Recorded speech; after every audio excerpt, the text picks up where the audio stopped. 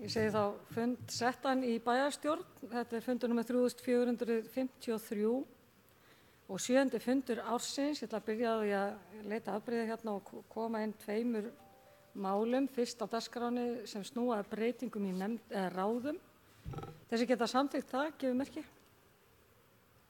Það er 11, takk fyrir það, og við göngum þá til dagskrár sem er þá núna í 8 liðum. Og fyrsti liður er breytingur í nefndum. Umhverfis- og mannvirkjaráð, lögð fram tillaga S-lista breytingu á skipan fulltrúa í umhverfis- og mannvirkjaráði. Unnar Jónsson verður aðalfulltrúi í stað Ólínu Freysneinsdóttur. Vignir Þormóðsson verður varafulltrúi í stað Unnars Jónssonar. Þeir sem geta samþykkt það, gefur merki. Það eru 11, takk fyrir það. Koma öðru lið, það er breyting í nefndum, öldungaráð. Lögð fram tillaga S-lista breytingu á skipan fulltrúa í öldungaráði. Helgi Snæbjarnarson verður aðalfulltrúi og formaður í stað Odds Helga Halldórssonar. Þeir sem geta samþykkt það, gefur merki. Það eru 11, takk fyrir það. Þá er komið að 3. liðar dagskrá og það er ársreikningur fyrir árið 2018, seinni umræða og til máls tekur bæjarfulltrúi Guðmundur Baldvin Guðmundsson.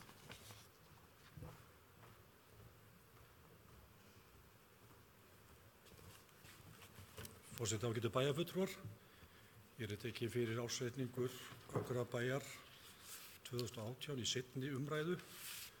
Eins og menn muna þá tókum við ársreikninginn fyrir hér í bæjarstjórn 2. apríl síðastliðinn og þá fórum við yfir svona helstu tölurnar og það er nú ekki hefð fyrir því að menn séu að eyða löngu máli í seinni umræðuna. Þetta er í sjálfu sér bara við erum að uppfylla sveitarstjórnarlögin þarna að ársreikning skal taka til umræðu í bæjarstjórn tvisvar sinnum með að minnsta kosti viku millibili. Við í bæjarstjórn vísuðum ársreikningum 2. apríl til bæjarráðs til frekari yfirferðar ef eitthvað skyldi koma upp í milli umræðna. Eins var verið að klára og leggja loka hönd á endurskoðunarskýrslu vegna ársins 2018. Það er náttúrulega bara skemmst á því að segja enga breytingar urðu á ársreikningnum og það náttúrulega hefur sjaldnast gerst. Við tekjum eins og til að það hafi gerst en endurskoðunarskýrslan er klár og í rauninni má segja í stuttu máli að niðurstöður endurskoðunarskýrslunnar eru hljóma svo miðað við eðli og umfang starfseminnar teljum við að eftirlitsumhverfis veitufélagsins og áhættumats í eðlilegu farvegi engin sérstök frávik eða veikleikar í innra eftirliti komum fram í yfirferð okkar vegna ársins 2018. Áætla hjá okkur í endurskoðun ársins 2018 var á lykil eftirlitsþætti í kostnaðarferlum, launum og almennu kostnaði og eftirlit með fjárhagskerfi sveitafélagsins. Þetta er endurskoðunarskýrsla sem kemur frá Enor endurskoðunarfyrirtæki. Þannig að það er okkur ekkert að vanbúðanaði en að samþykja ársreikning ársins 2018. Og eins og ég sagði, ég ætla ekki að fara að lesa upp neina talnarunu en minn okkur á það að rekstrarniðurstaðan var jákvæð af samstæðan upp á 377 milljónir króna. Þannig að þessi ársreikningur er hér bara lagður fram í bæjarstjórn til staðfestingar og verður undirritaður hér af okkur að fundi loknum. Takk fyrir. Það er bæjarfulltrúi Guðmundur Baldvin Guðmundsson lokið máli sínu, orðið er laust. Þar sem enginn hefur hvatt sér hljóðs, þá byrjuðum ársreikninginn í heild sinni þess að geta samþykkt hann gefur merki. Það eru 11, takk fyrir það. Þá koma 4. liðar dagskrá. Það er fjárhagsáætlun Akureyrar viðauki til máls tekur bæjarfulltrúi Guðmundur Baldvin Guðmundsson. Forseti ágætu bæjarfulltrúar, hér tekið fyrir viðauki nr. 2 fyrir fjárhagsárið 2019 hann var lagður fram í bæjarráði 11. mars 2019. Viðaukinn er viðbóta fjárveiting vegna dreinunar á svæði bílaklúbbs Akureyrar upp á 32,2 milljónir. Þar hafa verið 22,2 milljónir sem ekki voru nýttar af fjárheimildis verkefnisins árið 2018. Jafnframt eru gerðar tilfærslur innan málaflokks félagsþjónustu vegna heimilis fyrir börn með verulega þjónustuþarfir og kostnað vegna við öryggisgæslu. Tilfærslurnar hafa ekki áhrif á rekstrarniðurstöðu aðalsjóðs. Þetta þýðir að útgjaldaaukning vegna viðaukans er 32,2 milljónir og er mætt með lækkun á handbæru fé og lagði hér fram til samþykktar í bæjarstjórn. Takk. Bæjarfulltrúi Guðmundur Baldvin Guðmundsson lokið máli sínu, orðið er laust. Sem enginn hefur hvatt sér hljóðs, þeir sem geta staðfest þennan viðauka eða samþykktan, gefur merki. Það eru 11, takk fyrir það, til þá er komið að 5. lið á dagskrá. Það er aðalskipulagsbreyting Krossaneshagi og til máls tekur bæjarfulltrúi Ingibjörg Ísaksen.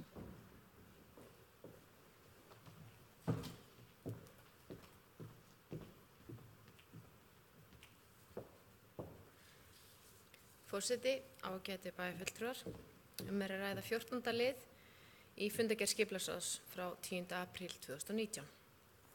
Lögð var fram á lokinni kynningu samkvæmt 2. málsgrein 30. grein skipulagslaga tillaga að breytingu á aðalskipulagi sem felst í að hluti núverandi athafnasvæðis merkt AT5 sem liggur sunnan Óðinsnes og vestan Krossanesbrautar breytist í iðnaðarsvæði. Tillagan var auglýst í kynningar 20. mars síðastliðinn og hafa engar athugasemdir borist en fyrir liggi umsagnir Skipulagsstofnunar, Minjastofnunar og Norðurorku við lýsingu aðalskipulagsbreytingarinnar. Skipulagsráð leggur til við bæjarstjórn að aðalskipulagsbreytingin verði auglýst samkvæmt 1. málsgrein 31. grein skipulagslaga og fylgir skipulagssviði að senda breytinguna til athugunar Skipulagsstofnunar. Það er bæjarfulltrúi Ingibjörg Ísaksen lokið máli sínu. Orðið er laust. Sem enginn hefur hvað sér hljóð þegar geta samþykkt tillögu skipulagsráðs gefur merki. Það eru 11, takk fyrir það. Þá koma 7. lið á dagskrá, það er starfsáætlun stefnur eða umhverfis- og mannvirkjaráðs og til máls tekur formaður ráðsins Andri Teitsson og bæjarfulltrúi.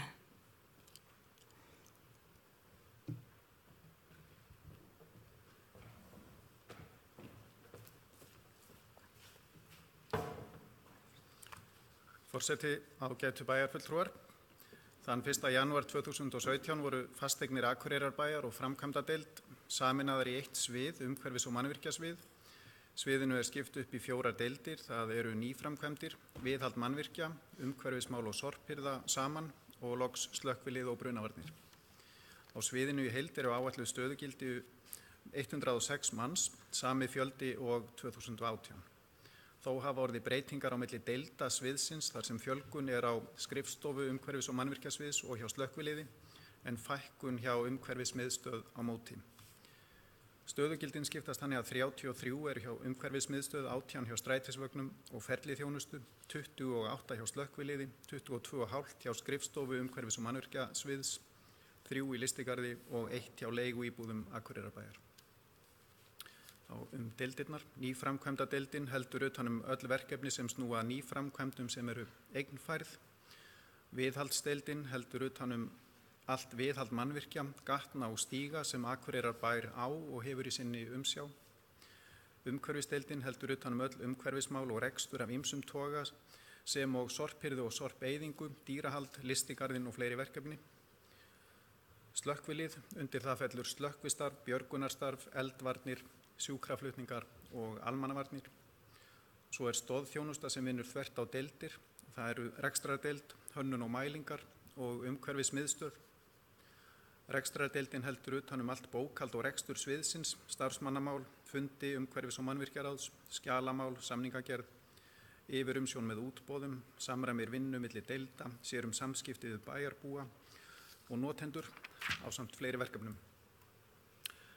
Hönnun og mælingar eru grunnverkefni hönnunardeildar. Stór þáttur í starfi deildarinnar er að halda utan umferðarljósin, umferðarteljara og verkefni þeim tengd. Deildin útbýr og viðheldur kort og kortagrunni bæjarins ásamt svokölluðum mæliblöðum. Umhverfismiðstöð sér umhirðu bæjarlandsins en þá er átt við götur og gangstéttir, garða og opin svæði. Meðal verkefna er hreinsun, snjómokstur og hálkuvarnir, auk viðhalds og minniháttar nýframkvæmda og ýmissa tilfallandi verkefna vegna þjónustu við bæjarbúa, stofnanir og fyrirtæki bæjarins.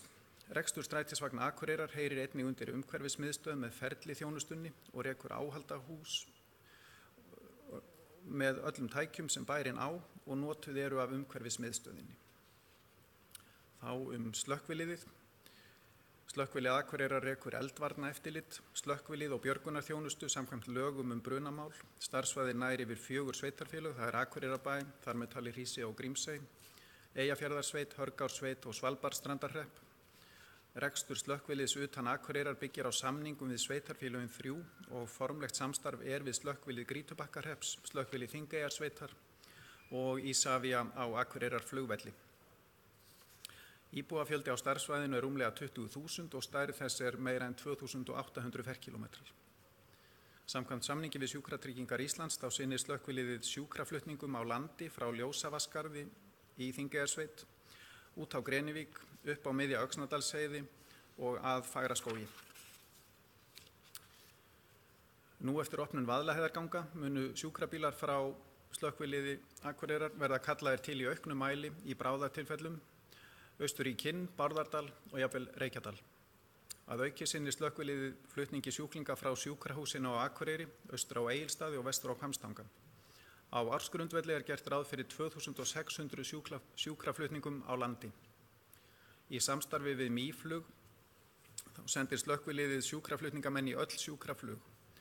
Stöðug aukning hefur orðið í fjölda sjúkrafluga og þau voru 806 talsins árið 2018 og með 882 sjúklinga. Það að segja að það eru rúmlega 2 flug á dag að jafnaði allt árið.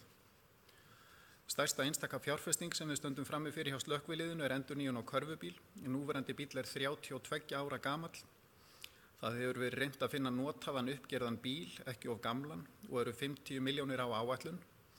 En slíkir bílar reynast ekki fáanlegir, því virðist nú ekkert annað til ráða en að kaupa nýjan bíl. Helst horft til að fá stigabíl sem fljótari að athafna sig heldur en bómubíl. Vinnuhæð væri 32 til 34 metrar sem nægir fyrir öll hús sem eru núna á þjónustu svæðinu. Kostnaður gæti verið 90 milljónir króna og hefur bæjarráð samþykkt þetta verkefni sem mjög ánægjulegt. Slökkviliðsstjóri hefur bent á að óheppilegt sé með tilliti til reglugerðar nr. 747/2018 starfsemi slökkviliða að hann heyri undir umhverfis- og mannvirkja svið á sama tíma og hann ber ábyrgð á úttekt mannvirkja með tilliti til brunavarna. Ég tel rétt að ráðið skoði með opnum huga hvort þess yrði betur komið fyrir með öðrum hætti. Mannahald. Starfsmannavelta hjá slökkviliðinu síðastliðin 5 ár hefur verið samtals 30% af fastráðnum starfsmönnum, en það tekur 3 ár að fullþjálfa slökkviliðs- og sjúkraflutningamann. Síðastliðið haust var fjölgað stöðugildum á vöktum 3 vegna aukinna verkefna, en auknar tekjur fengust einnig með nýjum samningum sjúkraflutninga og sjúkraflug. Síðastliðin 5 ár hefur verkefnum slökkviliðsins fjölgað úr 2300 í 3500 eða rúmlega 50%. Ánægja starfsmanna virðist vera mikil miðað við starfsmannasamtöl sem hafa farið fram nú í vetur. Þá að umhverfismálunum. Akureyrarbær stendur framarlega í umhverfismálum og við viljum gera enn betur. Umhverfis- og samgöngustefna Akureyrarbæjar mikilvægt stjórntæki í þeirri vinnu og huga þarf að framfylgd hennar og endurskoðun. Þróunin mikil og því þarf að endurskoða allar tímasetningar árlega og einnig að verðmeta þær aðgerðir sem eru listaðar upp í stefnunni. Á fyrstu mánuðum ársins 2019 var tekin fyrir hjá umhverfis- og mannvirkjaráði staða verkefna í stefnunni. Nokkrum telst lokið á meðan áherslu í öðrum verkefnum eða ábyrgðar aðila verður breytt og endurskoðuð stefna verður væntanlega tilbúin til kynningar í öðrum ráðum núna á næstu vikum. Akureyrarbær vinnur að því að innsigla samkomulag við Vistorku margvíslegt samstarf í umhverfismálum, meðal annars fræðslu og hvatningu. Við endurnýjun ökutækja hjá Akureyrarbæ stefnt að því að aðeins skuli keypt ökutæki sem geta gengið á hreinum innlendum orkugjöfum. Í raunveruleikanum lendum við í því að það eins sem komið lítið framboð af notuðum hreinorkubílum. Þannig að valið stendur kannski notaðan bensínbíl á 1 milljón eða nýjan rafbíl á 4 milljónir. Þetta kom til dæmis upp hjá slökkviliðinu og þá úrvöndu að ráða. Nú á dögunum tókum við hins vegar á móti 3. strætisvagninum sem gengur fyrir metani úr heimabyggð. Og til að efla almenningssamgöngur og auka þjónustu við bæjarbúa eru strætisvagnar á Akureyri gjaldfrjálsir. Til að hækka enn frekar hlutfall bifreiða sem ganga fyrir vistvænum orkugjöfum hefur Akureyrarbær skilgreint svokölluð græn bílastæði í bænum. Þau eru hugsuð fyrir bíla sem uppfylla kröfur vistvæna orkugjafa og eru auðkenndir sem slíkir. Óhætt að segja sú stefna sem við settum okkur að sveitarfélagi væri í forystu á landsvísu í sorp- og úrgangsmálum miði vel áfram. Eitt af markmiðum umhverfis- og samgöngustefnunar að auka vitund íbúa verðmæti hluta og þau verðmæti sem geta leynst í úrgangi. Á síðasta ári var framlengdur samningur við gámaþjónustuna til 4 ára með möguleika á uppsögn eftir 2 ár. Og síðasta haust var skipaður hópur framtíðarsýn í sorpmálum Akureyrarbæjar og miðar vinnu hans ágætlega. Það hins vegar einnig í gangi á vegum Eyþings og SSNVAF svipuð vinna og standa vonir okkar til að það takist að skapa sameiginlega framtíðarsýn á Norðurlandi metnaðarfullar lausnir í sorp- og endurvinnslumálum. Svifryksmælir sem keyptur var með Umhverfisstofnun var fluttur í Strandgötu í upphafi síðasta árs og eru upplýsingar svifryk í andrúmslofti aðgengilegar á rauntíma hverju sinni á heimasíðu bæjarins. Starfshópur til að skipuleggja aðgerðir til að draga úr svifryksmengun á Akureyri kom saman í fyrsta sinn í nóvember síðastliðnum. Í hópnum eru aðilar frá Akureyrarbæ, Heilbrigðiseftirliti Norðurlands, Eystra og Vegagerðinni. Svifryk hefur nokkrum sinnum að undanförnu farið yfir heilsuverndarmörk sem við teljum óviðunandi. Það virðist óhjákvæmilegt að auka áróður gegn nagladekkjum, nota betri og harðari hálkuvarnarefni, þvo göturnar betur og oftar. Og kannski þarf Akureyrarbær sjálfur að eignast meiri tækjabúnað til þess. Loks spurning hvort við ættum að huga því að nota sterkara malbygg eða jafnvel steypu á umferðargötur nálægt miðbænum. Í nóvember 2017 gaf Umhverfis- og auðlindaráðuneytið út skýrslu sem ber heitið Hreint loft til framtíðar, áætlun loftgæði á Íslandi 2018-29. Í kafla aðgerðaráætlun í loftgæðamálum kemur fram að fyrsta markmið sé að fækka árlegum ótímabærum dauðsföllum af völdum loftmengunar úr 80 árið 2013 í færri en 5 fyrir árið 2029. 80 ótímabær dauðsföll á ári vegna loftmengunar. Maður kippist við þegar maður heyrir svoleiðis tölur á Íslandi. Umhverfisátak var unnið síðasta vor í samstarfi umhverfis- og mannvirkjasviðs og Heilbrigðiseftirlits Norðurlands. Iðnaðarhverfin voru sérstaklega tekin fyrir sem og einnig voru svokallaðir plokkhópar duglegir að tína rusl og fengu frá bænum bæði poka og hanska. Bærinn sá að sækja ruslið og farga því. Gert var stór átaki að fjarlægja númerslausar bifreiðar sem stóðu hér og þar í bæjarlandinu, en mikið af bifreiðum í misjöfnu ástandi var að finna sér í lagi inn í iðnaðarhverfum. Á tímabilinu maí og fram í byrjun nóvember var límt á og síðan dregnar í geymsluport að undangengnum fresti 75 bifreiðar í bæjarlandinu. Þá var í heildina límdin miðar á yfir 300 bifreiðar á tæki. Árleg hreinsunarvika var í maí og voru hesthúsahverfin hreinsuð í samvinnu við léttismenn líkt og undanfarin ár. Götur í eigu bæjarins voru þvegnar að lokinni vorhreinsun og hér skal árétta að Vegagerðin ber ábyrgð á nokkrum mikilvægum götum á Akureyri, en Vegagerðin virðist þessar mundir sína aðeins minni metnað en Akureyrarbær til að halda götunum hreinum.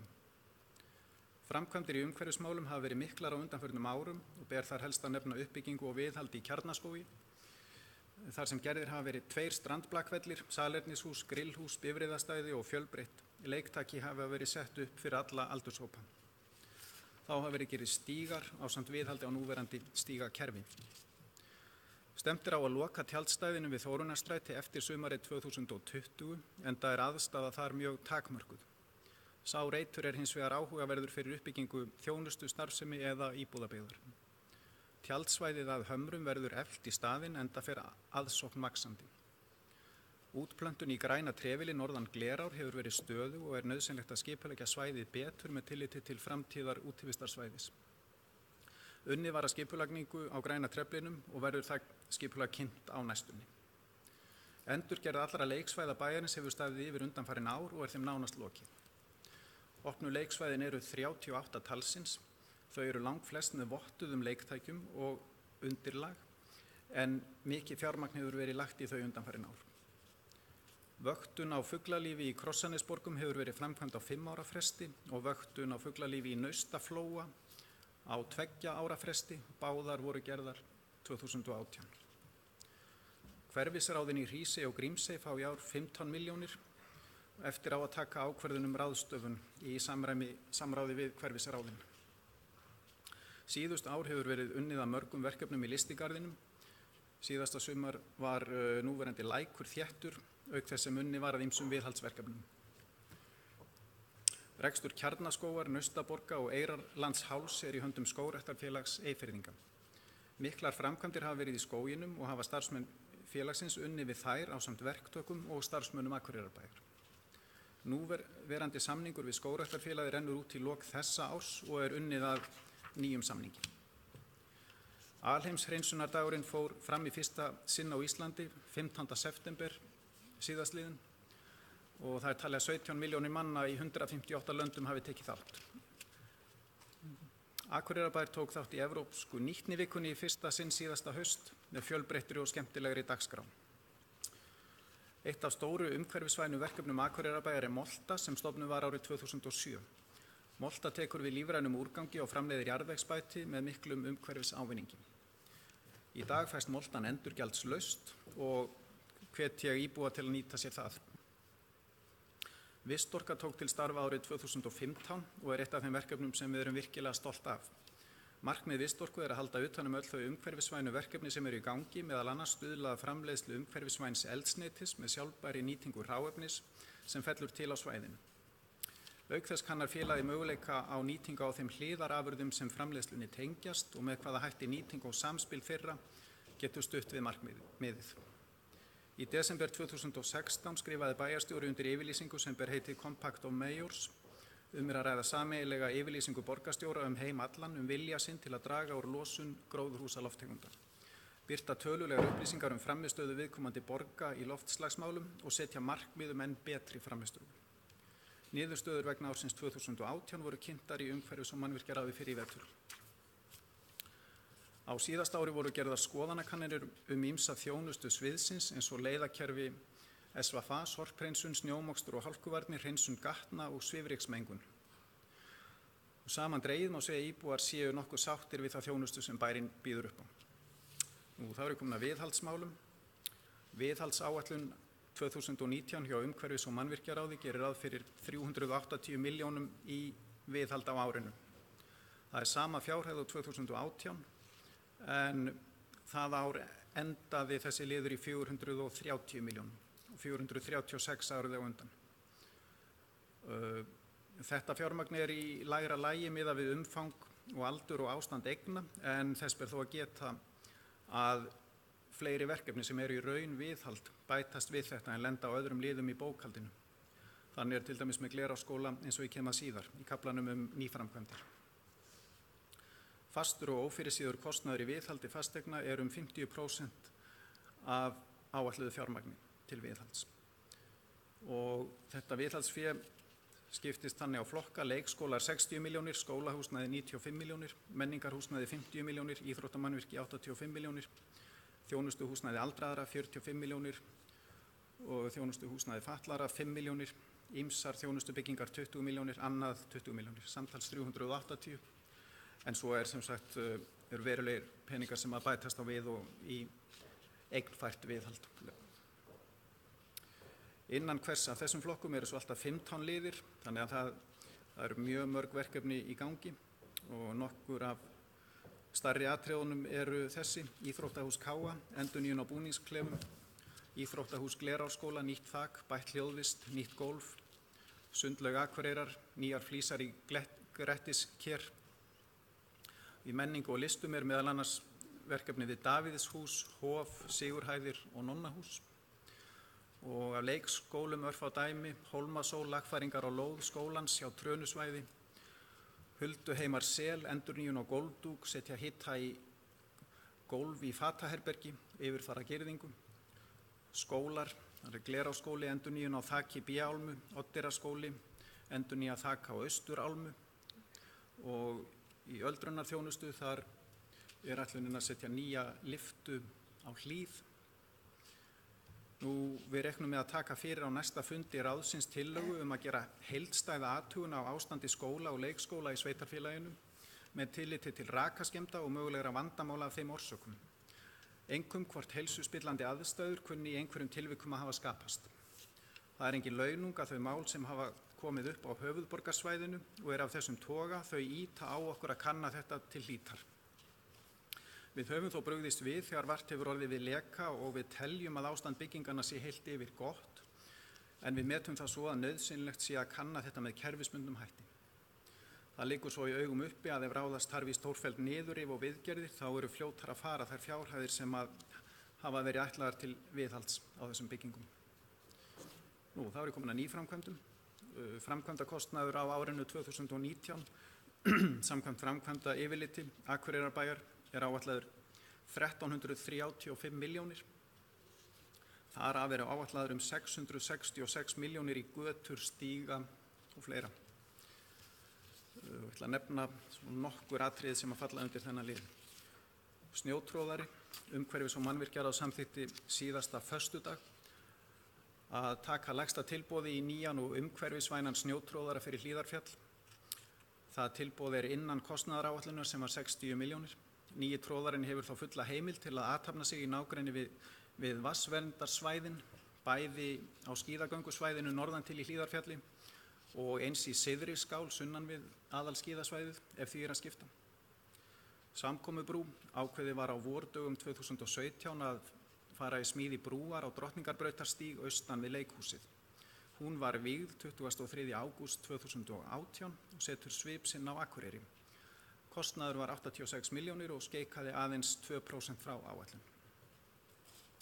Drottningarbrautarstígur til suðurs, vinna við stíginn sem liggur frá Hjartaplani við flugvöllin og að sveitarfélaga að Mörkum með tengingu upp í Kjarnaskóg hófst árið 2017. Vinna við malbikun og fínfrágang ásamt uppsetningu á gangbrautar þverun yfir Eyjafjarðarbraut var unnin árið 2018. Eyjafjarðarsveit hefur lokið við og malbikastíg sem nær frá sveitarfélaga Mörkum og inn á Hrafnagil. Þetta er 12 km löng samfelld malbikuð stígaleið frá miðbæ Akureyrar og inn á Hrafnagil og er nú þegar orðin vinsæl hjá göngu, hjóla, hlaupa og hjóla skíðafólki. Umferðaröryggisátak með Vegagerðinni. Vegagerðin og Akureyrarbær hafa unnið að umferðaröryggismálum á þjóðveginum. Umferðarljós hafa verið sett upp á mótum Gránufélagsgötu og Glerárgötu og gangbrautarljós á Hörgárbraut norðan Glerár. Göngu- og reiðstígur yfir Eyjafjarðará. Isavia vinnur nú að því að setja upp nýjan aðflugsbúnað við Akureyrarflugvöll sem mun vonandi auka öryggi og glæða áhuga á millilandaflugi til og frá Akureyrar. Sá böggul fylgir skammrifi að leiðin brúna yfir vestustu kvísl Eyjafjarðar á lokast af. Það gerist næsta haust. Akureyrarbær mun byggja nýja brú á móts við suðurenda flugbrautar og gera stíg frá henni og að núverandi brú á miðkvísl árinnar. Á teikniborðinu er 60 metra löng stálbitabrú, 3 metra breið og með traustum handriðum til að tryggja öryggi þeirra sem hana fara. 3 höf verða á brúnni og timburgólf. 10 metra löng malarfylling verður við hvorn enda. Nýjasta kostnaðaráætlun er 98 milljónir fyrir brú og fyllingar og 14 milljónir til viðbótar fyrir stíga, samkvæmt skýrslu frá Eflu. En til að hafa borð fyrir báru þá þarf að mínu mati að gera ráð fyrir 150 milljónum samtals í verkið. Leyfismál eru flókin þarna því við erum að tala framkvæmd í Veiðiá og auk þess á náttúruverndarsvæði vegna Óshólma Eyjafjarðarár. Landsnet undirbýr að reisa Hólasandslínu sem mun verða jarðstreng yfir Eyjafjarðará á svipuðum slóðum og nýja brúin. Við væntum þess að nokkur samlegð verði með þessum 2 verkefnum og þá væntum við þess einnig að Vegagerðin taki þátt í kostnaði við nýju brúna, enda var viðskilnaður Vegagerðarinnar við gömlu brýrnar óljósari á sínum tíma heldur en nú er talið boðlegt. Til framtíðar er það svo óleyst verkefnið að gera upp brýr á miðkvísl og austustu kvísl sem munu kosta 20 milljóna. Á miðbrúnni mætast sveitarfélögin Akureyrarbær og Eyjafjarðarsveit. Leikskóli við Glerárskóla. Unnið er að hönnun á nýjum leikskóla fyrir 145 börn við Glerárskóla og er gert ráð fyrir að hann verði tekinn í notkun 2021. Teikningar af fyrirkomulagi og útliti voru kynntar á fundi umhverfis- og mannvirkjaráðs í liðinni viku. Glerárskóli B-álma. Verið er að bjóða út heildarendurnýjun á B-álmu þar sem allir milliveggir, lofta- og gólfklæðningar verða fjarlægðar ásamt raf- og pípulögnum og loftræsikerfi. Uppbyggingin verður samkvæmt nýrri hönnun sem unnin hefur verið í samráði við skólastjórnendur og uppfyllir allar kröfur brunavarnir, hljóðvist og loftgæði. Einnig eru öll tæknimál uppfærð og meðal annars sett upp hljóðkerfi í kennslustofurnar, ljósastýring og öryggiskerfi. Loftræsikerfi verður fullkomnara en áður hefur sést í skólabyggingu á Akureyri og verður spennandi að sjá hvort það skila sér í enn betri loftgæðum. Endurnýja þarf jafnframt þakklæðningar, þakrennur og einangrun á þaki á sama tíma en leki hefur verið viðvarandi frá þaki. Auk þess var ákveðið að setja skyggni yfir austur inngang við B-álmuna. Kostnaður við þetta áætlaður samtals 143 milljónir. Stækkun við Lundarsel. Í undirbúningi að setja upp 2 léttar stofur við leikskólan Lundarsel. Hvor stofa verður tæplega 100 fermetrar með fataklefum. Þær munu rúma samtals alltaf 45 börn. Jafnframt á að bæta í leiðinni eldhús og starfsmannaaðstöðu. Markmiðið að taka þetta í notkun strax næsta haust. Kostnaðaráætlun er 120 milljónir. Og ég tel rétt að nefna að það var ekki samstaða þessa lausn í umhverfis- og mannvirkjaráði sem óvenjulegt því að í langflestum málum sem koma inn á borð ráðsins hefur náðst góð samstaða í kjölfar málefnalegrar umræðu. Listasafn. Á árinu 2011 kom fram hugmyndum að tengja saman listasafn og ketilhús. Þessi sýn varð að veruleika á síðasta ári þegar framkvæmdum lauk við stórfelldar endurbætur og uppbyggingum. Kostnaður fór talsvert fram úr áætlun og eru skýringarnar nokkuð dæmigerðar. A. Kostnaður við suma liði var vanáætlaður. B. Við breytingar á gömlu húsnæði kemur ýmislegt í ljós sem ekki var gert ráð fyrir. C. Ákveðið var að laga eða klára ýmislegt sem ekki var inni í upphaflegri áætlun. Og D. Sem að ég bætti inn í ræðuna eftir að henni var dreift. Fyrstu tölur sem voru nefndar voru kannski ekki áætlun heldur bara fjárhæð sem var eyrnamerkt til verksins á þeim tíma. En niðurstaðan svo að við erum með glæsilegt listasafn sem vonandi verður lyftistöng fyrir menningar og listalíf í bænum og einnig aðdráttarafl og ánægju auki fyrir ferðamenn. Nökkvi þjónustuhús. Uppbyggingarsamningur var gerður á milli Akureyrarbæjar og Siglingaklúbbsins Nökkva árið 2014. Samningurinn tók til uppbyggingar og framkvæmda á félagssvæði Nökkva við Drottningarbraut á Akureyri og gerði ráð fyrir einföldu bátaskýli. Fjárhæð samningsins var 75 milljónir og hefur verið keyptur ýmis búnaður til Nökkva á grundvelli hans. Ákveðið var svo að stefna á að byggja veglegra hús enda ljóst að þetta hús verður mjög áberandi í bæjarmyndinni. Þá núna komið á daginn að undirbúningur lóðarinnar til að hindra sig muni kosta 20 milljóna króna. Og kostnaðaráætlun stendur núna í 350 milljónum og ætlunin að kanna möguleika á að einfalda húsið svolítið og koma framkvæmdinni að stað á þessu ári eða því næsta. Klettaborg 43. Þar eru framkvæmdir hafnar við 6 íbúða kjarna fyrir fólk með sérþarfir. Jarðvegsframkvæmdum og færslu lagna lokið og nú á dögunum voru opnuð tilboð í smíði hússins. Þau voru mjög nálægt kostnaðaráætlun. Lægstbjóðandi sagði sig frá verkinu. Næst lægsta boð frá BB byggingum að fjárhæð 235 milljónir og verður tilboði hans tekið. Þá hef ég lokið að fara yfir þetta, hraða yfirferð, stikla á stóru. Takk fyrir. Það er bæjarfulltrúi Andri Teitsson lokið málsins. Næst tekur máls bæjarfulltrúi Sóley Björk Stefánsdóttir.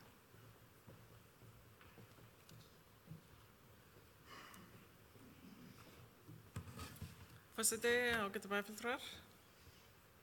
Ég vil byrja á því að þakka formanni fyrir yfirferðina, góða og upplýsandi. En eins og hann nefndi þá var hann búið að senda út ræðuna með fundagögnum og ég sá hann að stytta hana. Ég hef alveg verið, við veist þetta bara áhugaverður og mikilvægur málflokkur og hann ekkert þurft að stytta hana fyrir mig allavega. En vegna þess að það sem kom ekki fram í töluðræðinu en kom fram í þeirri skrifuðu og ég vona að ég megi ræða það. Ég var að spá ég að segja svona, ég veit að hann sagði það ekki en mig grunar hann hafi verið að hugsa, leika svona einhvern hugsanalestur en það var ekki svo, þetta búin að fá ræðinu fyrirfram. En þar var talað að nefnilega leggja áherslu á upplýsingagjöf til íbúa og virkja á til þáttöku og þá fór ég svona að hugsa, hvernig gerum maður það og þá langaði mig svona til þess að gera athugasemdir við það að inn á vef bæjarins þá eru fundagerðir umhverfis- og mannvirkjaráðs mjög rýrar í roðinu, svo ekki sé harðar tekið til orða og mjög lítið upplýsandi.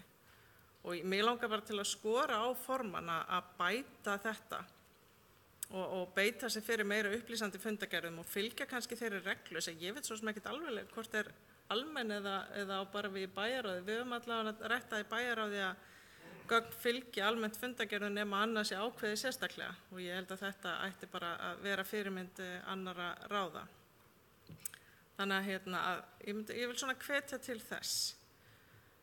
Og svo líka langar mig til þess að nefna að því að umhverfis- og samgöngustefna bæjarins í endurskoðun eins og formaður nefndi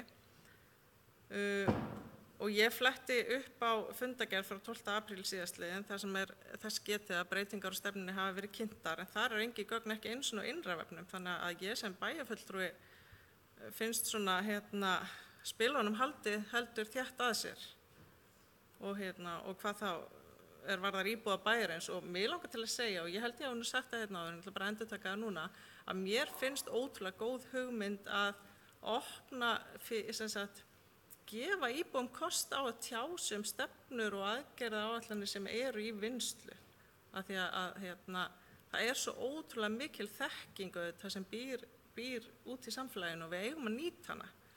Það þarf ekkert að vera ótrúlega mikið mál en bara til dæmis að svona drög séu gerð aðgengileg og það alltaf hægt að senda ábendingar til bæjarins. Þetta einfaldasta leiðin svo hægt að útfæra þetta betur og ítarlegar. Og eins rak ég mig á að 2. febrúar þá var eins og ég held nú að formaður hafi nefnt í ræðunni farið yfir niðurstöður af árangri Akureyrarbæjar í loftslagsmálum. Og ég veit ekki, í fundagerðinni stendur að það hefur verið farið yfir árangurinn árið 2017 og formaður talaði árið 2018, ég ekki alveg viss hvort rétt, en þar heldur engin gögn aðgengileg og ég sem bæjarfulltrúi hef enga hugmynd hvernig hefur gengið með þetta. En það samt svona pínu ítarlegu texti í fundagerðinu og þar kemur fram að aðild Akureyrarbæjar að sáttmálanum kalli á að kolefnisspori sé reiknað fyrir sveitarfélag eða allt og árlega sé gert grein fyrir kolefnislosun bæjarins og mér langar bara til að heyra og svona inna eftir þessu hvernig staðan á þessu og líka eins og kveður á í samningnum Compact of Mayors eins og talað þarna hvar eru tölulegar upplýsingar frammistöðu í loftslagsmálum birtar eins og kveður á þarna. Varðandi sorp- og úrgangsmál þá svona fannst mér skrítið að það talað þátt íbúa og mikilvægi þess og nú ég aftur svolítið að vitni skrifuðu ræðina, ég vona það fyrirgefist bara, að mikilvægi þess að auka vitund íbúa og ég velti fyrir mér hvað með fyrirtækin og mér langar til að spyrja, þekkjum við hlutfallið á flokkun sorps frá fyrirtækjum eins og við þekkjum í raun og veru flokkun sorps frá heimilum, við vitum hvert hlutfallið á flokkun og óflokkuðu en mér langar að spyrja hvort að við vitum hlutfallið á flokkun sorps og fyrirtækjum og af því ég held að það sé mjög mikilvægt fyrir okkur að horfa til hvoru tveggja íbúa og fyrirtækja og eins og formaður kom inn á þá hafi íbúar staðið sig gríðarlega vel með plokki og alls konar aðgerðum og mín trú svo að það sé minna rusl að koma undan vetri núna heldur en oft áður, það svona tilfinning sem ég hef.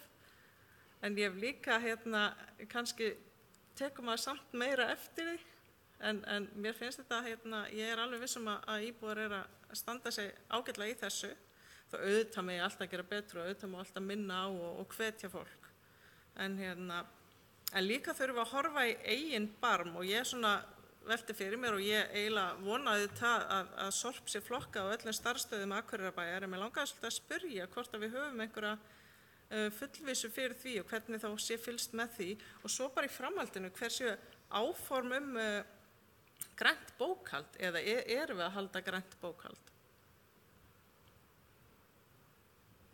Svo var það græni trefillinn og mér langaði svolítið til að útvíkka þetta og fara bara í græna litinn í víðara samhengi af því að formaður sagði frá vinnu við skipulag græna trefilsins og mér langaði til að spyrja hvernig svo vinna fer fram og hvort að við þessa vinnu sé beitt fagþekkingu eins og til dæmis í landslagsskipulagningu Og líka var ég að hugsa hvort það ekki mikilvægt að fara yfir skipulag bæjarins með svona, má segja, grænu gleraugunum og gera einhvern veginn stefnu eða einhver áætlun plöntun gróðurs innan bæjarmarkana og skipulagningu grænna svæða. Ég var að velta fyrir mér hvort að þetta hefðbundna skipulag og þessi þekking sem við höfum innan bæjarins á skipulagsmálum sem snúa rosa mikið að götum og stígum og svona gráu málunum, hvort að við séum með bara þekkinguna eða og hvort við séum að sækja hana eitthvað í þessari vinnu. Svo vil ég bara þakka formanni sérstaklega vel fyrir að tala dauðsföll af völdum svifryks. Ég held að það er bara allt og lítið talað þetta og þessi heilsufarslegu áhrif svifryks og í raun og veru þá er alveg ótrúlegt hvað við höfum dregið lappirnar lengi. En ég held nú samt að við séum að bæta okkur, en ég velti fyrir mér samt erum við að ná árangri, svifryk að minnka? Ég hef einhvern veginn tilfinningu fyrir að það sé ekki, þetta sé bara eiginlega jafn slæmt alltaf, en formaður er kannski með betri upplýsingar þetta og mér finnst nefnilega þegar maður fer að ræða nagladekkin þá er ofsalega mikið komið inn og talað öryggi og mér finnst það bara mjög skiljanlegt. Ég meina það er bara fólk að hugsa öryggi sitt en það eru ótrúlega margir sem trúa því að öryggi íbúa og ekki síst barna felist í því að aka á nagladekkjum en á sama tíma og raunin er svo að svifryki drepur mun fleiri heldur en naglaleysi, ætla ég að segja, í bland við varfærni í hættulegum aðstæðum, af því auðvitað vitum við alveg að það er hálka og það er hættulegt að keyra í hálku. En ég er alveg sannfærð að það er hægt að gera betur í þessu máli og fólk fái betri upplýsingar að því ég er ekkert viss að fólk almennt átti sig á því að 80 manns deyja á hverju ári á landinu af völdum svifryks. Varðandi vistorku þá er það að mínum mati gríðarlega spennandi verkefni og ef að við fylgjum þeim hugmyndum sem að þar eru uppi að þá komumst við bara örugglega á topplista sveitarfélagi í heiminum í umhverfismálum og loftslagsmálum sérstaklega. En mér langaði samt að segja, mér finnst mjög mikilvægt að umhverfis- og mannvirkjaráð útvisti ekki loftslagsmálunum, að það sé ennþá rædd af jafn mikilli alvöru inn í ráðinu þrátt fyrir að við séum með vistorku líka.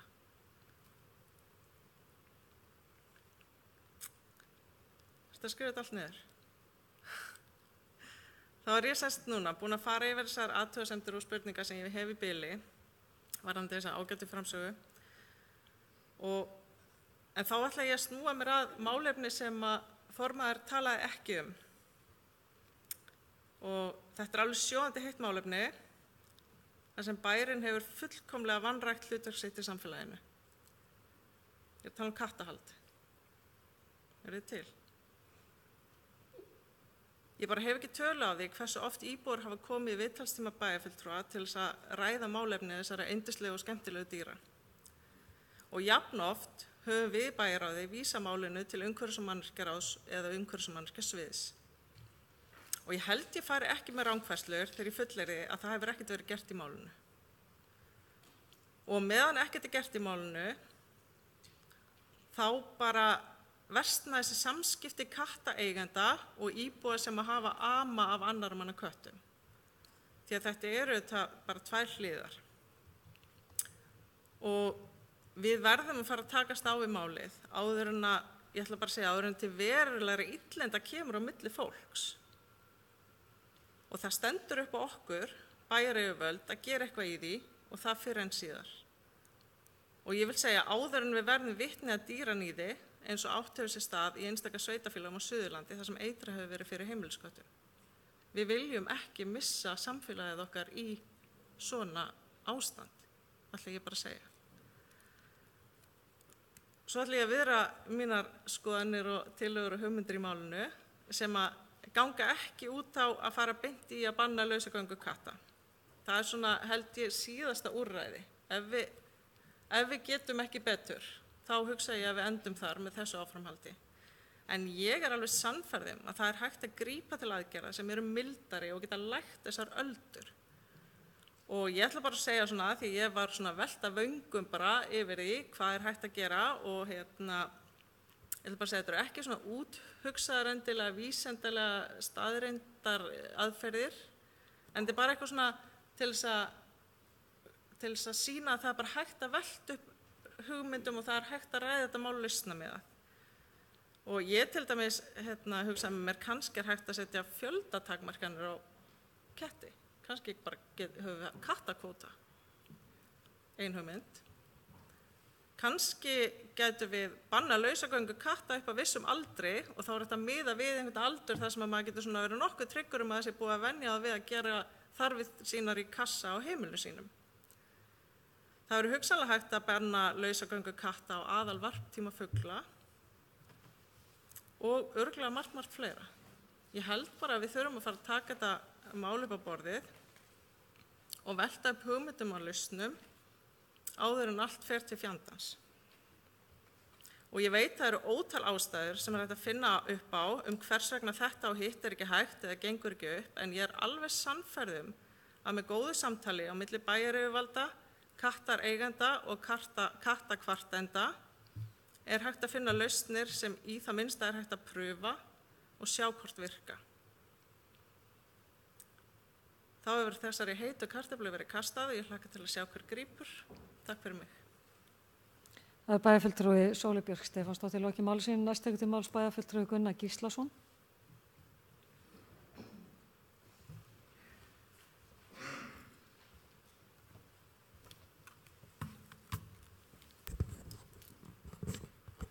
Forseti, ágætu bæjarfulltrúar.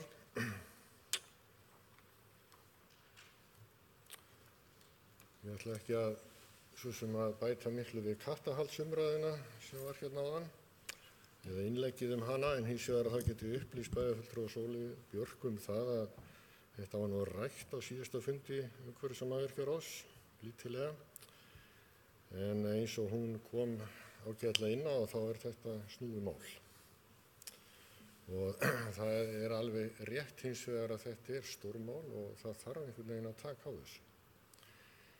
Ég ætla að byrja samt sem áður að þakka formanni umhverfis- og mannvirkjaráðs, bæjarfulltrúa Andra, fyrir ársskýrsluna.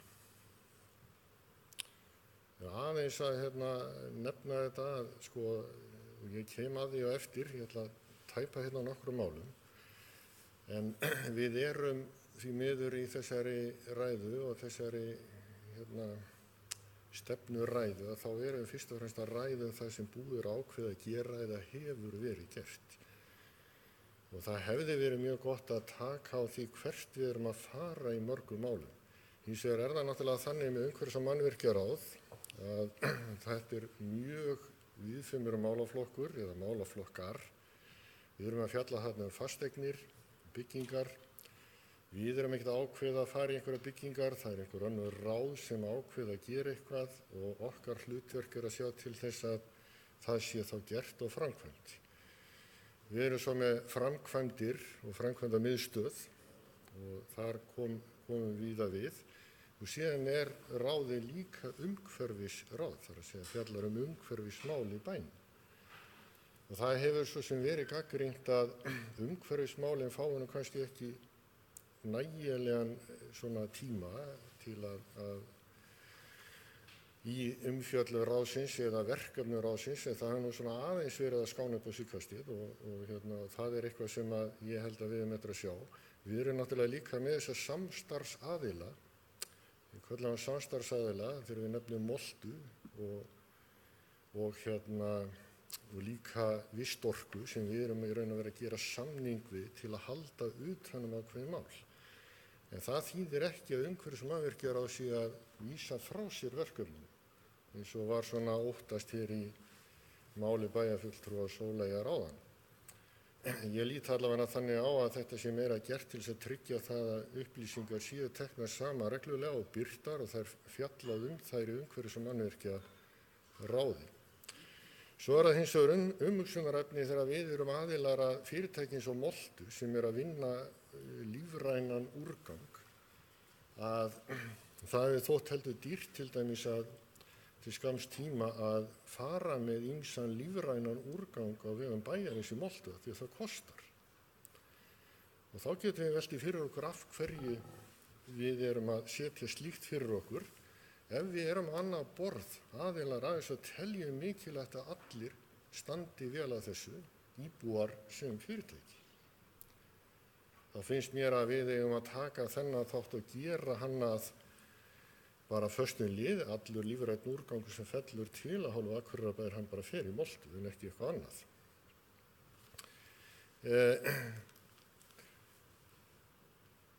Síðan það náttúrulega með svifryksmálin og kannski þessi mál sem að snúa að heilsu íbúanna hérna.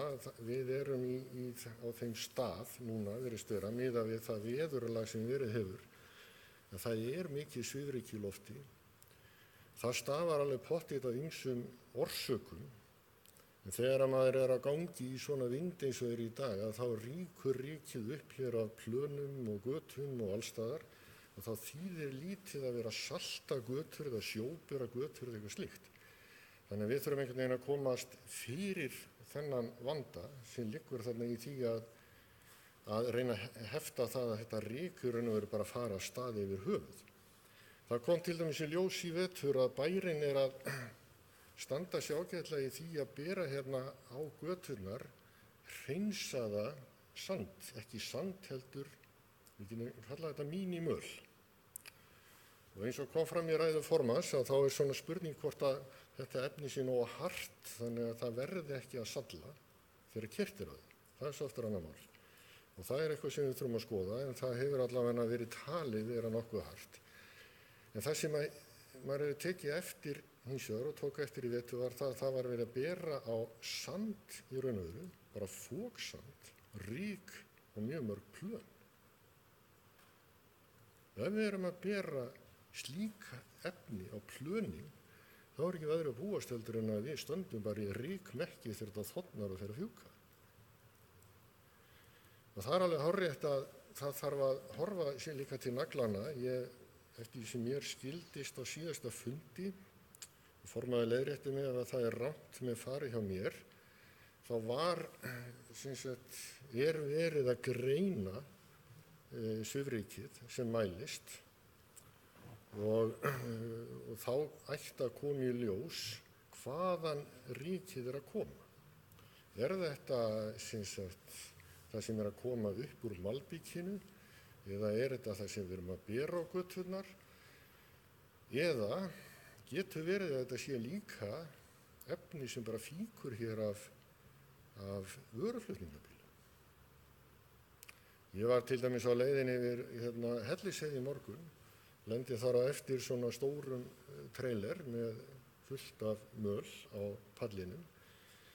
Það var býsna hvasst en það var líka mjög blautt. Ég lendi samt í því að það þyrlaðist yfir bílinn bara sandur. Maður bara heyrði það þegar maður var að taka fram úr þessum bíl á löglegum hraða.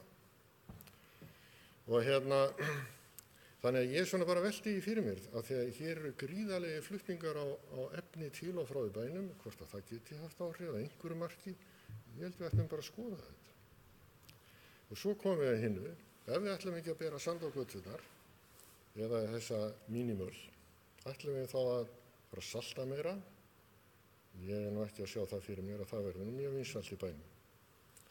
Eða eru til önnur hálkuvarnar efni sem að hægt að nota og koma í staðinn fyrir saltið. Nú hafa heyrst fréttir af því að það séu til slík efni og menn hafa verið að gera tilraunir með það, til dæmis í Kanada og víðar. Og mér finnst bara full ástæða til þess að Akureyrarbær, umhverfis- og mannvirkjaráð, eða umhverfis- og mannvirkjasviðið bara fari í alvarlega skoðun á þessu málum. Og skoði það hvort það sé ekki hægt að finna önnur og betri efni heldur en saltið sem að betri sátt getur náðst um. Og svo get ég alveg tekið undir þá hugmynd og þá umræðu sem að formaður búin að koma að stað hérna í bænum nagladekkin. Ég ekki sjálfur nagladekkjum og auðvitað þarf maður að gæta sín, en ég veit að það eru margir sem treysta sér ekki til annars en að vera á nagladekkjum og allt í lagi. En getum við þá stytt tíman sem nagladekkin undir bílum? Nú búið að vera snjólaust á Akureyri í hvað? 2 mánuði á götunum nánast. Hátt í það. og það er ennþá haugur af bílum á nagladekki. Og ég ætla ekki að gera lítið úr öryggisþættinu þarna, en þetta er kannski eitthvað sem við þurfum aðeins að velta fyrir okkur. Svo er náttúrulega hitt sem ekki er nefnt í ræðinu, ég kem kannski aðeins að það eftir, að það er að ef við ætlum ekki að, ef við getum ekki tryggt öryggi og það má ekki vera á nöglum, hvað þá bæjar búin að gera? Jú, hann getur hoppað upp í strætó. Það kom við ljósið í vetur að hann þurfti að vera á nöglum. Hann var ekki á nöglum, en það þurfti að setja hann á nagla vegna þess að þeir sátu bara fastir í hálku. Og það var gert. Og en þá þurfum við líka að veltaði fyrir okkur hvort að þetta kerfi okkar er að þjóna þeim tilgangi að geta mætt aukinni notkun og hvort það hvetur til aukinna notkunar á almenningssamgöngum í bænum. Ég er alveg harður á því að svo er ekki. Það er náttúrulega, svo við snúum við svo aftur að umhverfis- og mannvirkjasviðinu sjálfu, það hefur verið heilmikil ég geti sagt, það er búið að vera mjög mikið rót vegna endurskipulagningar á sviðinu eftir sameiningar og það hefur tekið sinn toll, það er alveg að hreinu. Hins vegar eru margir þættir þar sem er að lagast. Einn af þeim sem má batna betur og verulega er það sem að bæjarfulltrúi Sóley kom hérna inn á áðan og snýr að fundargerðum, aðgengi að upplýsingum. Þetta hefur rætt ítrekað á fundum en það hefur nú ekki mikið gerst. Ég tel að það þurfa að vera miklu annarkvort þurfa bókanir að vera ítarlegri eða þá inngangurinn ítarlegri og bókunin þá í samræmi við það. Og það er bara allt í hið góða. Þetta hefur þýtt það að hefur búið að flytja fólk dálítið mikið á milli svona lykla í kerfinu og menn telja þarna að það er dálítið erfitt að átta sig á því hvort að við erum að tala fjölgun starfa eða ekki. Það er nú kannski ekki mikið allavega í heildina nema þá hjá slökkviliðinu. Þar hefur stöðugildum fjölgað en þeirri fjölgun hefur verið mætt og hún er tilkomin vegna aukinna verkefna sem aðri greiða fyrir. Þannig að það er í sjálfu sér bara eðlilegt. Aðeins að nýframkvæmdunum. Nú er að koma mynd á leikskólann við Glerárskóla. Það er svo sem deiliskipulagsbreytingin er ekki komin í gegn vegna þeirra staðsetningar sem ákveðið var að taka eftir því sem ég best veit og við myndir að sjá hvernig það fer. Það hafi verið óánægja með aðkoma leikskólanum. Leikskólinn er að taka á sig ákveðna mynd þarna. Það hefur kannski ekki verið hægt að leysa öll þau verkefni sem tilstóð að leysa vegna ýmissa ástæðna. En þarna er náttúrulega stór og mikil bygging að fæðast og ekki á ódýrtæginu, það er nú alveg á hreinu en vonandi þjónar sínum tilgangi.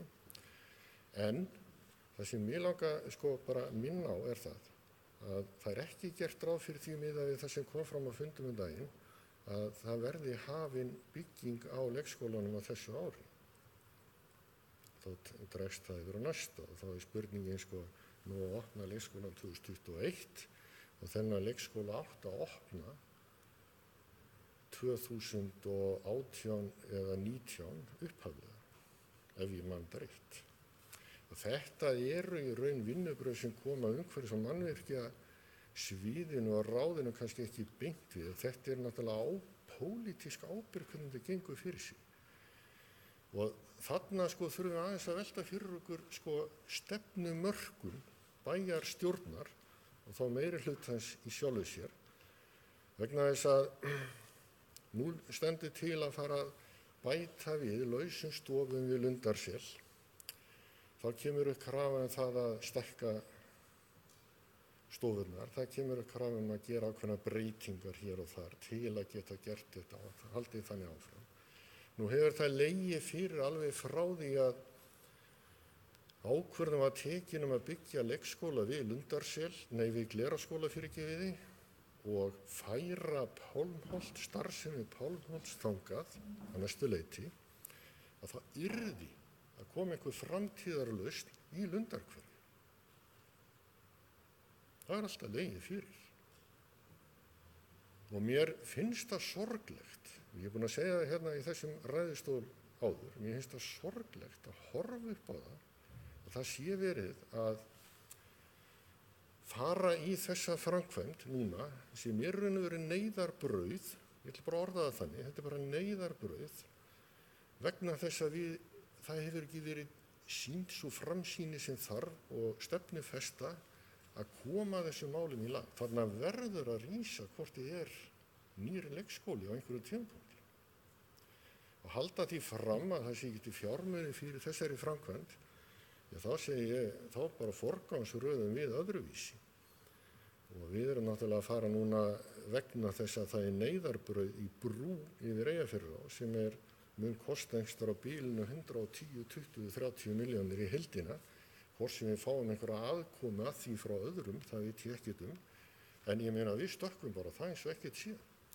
Við erum að fara í framkvæmdir þarna við þennan leikskóla upp á, ég ætla að segja 150 til 200 milljónir þegar upp eru staðið. Ég ætla bara að nefna þær tölur og ég þá bara get hár að höfði mínu ef að það stenst ekki. Ég veit það. Og en málið er það að mér finnst þið vera að kasta fjármunum þarna á vissan hátt á glæ. Við hefðum geta gert þetta mun skipulagar og betur. Og það er kannski þetta sem mér finnst vanta í ræðu formanns hérna áðan, að hvaða sýn höfum við á þessi mál. Ég veit að það er raun og veru ekki framkvæmda aðilans að hafa þessi sýn, það ætti að vera þá fræðsluráðs að hafa sýnina, en samt sem áður, hún ætti að birtast hérna í þessari ræðu, segi ég. Nú, ég er búinn að minnast á brúna sem er bara neyðarbrauð sem við þurfum að stökkva á og gera eitthvað í. Það er Nökkvi þjónustuhúsið. Það er eiginlega sorglegt að það hafi þurft eitthvað upphlaup til þess að koma því máli aftur á dagskrá, því að það átti að vera á dagskrá. Og mér langar til að fá upplýsingar það hjá formanni ef hann hefur þær upplýsingar að það var gert ráð fyrir því þegar þessar teikningu og þessi hönnu var lögð fyrir okkur í umhverfis- og mannvirkjaráði fyrir 1,5 ári síðan, frekar en 2. Allt húsið myndi kosta 235 milljónir eða mann rétt, frekar en 250. Af því að það var að tala að fara í fyrsta áfanga upp á 120 til 30 milljónir og svo átt að taka næsta áfanga. Nú er þetta 350 milljónir, erum við þá að tala það að grunnurinn og fyllingin sem er búið að setja þarna út séu að kosta okkur 100 milljónir. Umfram það sem áætlað var. Og svo legg ég bara áherslu á það að eins og við hefur komið fram og kom fram hérna á bæjarstjórnarfundi unga fólksins að það verði sjósunds aðstæða þarna, ég held að það sé, og við erum flest held ég og mörg hver allavega inn á því. Nú,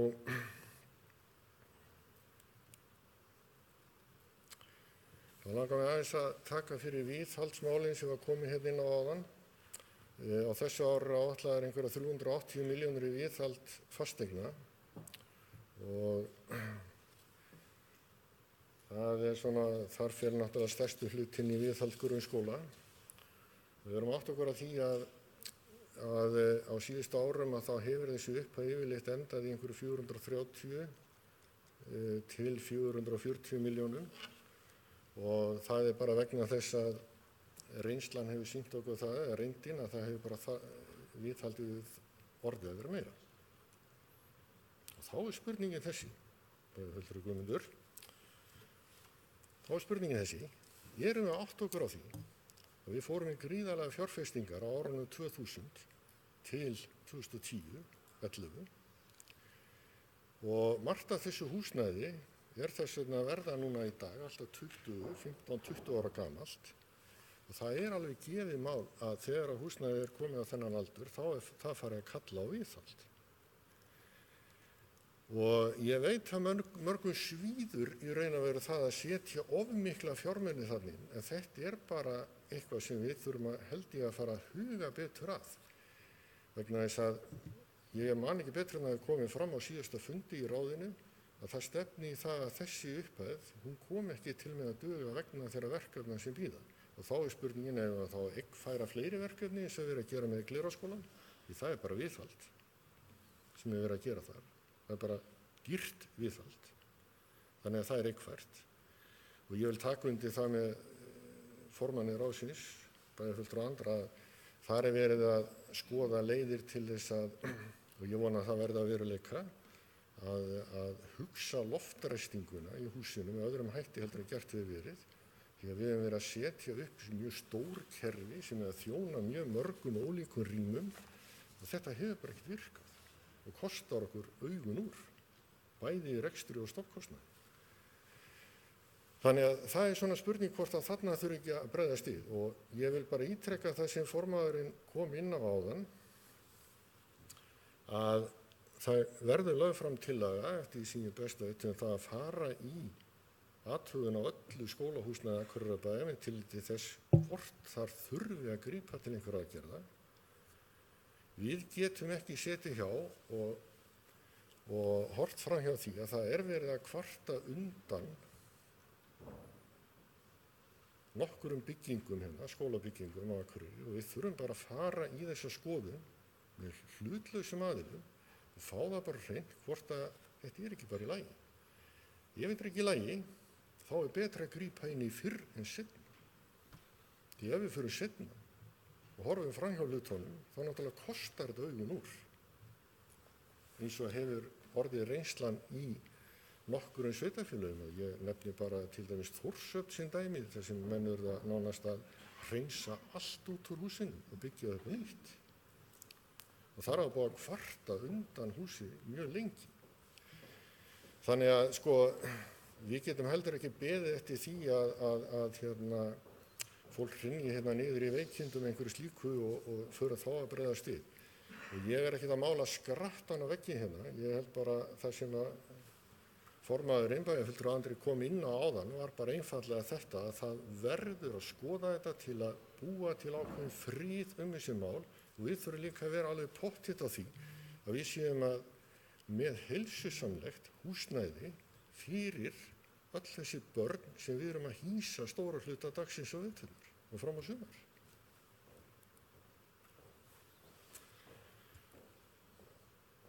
Aðeins þá varðandi búnaðarkaupin, ég man ekki hvort að formaðurinn sleppti þessu ræðinni, hann gerði það, segir hann. Sko, við erum að setja hérna 60 milljónir í búnaðarkaup og umhverfis mannvirkjaráð fær síns tillögur frá ráðunum, hinu ráðunum það að þurfa að kaupa búnað. Á þessu árið voru setja 60 milljónir í eina pott, það hafa verið 50 milljónir og þetta er yfirleitt eitthvað af þessu stærra. Það eru áætlað fyrir svona smærri búnaðarkaupum inn á skólunum og öðrum stofnunum, en þetta eru svona stærri kaup. Hérna á þessum 60, við raun og veru búin útluta 66 milljónir og þar af eru 29 milljónir að fara í grunnskólanum og 7 í leikskólanum. Síðan er Maka komin með þetta hús hérna sem við erum í, vegna þess að hér er mikill og dýr búnaður sem að virðist þurfa endurnýjuna við mjög reglulega. Og það sem við verðum þá átt okkur á líka, þetta fylgir líka þessum í viðhald fasteigna. Ef við erum að bæta svona inn í pakkan, þá liggur í hlutarins eðli og við stöndum á einhverju tímapunkti frammi fyrir því að þetta þarf að skoða. Erum við á réttum stað með þessa upphæð, því að þessi upphæð hefur verið 50 milljónir síðan að ég man eftir mér hjá bænum, eftir að fasteignin komið til. Við erum að tala um útgjaldaauka, já, við erum að tala mörguleyti um útgjaldaauka, ef við ætlum að standa undir þeim kröfum sem til okkar eru gerðar. Og hvað ætlum við þá að gera? Við þurfum að takast á við það. Ég ætla svo í restina aðeins að ræða það sem ekki var nefnt í ræðinni, en mér finnst að þurfi að nefna og við þurfum einhvers staðar að taka umræðum, þar er fyrsta lagi með ráðhúsið. Það hafa verið einhverja hugmyndir uppi um það að byggja nýtt ráðhús eða endurskoða tilvist þess og þarfandi götum. Mér finnst bara eðlilegt að við ræðum það hér, hvernig menn vilja standa að því. Ég meina við erum að 3 stöðum, við erum með Geislagötuna, við erum með Glerárgötuna og við erum með Rósenborg. Og spurningin er vegna þess að það liggur fyrir að það þarf í verulega mikið og dýrt viðhald á Geislagötunni og spurningin er, ætla menn í það og halda þess eins og þetta er eða hvað ætla menn að gera? Þetta er bara spurningin stefnu. Mér langar til að nefna líka Lystigarðinn, vegna þess að við tekjum nokkra umræðum það eins og með Lystigarðinn að við erum að setja þar inn einhverja 50 milljónir í dag í rekstur. Allt er góðu með það, en af hverju erum við ekki með gjaldtöku í Lystigarðinn? Af hverju er bara opið þarna? Af hverju getum við ekki tekið gjald þarna og reynt að reka Lystigarðinn bara á þeim heimsóknum sem þarna eru einhverju marki allavega? Við höfum ekkert komið inn á framtíðarsýnina varðandi íþróttamálin sem er starfshópur að vinna núna, en það er alveg morgunljóst að þar stöndum við frammi fyrir áskorunum sem eru býsna miklar. Við stöndum frammi fyrir því núna að KA hafði hyggju að flytja alla keppnisleikina upp á gervigrasi og búið að fá undanþágu fyrir því. Og það þykir mér þá líklegt að gerist á næsta ári. Hvað ætlum við að gera við Akureyrarvöll? Eru þið farin að ræða það? Við þurfum kannski að ræða það. Það var ekkert komið inn á umferðarmiðstöðina, ekkert inn á miðbæjarstrætóskýli. Ætlum við að halda áfram að vinna með umferðarmiðstöðina þannig að hún eigi að vera fyrir landsbyggðarstrætó, innanbæjarstrætó og leigubílana. Eða ætlum við að ræða þetta einhverjum öðrum nótum. Við erum búin að ræða umferðarmiðstöðina núna síðan hún var kosningamál 2014, ef ekki lengur. Ég þori bara ekki að fara með það. Það hafa komið upp hugmyndir það að leysa strætóskýli í miðbænum bara með einföldum hætti sem ég held að sé ekkit vitlaust, en það er bara spurning hvort að menn fari það, hvar erum við stödd í því. Við höfum ekkert rætt bílastæðamál í miðbænum eða bílastæðahús, sem nú misjafn áhugi fyrir. Við höfum ekki rætt viðhald gatna.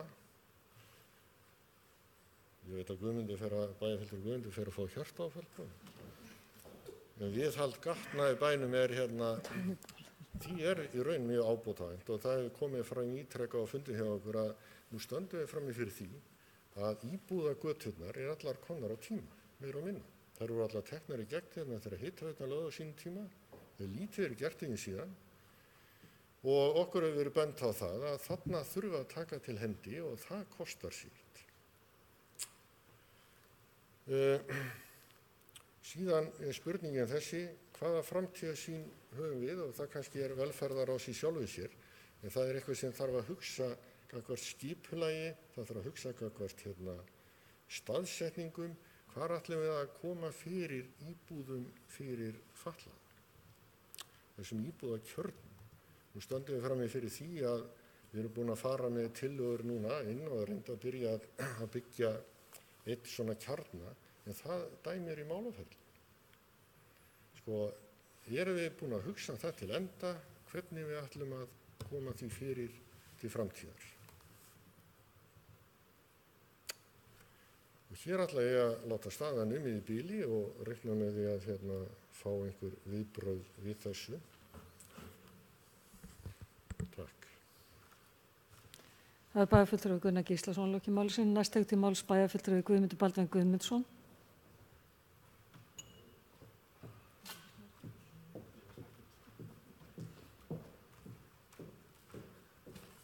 Forseti, ágætu bæjarfulltrúar. Það að byrja á því að þakka andra formanni og bæjarfulltrúaformanni umhverfis- og mannvirkjaráðs fyrir hans yfirferð sem var kannski meira að fara yfir sviðið og hvað gerst hefði. Bæjarfulltrúi Gunnar sem situr í umhverfis- og mannvirkjaráði er búinn að fara ágætlega yfir ýmsa þætti. Hann talaði sérstaklega að, svolítið gaman að því að hann ræddi hér að við þyrftum að forgangsraða í þágu barna, sagði að það var ekki mikið vandamál að koma inn eitt stykki leikskóla og það væri svona kannski, en vantaði síðan framtíðarsýn hjá okkur varðandi umferðarmiðstöð, bílastæðahús, ráðhús og eitthvað fleira sem hann tiltók sem að þyrfti að koma inn í framkvæmdaáætlun næsta ára líka. Mér sýnist nú kannski bara framkvæmdaáætlun okkar endurspegla það að við erum pínlítið að leggja, ekki pínlítið, við leggjum svolítið mikið mark á, við leggjum áherslu fyrir gíð á málefni barna. Réttum helminguna því sem við ætlum að fjárfesta á næstu 4 árum fer til fræðslumála.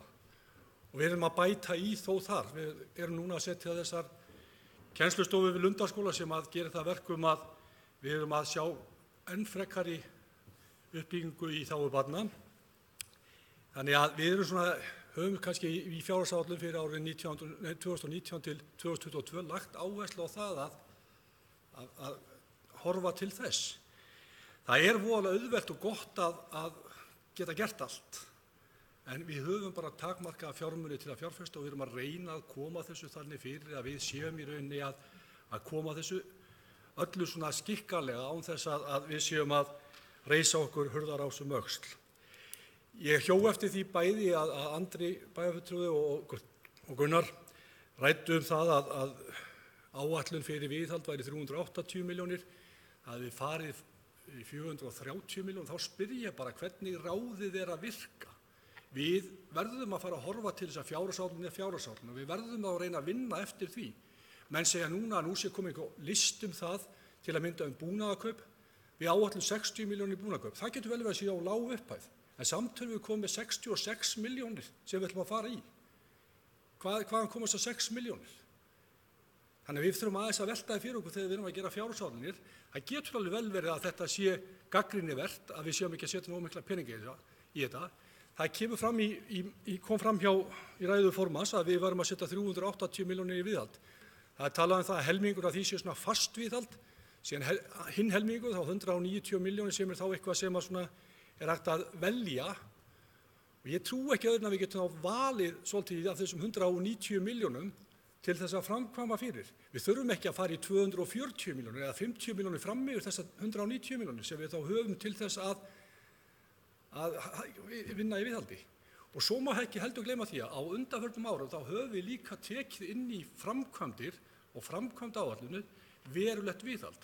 Þannig við í raun á þessu ári að gera ráð fyrir ekki 380 milljónum í viðhaldi. Við erum að gera ráð fyrir 701 milljón. Ekki 380, 701. Við erum að framkvæma viðhald í Glerárskóla fyrir 150 milljónir. Við erum að fara í íþrótta- og Glerárskóla fyrir 105 milljónir samkvæmt áætlun. Við erum að fara í samkvæmt áætlun í Sundlaugina fyrir 10 milljónir. Við erum að gera 30 milljónir sem á að nota í Dalsbrautina eða íþróttahúsið við Dalsbraut. Þannig að þetta eru 700 milljónir sem verið að leggja í viðhald á þessu ári, viðhald og endurbætur. Þetta er að vísu, þarna er búið að geyma hlutina dálítið lengi og það er verið að fara í endurbætur, það er verið að gera stórar breytingar og þess vegna er þetta inn á framkvæmda áætlun. Þetta er bókhaldslega atriði, en engu að síður verður þetta líka að teljast til þess að við erum að stækka og við þurfum að auka þetta, en við mögum ekki alltaf horfa bara á þess að 380 milljóna króna tölu, við erum að horfa á heildina og heildarmyndina. Og við erum líka að reyna, og það er mikilvægt að við reynum það, við erum að setja fram fjárhagsáætlanir, að við reynum að fara eftir fjárhagsáætlunum á sem víðast og á flestum stöðum. Við þurfum ef við ætlum að fara fram úr, eða ef við sjáum fram á að þetta er ekki hægt, þá þurfum við að taka umræðum það og koma með það inn í sem beiðni til bæjarráðs.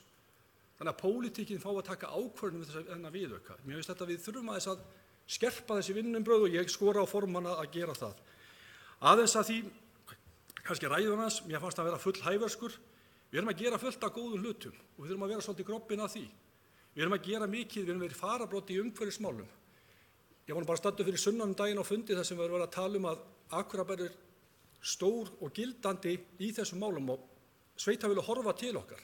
Bæði á umhverfisráðstefnunni sem haldið var á vegum sambandsins, þá vorum við með 2 innlegg, annars vegar frá Vistúk og hins vegar frá Ásthildi bæjarstjóra.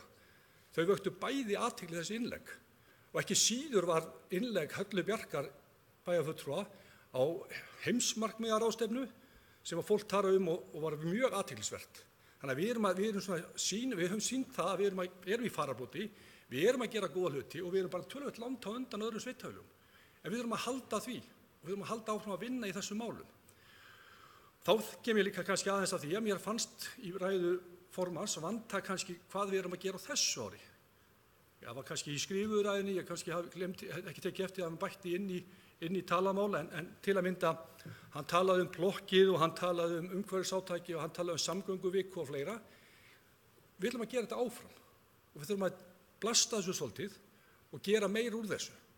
Reyna að fá íbúa með okkur og þess vegna datt mér í hug þessi skemmtilega hugmynd af því við erum núna bæjarfulltrúar að fara í bæjarstjórnarviku dagana 13. eða 13. til 17. maí, að við myndum bara kannski enda á því á laugardeginum eftir bæjarstjórnarviku að bara blása það svolítið upp, bæjarstjórn og bara flokkarnir sem standa í bæjarstjórn, tækjum sér bara til saman og við bara tækjum plokk á þessum laugardegi. Þetta er auglýst, við myndum reyna að fá fólkið sem í okkar liði til að taka þátt og bæjarbúa. Þannig að þetta er svolítið áberandi og við bara værum öll. Það er ekki bara það að við séum að gera þetta fyrir kosningar, heldur gerum þetta líka eftir kosningar. Það voru öll framboðin í plokki fyrir kosningar. Ég held að það sé mikilvægt að við gerum það líka núna eftir kosningar. Þannig ég legg þetta til og lagði þetta til á formannafundi okkar í meirihlutanum daginn og ég trúi á því að forseti bæjarstjórnar sem að skipuleggja þess ágætu bæjarstjórnarviku komið þessu einhvern veginn inn. Það er eitt sem að ég hjó eftir, ekki eitt, ég hjó eftir svo mörgu í þessari ræðu formanns. Þegar hann talaði svifrykið, þá hvað við erum að gera og hvernig við ætlum í rauninni að bregðast við. Mér fannst athyglisvert þegar hann talaði að reyna að fá sterkara malbik eða jafnvel steipagötur hér í miðbænum. Ég veit ekki hvort er betra, en bæjarfulltrúi Gunnar kom ágætlega inn á það að vera að reyna að greina þetta og ég veit það að formaður var búinn að segja mér það að það væri verið að greina og reyna átt að sjá hvaðan í rauninni þetta svifryk kemur, þannig að við getum ráðist á rótum vandans. Það er afskaplega mikilvægt og eins og formaður kom inn á þá er þetta lýðheilsumál og það er þegar ég var að lesa ræðuna helgina þá bara brá mér þegar ég sá töluna 80 manns sem má rekja til svifryks á Íslandi. Það er grafalvarlegt mál og auðvitað þurfum við sem samfélag og við erum hérna á Akureyri alltaf að fá rauða tölur á mælum. Við þurfum að bregðast við þessu. Það er ánægjulegt að það skuli búið að stofna þennan hóp til þess að bregðast og vinna í þessu, en ég held að þetta sé brýnasta málið okkar, mjög brýnt mál í okkar samfélagi, það er það að reyna að finna grunnorsök þessa. Bæjarfulltrúi Gunnar kom inn á margt sem að getur haft afleiðingar annað en það sem við erum að gera. Hann benti til að mynda á vöruflutningabíla og fleira eða sem sagt bíla sem er hér göturnar. Ég held líka að við þurfum að velta fyrir okkur hvað fíkur ofan að Glerárdalnum og svo framvegis. Þetta hefur allt áhrif, þannig að það verður fróðlegt að sjá hvernig þessi mæling kemur út. Mér finnst líka sorglegt, og ég segi aftur sorglegt, að stærstu göturnar sem valda mestu svifrykinu hér í bænum eru í eigu Vegagerðarinnar. Og formaður lýsti því að það væri metnaðarleysi Vegagerðarinnar. Þetta er eitthvað sem við þurfum að berjast við. Við þurfum að fá Vegagerðina til að taka ábyrgð á sínum götum, hreinsa þær. Þetta eru stærstu göturnar, það sem mesta svifrykið er og það er átakanlegt ef að Vegagerðin er ekki að standa sig sem skyldi. Ég var hrifinn af því að sjá skipulag græna trefilsins. Þetta er eitthvað sem við náttúrulega í umhverfismálum þurfum bara að vinna betur, það er að segja hvernig hann á að koma áfram hjá okkur.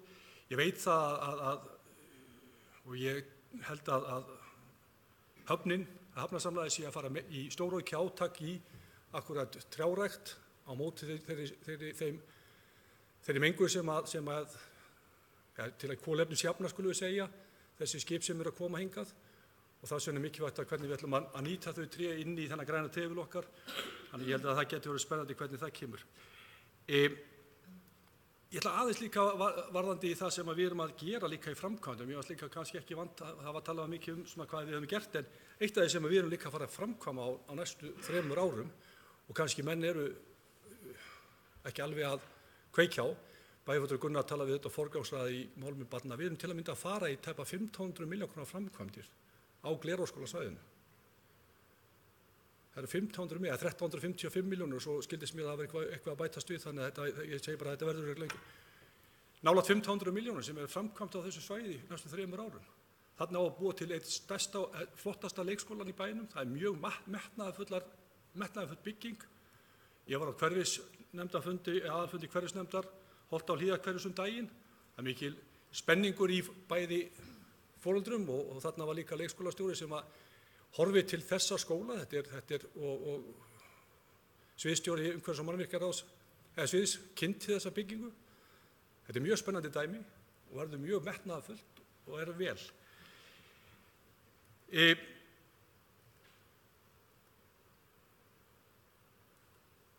Ég ætla ekki að, skal ég segja ykkur þarna, já það sem að kannski mér fannst líka kannski og ég mér langaði aðeins að ræða aftur, ég byrjaði á því að ég var pínu æstu þegar ég kom í pontu varðandi það sem bæjarfulltrúi Gunnar sagði með forgangsröðun, auðvitað viljum við öll sjá hlutina gerast hjá okkur.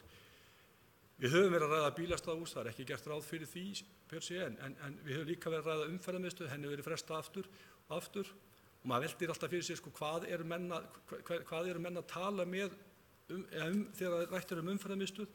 Bæjarfulltrúi Gunnar benti á það var spurning hvort það væri hægt að gera skýli hér í miðbænum með öðrum hætti. Ég held svona umferðarmiðstöð hér í miðbænum kannski ekki rétt.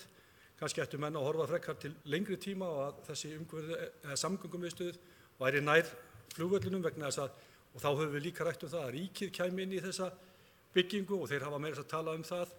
En það kemur einhvers staðar fram í áætlunum hjá þeim að þeir komi inn í þessar samgöngumiðstöðum sem snúa að almenningssamgöngum, hvenær sem það verður nú.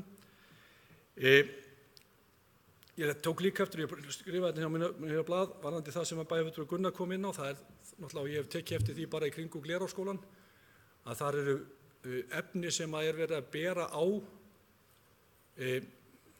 plönin, og velti því fyrir sig hversu mikið svifryk þau valda, hvaða efni verið að bera þar, hvort að þetta sé eitthvað annars konar efni heldur en við erum að bera á göturnar. Manni finnst eiginlega að þetta verða meiri svona, hálfgerð drulla.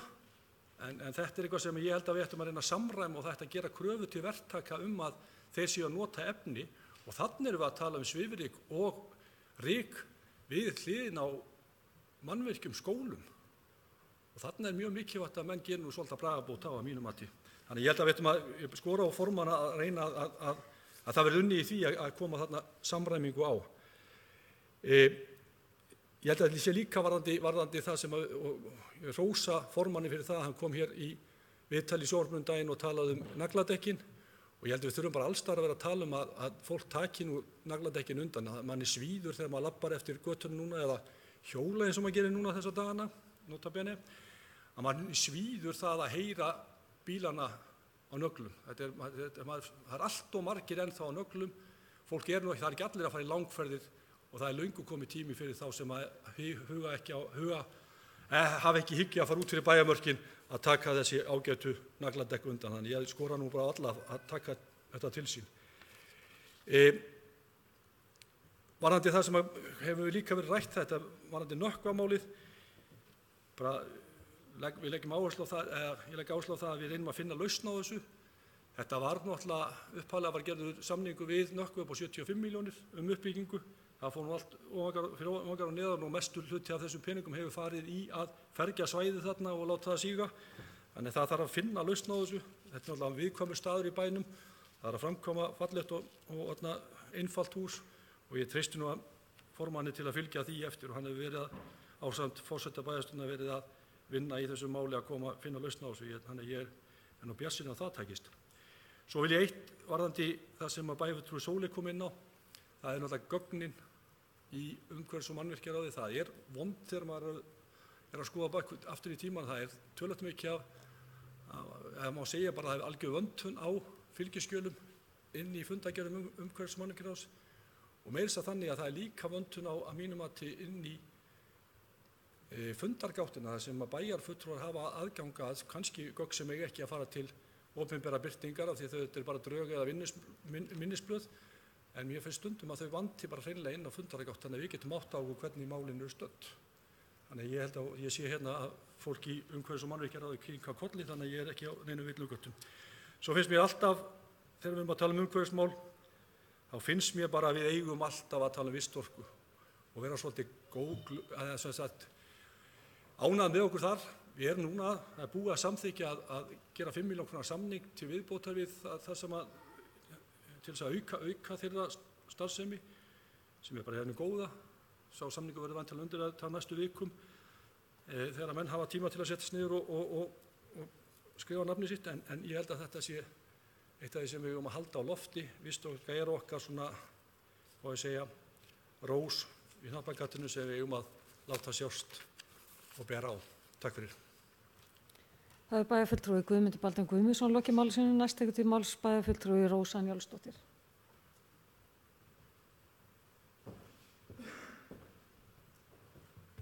Forseti og ágætu bæjarfulltrúar. Ég vil byrja á að þakka bæjarfulltrúa Andra fyrir greinagóða starfsáætlun. Hann stýrir greinilega ráði sem hefur margt á sínu könnu og í mörg horn að líta. Mikið og gott starf fyrir fram innan deildarinnar og áhersluatriðin ansi mörg og það er gaman að heyra hversu virk við erum orðin í umhverfismálum og plokkarar sem nú loksins að fengja áhugavert heiti hafa nóg að starfa. Mér langar svo til að bera upp eina ósk, fyrst ég er komin hingað í pontu og beina því til umhverfisdeildar, að sérstakt átak veri gert í hreinsun við lóðamörk. Að íbúar veri hvattir til að líta sér nær og plokka upp það illgresi og annan gróður sem vexir þeirra lóðamörk út í gangstétta bæjarins. Þvílík óprýði á annars fallegum bæ sem blasir við framan við fallegu húsin og vel hirtu garðana sem íbúa með greinilega andum en gera svo kannski ráð fyrir að bærin eigi að sjá afganginn. Er það kannski tilfellið? Eiga bæjarstarfsmenn að rífa upp illgresi framan við húsið mitt? Mér finnst þetta alveg skelfilegt, næstum eins skelfilegt og Sóleyju finnst kattamálin hérna í bænum. Horfið eftir þessu sumar. Við höfum rækilega verið minnt á það síðustu daga að vorið og sumarið á næsta leiti. Hitastigið hækkaði og sólin glampa á haffletunni niður við samkomubrúna. Listagili iðaði lífi alla helgin á barnamenningarhátíð þar sem að börn og fullorðnir nutu listar og samveru meðan aðrir kusu að flatmaga upp í sundlaug og leika sér í nýju rennibrautunum sem orðnar hluta kennileitum bæjarins líkt og samkomubrúin. Allt gott og blessað en eins og alþjóð veit að þá kostaði það skildingin. Og þegar ég las yfir og heyrði Andra telja upp allt það sem býður viðhalds og liggur fyrir að framkvæma, það var mér og ó. Þjónustuhús og uppbygging á félagsæði Nökkva með fullri virðingu fyrir þeirri starfsemi. Samningu sem átti að kosta 75 milljónir stefnir í að kosta 350 milljónir. Höfum við ekkert lært? Ég spyr bara. Leikskólabyggingu Gleraskóla, það er komið verðmið á hann, en hvað mun hann kosta þegar yfirlíku veit enginn? Og talandi um leikskólan, hvað er komið langur tími síðan farið var að tala um nýjan leikskóla? Það yrði að fara að byggja. Allavega 1 ár, kannski 2. Það er 2,5 ári að hann verið tekin í notkun, segir áætlunin. En bæjarfulltrúi Gunnar talaði jafnvel lengri tími. Þið náðuð ekki alveg hvað hann nefndi. En það er búið að tala í allavega 2 ár og ekki enn búið að taka fyrstu skóflustunguna. Börnin sem voru í þörf fyrir leikskólaplássi fyrir 2 árum verða að byrja í grunnskóla þegar leikskólinn verður loksins tilbúin. Svo er verið að setja plástra sárin hér og þar til að brúa bilið, gott og vel, það er þó verið að gera eitthvað. Lausar stofi við lunda sem leysa vandinn í ákveðin tíma og takið eftir verðmiðinu strax farin að hækka frá því sem farið var stað með. Mér finnst alveg óþolandi hversu langan tíma tekur að koma verkum við framkvæmd. Brýnum verkefnum, samfélagslegum verkefnum eins og að byggja leikskóla. Þessu verður að breyta. Það er bara talað og talað og talað. Og það er verið að tala um það hérna að það hafi verið talað fyrir ykkur máli fyrir mörgunum síðan og það er ekkert farið að gera. Það er líka óþolandi að kostnaðaráætlanir standist ekki, að endalaust sé hægt að skýla sig bak við eitthvað ófyrirséð. Ég veit ekki hvort er að kenna lélegum samningum, þvælingum mála á milli ráða og nefnda, en ég kalla eftir skýrari sýn og vandaðri vinnubrögðum. Ég veit að þarf að viðhalda fasteignum og sína framsýni. Sundlaugin er frábær og hefur mikið aðdráttarafl. Það þarf að hlúa menningu og listum sem að nærir okkur og flest viljum við hafa fallið til kringum okkur og vera stolt af bænum okkar. En á stóru heimili þarf að fara vel með peningin og ekki eyða honum í eitthvað rándýr gæluverkefni þegar þörfin er mikil víða annars staðar. Margt smátt gerir eitt stórt, segir máltækið. En ef við snúum þessu við og segjum að kostnaður við eina stóra brú hefði getað komið sér svo vel við mörg smá aðkallandi verkefni, þá hefði þeim pening svo sannarlega verið vel varið. Takk fyrir. Það er bæjarfulltrúi Rósa Njálsdóttir lokið máli sínu. Næst tekur til máls bæjarfulltrúi Andri Teitsson.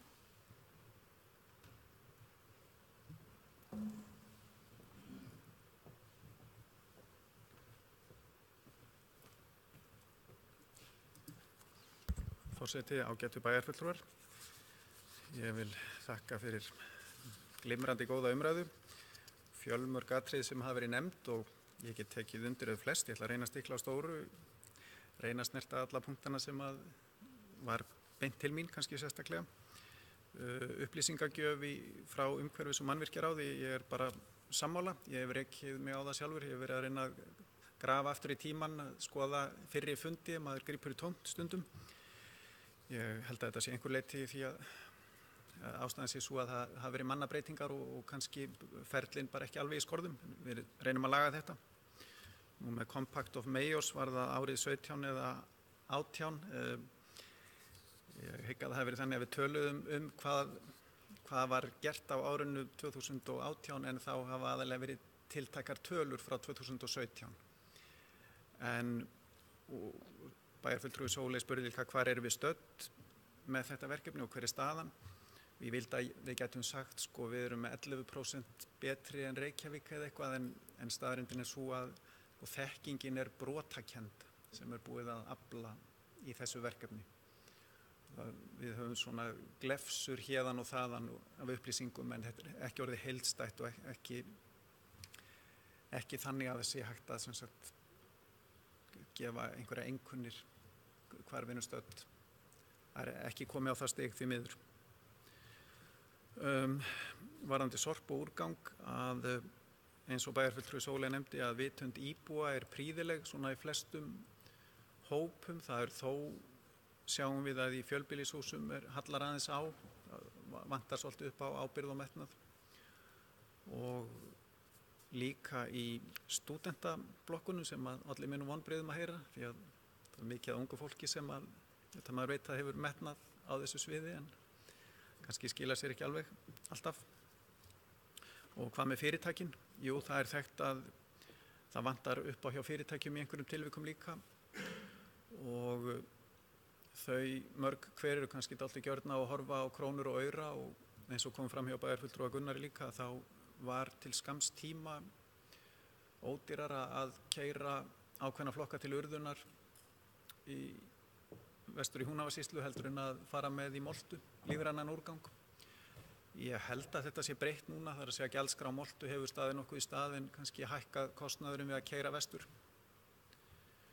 En varðandi hvað við vitum flokkun frá fyrirtækjum, það hefur ekki verið mikil vitneskja því að þetta fer ekki okkar hendur, það eru verktakarnir sem að taka þetta og eins og ég segi sumt fyrir vestur og svo framvegis en þó hef ég heyrt að hjá þessum Eyþings og SSNVAF úrgangshópi sé verið að reyna að taka saman upplýsingar þetta. Það er að segja hvernig eru fyrirtækin í heild sinni að standa sig við flokkun og hvað kemur frá þeim mikill úrgangur. Þetta eru auðvitað lykil upplýsingar ef við ætlum að reyna að móta einhverja framtíðarsýn hvað á að gera við plast og málma og lífrænt og svo framvegis. Græna trefilinn, hvaða höfum við á svoleiðis, þá er gaman að segja frá því að við erum með ráðgjafa sem er Jóhann Holst, norðmaður, skógfræðingur ef ég veit rétt og hann hefur verið okkur innan handar með þetta og hann er einmitt væntanlegur á fund ráðsins næst eða þarnæst til að skeggræða þessi mál og verður mjög spennandi. Mér langar að spyrja hann skógrækt á skíðasvæðinu í Hlíðarfjalli líka því að reyna að dempa suðvestanáttina sem er okkur ansi erfið á köflum. Já, það var eitt svifryk, kannski litlu við það að bæta, vistorku, kattahaldið. Ég tek bara heilsugar undir það að við þurfum að stíga skref varðandi það, hvort sem að væri til dæmis takmarkanir á lausagöngu á varptíma fugla. Ég held að það gæti verið eitt skref og svo þarf einhver sólarlags ákvæði hugsanlega og eitthvað svoleiðis. En ég er bara algjörlega sammála því að bæði vegna fuglalífs og vegna sóttvarna og fleiri ástæðum þá þarf að skoða þetta. Kannski væri þetta mál fyrir íbúakosningu, það ger allt vitlaust.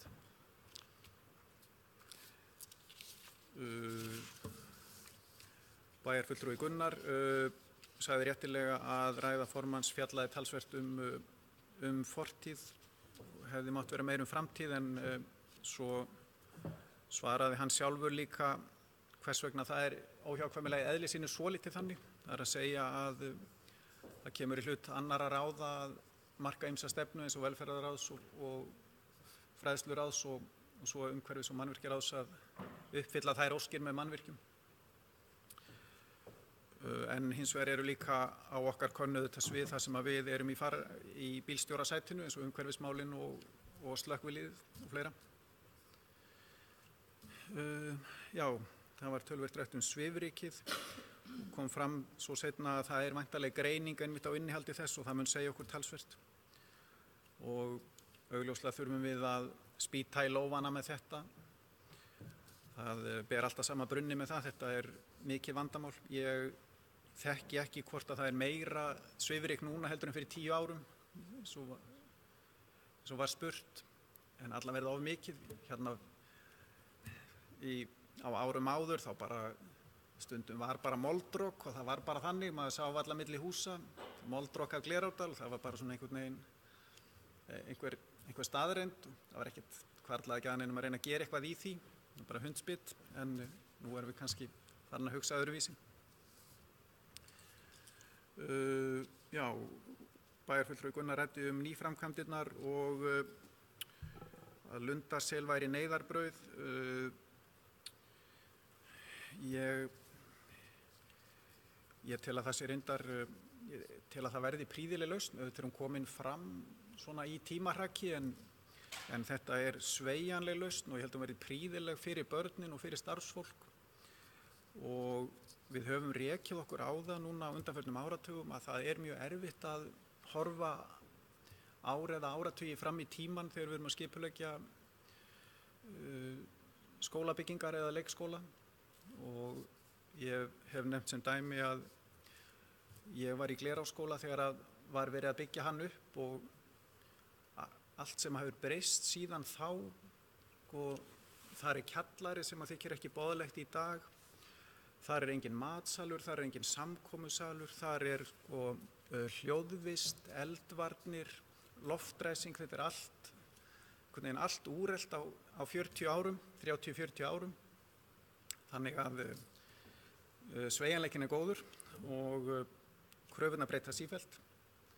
Þannig að ef við ætlum að byggja meitla í stein skóla í dag til 50 ára þá er rosalega erfitt að hafa hann þannig að hann henti áratugi.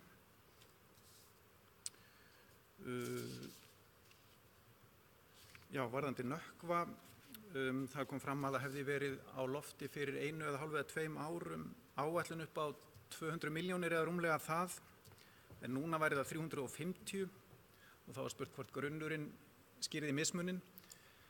Það er ekki alveg svo. Núna er staðan þannig að það virðist þurfa svona 40 milljónir í viðbót frá því sem nú er til að stabilisera grunninn. Það er að segja að það þarf svona 30 stykki af steinsteyptum súlum, reka þær niður í grunninn og þær kosta svona 1 milljón krónur stykkið. Þannig að það erum við að tala 30-40 milljónir. En ég kann ekki skýringu á hvers vegna við erum að öðru leyti að tala 300 milljónir í staðinn fyrir 200 eða rúmlega það.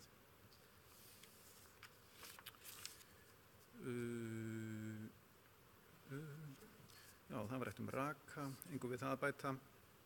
Búnaðarkaupin sem var nefnt að væru núna að sigla í 66 en hefðu verið 60 í samþykktri fjárhagsáætlun.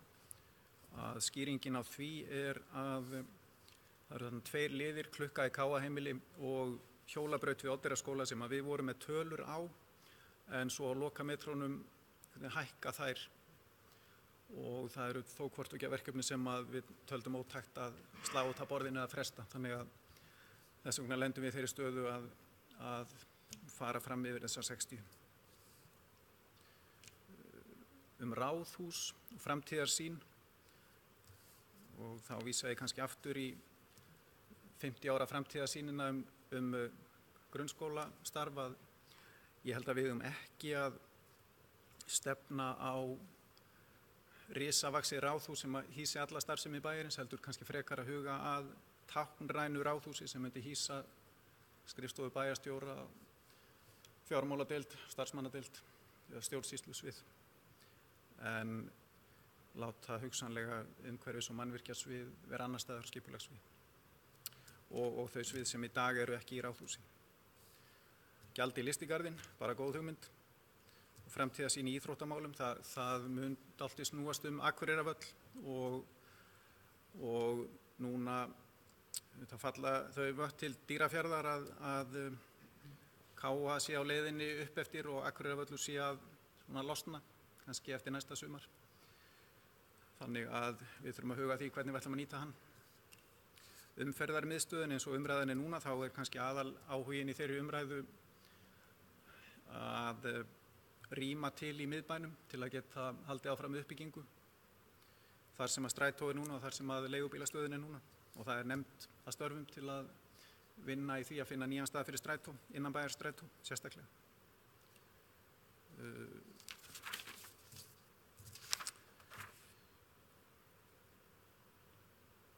Já, svo ætlaði ég þá bara að nefna það sem var bæjarfulltrúi Rósa kom inn á, hreinsun við lóðamörk. Ég er bara alveg sammála að fólk mætti gjarna ganga hringinn á lóðinni hjá sér og tína, bæði rífa upp illgresi þar sem við skilgreinum sem svo og sömuleiðis rusl, plastpoka og annað sem hefur fíkur inn í runna og þá oft innan lóðamarka, jafnvel.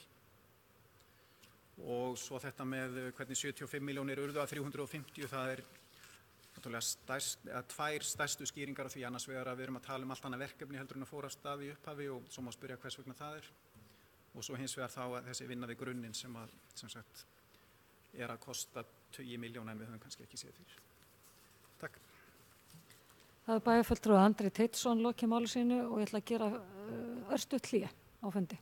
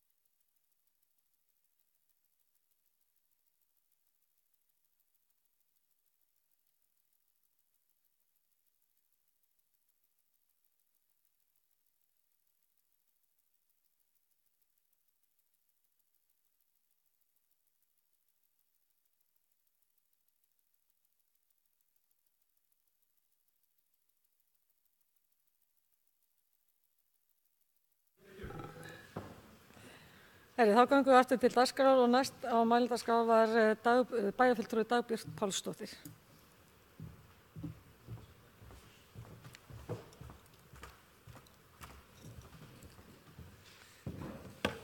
Forseti, ágætu bæjarfulltrúar. Mér langar náttúrulega bara að byrja því að þakka bæjarfulltrúa og formanni umhverfis- og mannvirkjasviðs Andra Teitssyni fyrir bara mjög góða og greinargóða stefnuræðu. Og mér langar bara að segja hvað ég er rosalega ánægð að heyra hvað var mikið umhverfismál, eða mikil áhersla á umhverfismál í stefnuræðinni. Og mér hlakkar bara mjög mikið til að sjá þessi nýju drög að endurskoðaðri umhverfis- og samgöngustefnu. Og ég tel að það sé bara mikilvægt fyrir okkur sem samfélag við séum sammála mikilvægi flokkunar í okkar daglega lífi. Mikið og gott starf hefur verið gert í skólum bæjarins og eru börn manns yfirleitt framar í flokkun en við fullorðna fólkið. Og það veit alveg hvert hlutirnir er að fara í endurvinnslunni og þeim er ekkert sama hvað verður umbúðirnar. Allflestir leik- og grunnskólar Akureyrarbæjar eru þáttakendur í grænfánaverkefni Landverndar ásamt MA, VFMA og Háskólanum á Akureyri sem eru einnig þátttakendur. Og með því tel ég að það hafi verið unnið bara gríðarlega gott starf þar sem að nemendur læra að flokka og hugsa vel umhverfið sitt. Og ef við tölum áfram bara flokkunina, hún skiptir bara óbúslega miklu máli þegar við getum minnkað í raun og veru sorpið sem fer til urðunar hjá okkur og hafa tölurnar bara sýnt á undanförnu að við höfum pínu slakað aðeins á klónni auk þess að neysla okkar hefur aukist. Kannski með komu eins og stórverslanir eins og Costco sem að við förum að kaupa inn í meira magni og sem skila sér í raun og veru bara í fleiri umbúðum. Og ef til vill óhugnarlega að matarsóunin hefur líka aukist. Og ég tel bara að skipti máli ef við séum duglega að koma því þá í réttan farveg þannig að þetta lendi ekki sem landuppfylling. Og þar kemur einmitt Vistorka inn. Þar sem hún hefur meðal annars unnið að verkefninu Leifarnar með veitingahúsum hér í bæ til að bregðast við matarsóuninni. Auk þess sem grunnskóla bæjarins hafi verið mjög öflugur í því verkefni við að vigta matinn og annað og í keppnum innbyrðis innan skólana. Og það er bara ákveðin hugfarsbreyting sem er að vera hjá almenningi í umhverfismálum og margir hverjir eru farnir að skilja umbúðirnar eftir í verslunum og ég tel að það megi alveg hrósa þeim verslunum sem bjóða upp á það, til dæmis Bónus við Lyngholt sem hefur boðið upp á það að með þeim breytingum að það er neytendum gert að skilja í raun og veru eftir, eða umbúðirnar eftir.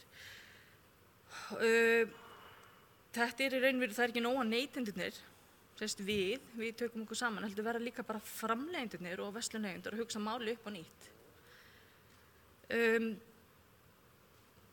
Og í raun og veru bara að gera þeim kleift að koma hugmyndir að breytingum. Og hver eru betri í það en neytendurnir og í raun og veru sjálfur. Umhverfismáli skipta okkur máli og ég vil bara hvetja ykkur til að gera bara enn betur því að við getum alltaf gert betur þó svo við séum að gera vel. Varðandi sem kom fram að honum að Akureyrarbær fari með alls eitt í moltu eins og bæjarfulltrúi Gunnar Gíslason kom inn á.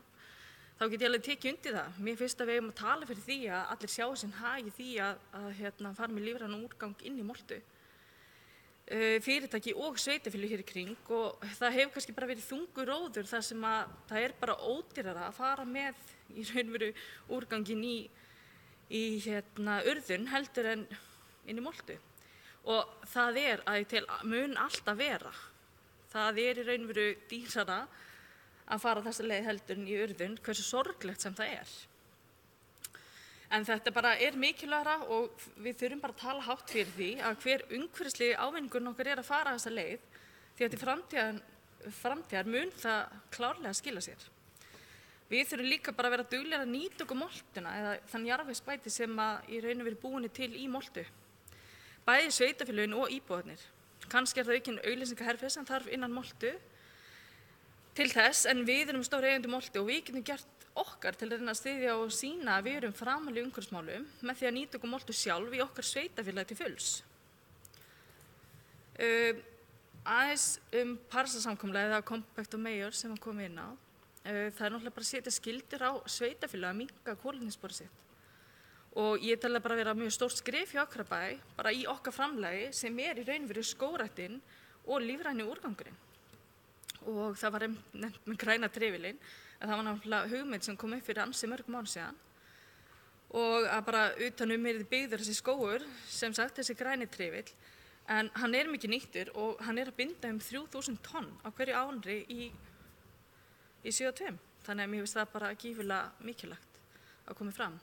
Og einnig hefur Vistorka verið í samstarfi Akureyrarkaupstað, Skógræktarfélag Eyjafirðinga og Hafnarsala Norðurlands við að bjóða fyrirtækjum og farþegum skemmtiferðaskipa að kolefnisjafna ferðalagi. Með því að planta 2 trjám fyrir 500 krónur þá ferðin Akureyri kolefnisjöfnuð á 15 árum. Ég myndi líta svo á að hlutverk sveitarfélagsins gagnvart íbúum bæjarins sé að innleiða lausnir svo hver og einn hafi sem best tækifæri til að lifa eins umhverfisvænum lífstíl og mögulegt er. Íbúar geta í dag flokka allan úrgang og skila á endurvinnslustöðvar og lífrænn úrgangur nýttur í moltu eða Orkey. Ferðast frítt í metanstrætó, keypt metan eða rafmagn á bílinn og planta trjám í flugskóginn til að kolefnisjafna flugferðir innanlands. Markmið Akureyrarbæjar að sveitarfélagið nái markmiðum Parísarsamningsins sem skellur á okkur á fullum þunga árið 2030. Í lokin langar maður að taka undir bara hversu jákvætt það að við sem að fara í þessar færanlegu kennslustofur við Lundasel til að bregðast við aukinni í raun og veru íbúaþróun og aldurssamsetningu sem hefur verið á því svæði. Og þetta bara góð lausn. Þetta eitthvað sem tekur ekki langa tíma og við þeim vanda sem við höfum verið að glíma við að fjölga leikskólarýmum. Þetta bara eitt af þessum skrefum í okkur að minnka aldur smám saman sem við getum tekið inn í leikskólana. Og það búið, hef ég heyrt, að samþykkja teikningarnar fyrir í raun og veru leikskóla og breytingu fyrir glerskóla, svo nú getur sú vinna loksins fara af stað. Og það verið náttúrulega bara glæsilegur leikskóli sem þörf á þessu svæði og með honum ásamt nýjum byggingum á svæðinu verða til þess að aldurssamsetningin á svæðinu muni breytast og ungt fólk sjá náttúrulega bara sinn hag að búa á því svæði þar sem að í því nær umhverfi bara alls sem til þarf. Og alveg í allar lokin, bara af því að það hefur verið komið að setja inn á kattahald eða hvernig við höfum að bregðast við lausungöngu katta, þá tel ég alveg nauðsynlegt að við förum bara í að taka þá umræðu alvarlega, hvort sem að gera það í skrefum eða með sólarlagsákvæðum með hvernig sem við förum að, þá tel ég bara brýnt að við tökum það umræðu því þetta vandi hér í bæ og það fólk sem með ónæmi, það óanægt og annað og ég bara tel ég styð þá fullkomlega að fara í þá umræðu af fullum þunga. Takk hérlega. Það var bæjarfulltrúi Dagbjört Pálsdóttir lokið máli sínu. Næst tekur til máls bæjarfulltrúi Ingibjörg Ísaksen.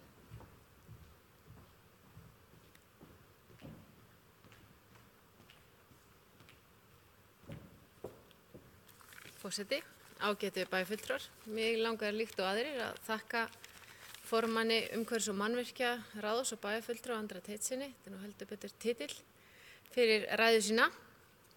En líkt og komið hefur verið inn á hérna í máli fólks varðandi umhverfismálin þá þetta virkilega stór þáttur, stórt mál sem Akureyrarbær að beita sig fyrir og vekur athygli víða. Það ansi mörg sveitarfélög sem horfa til okkar hvað varðar umhverfismál. Og bara það eitt að 3 vagnar af 4 séu metanvænir vagnar bara mjög stórt skref og eitthvað sem við getum verið virkilega stolt af. Ég sá nú bara hérna í fréttum líkt og margir aðrir daginn þegar var verið að tilkynna það og auglýsa það að Reykjavíkurborg ætlaði að hafa 1 dag frítt í strætó.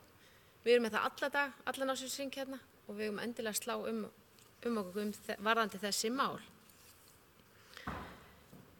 Varðandi hreinsun í bæjarlandinu þá hefum við verið að fara í átök að vori eins og líkt og formaður kom inn á hérna og varðandi númerslausa bifreiða það verið að fjarlægja þær úr bæjarlandinu sem full þörf á og ansi mikilvægt líka bara að halda því átaki áfram jafnt og þétt þannig að við losnum við þessar hvimleiðu bifreiðar úr bæjarlandinu.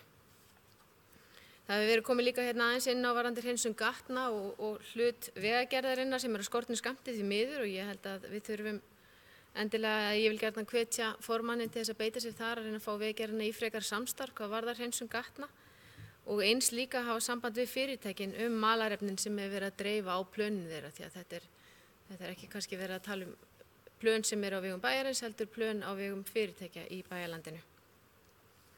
Einnig var komið inn á það að við erum búin að samþykkja það að fjárfesta í nýjum vistvænum tróðara sem er mikið fagnaðar erindi.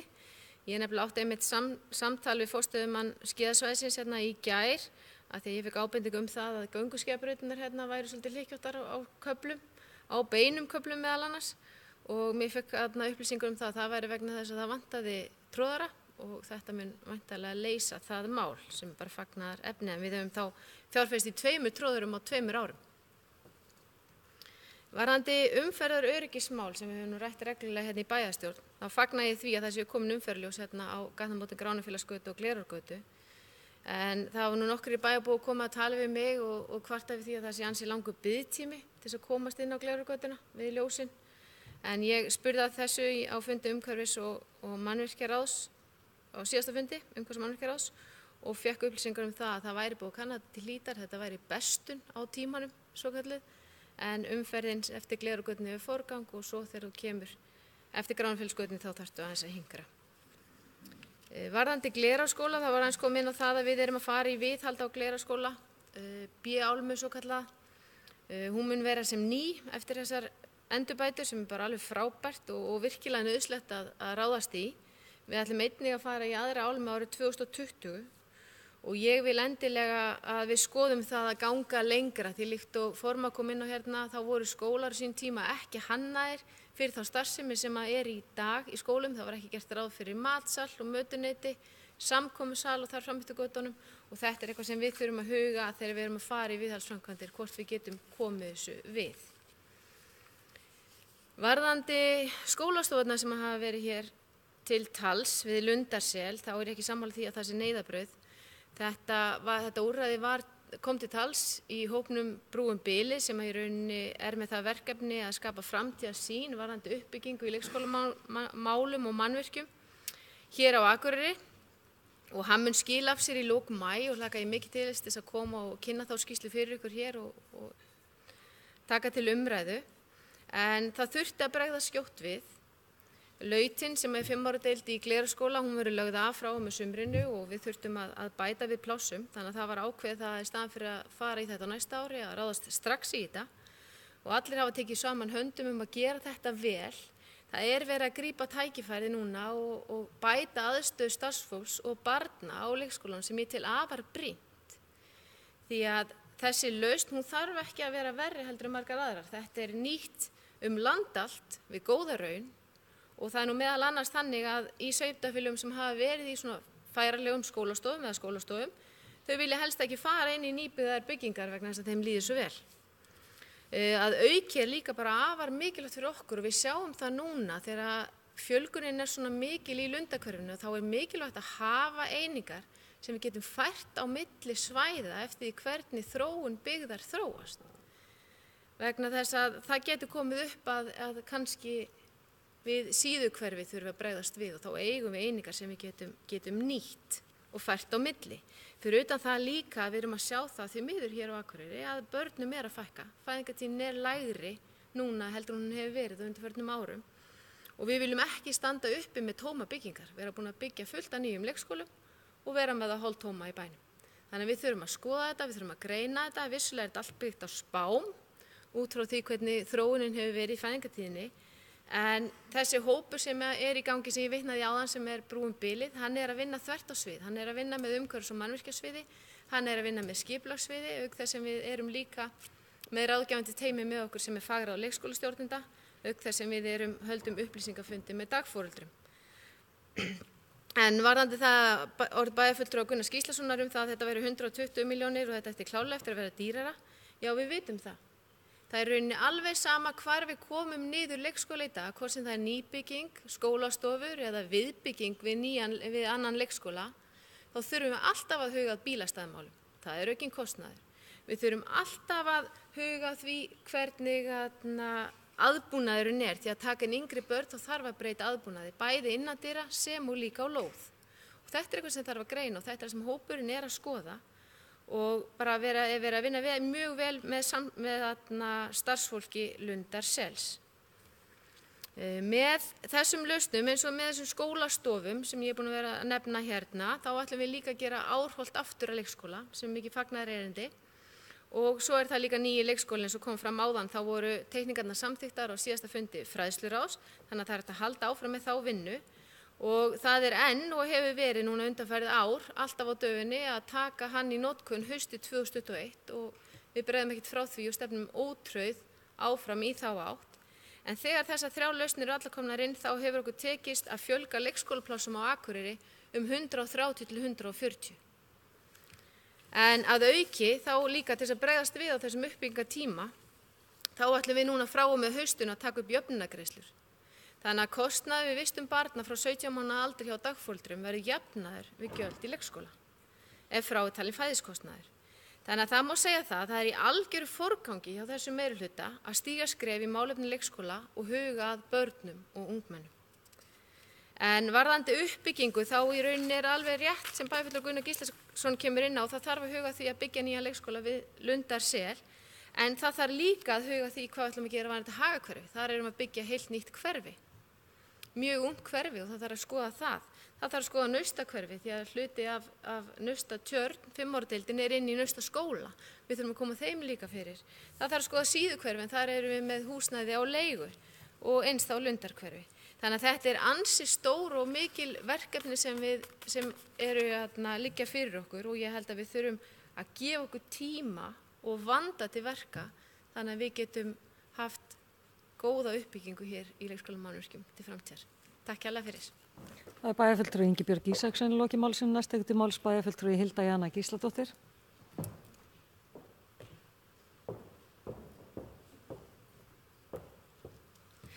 Forseti, ágætu bæjarfulltrúar, gaman að vera með ykkur eins og alltaf. Takk bæjarfulltrúi Andri fyrir þessa stefnuræðu. Það voru nokkur atriði sem að mig langaði að ræða. Það í fyrsta lagi langaði mig að segja ykkur frá starfshópi sem að vinnu hjá Eyþingi, sambandi sveitarfélagi Eyjafirði og Þingeyjarsýslum, sem að bæjarfulltrúi Halla Björk hefur setið í fyrir hönd Akureyrarbæjar.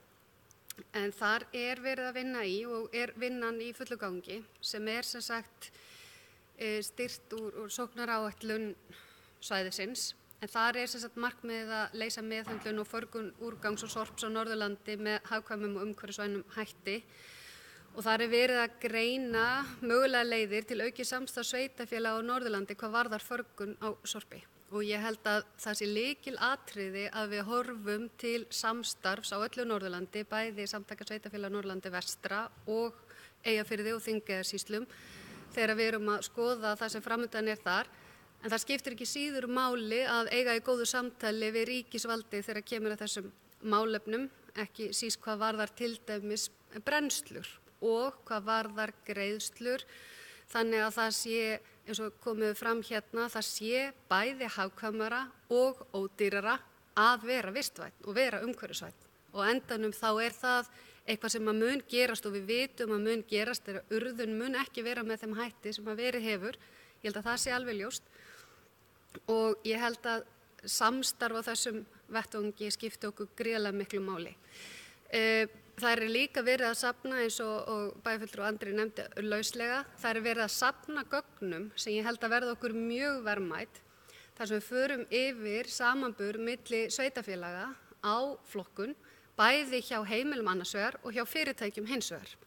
Og ég held að þessar tölur að hafa það bara svart á hvítu, hvernig þetta, geta fylgst með þeirri þróun, ætti að vera keppikefli okkar að gera sýnilegar því að þær hjálpa okkur við ákvarðanatökur. Og þær fyrstu tölur sem að minnstakosti ég hef séð koma mér á óvart og meðan við kannski orðaræðuna þá kannski meiri flokkun hjá fyrirtækjum heldur en að ég hefði talið svona fyrirfram meðan við svona tilfinningun út í loftið.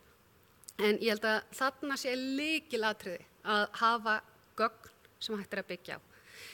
En á þessu verkefni, og það okkur mikilvægt, þar á að greina og kostnaðarmeta valkosti og umhverfisvænni meðhöndlun lífræns og almenns úrgangs sem fellur til á svæðinu og greina kost og galla þess að koma upp brennslustöð á Norðurlandi og ég svo sem svolítið búin að læra það að brennslustöð sé ekki að sama og brennslustöð og það sé hægt að hafa ágætlega umhverfisvænar brennslustöðar en síðan spurning hvort það þurfa að vera ein á landinu og hvar svo ákvörðun vera tekin og ríkið þurfi kannski að koma að því. En það mun liggja fyrir skýrsla meðal annars þetta, greining á hvernig hagkvæmast og óhagkvæmast sé að meðhöndla sorp og það verði til afurð sem að sveitarfélögin geta nýtt til þess að setja sér sameiginleg markmið og reikna út kolefnisspor meðan við núverandi lausnir, hvernig við getum náð árangri til að standa markmið Íslands samkvæmt Parísarsamkomulaginu. En lokaafurðin verður sem sagt skýrsla, það sem kemur fram niðurstöður og möguleg skref í átt að öflugu og skipulegu samstarfi sveitarfélagana á svæðinu, á öllu Norðurlandi, á aukinni endurvinnslu, skýra stefnu í átt að kolefnishlutleysi og sameiginlegri ákvörðun sveitarstjórna framtíðarlausn. Og ég tel að þetta sé mjög spennandi. Það sem ég er líka ánægð með hér í þessari bæjarstjórn þegar við erum að fara yfir forgangsröðunina sem við erum að leggja fram er að við erum að forgangsraða börnum allra fremst. Við erum að sjá fram á það ef áætlanir ganga eftir að við séum að fjölga leikskólarýmum 125 til 135 eins og bæjarfulltrúi Ingibjörg talaði áðan fyrir haustið 2021.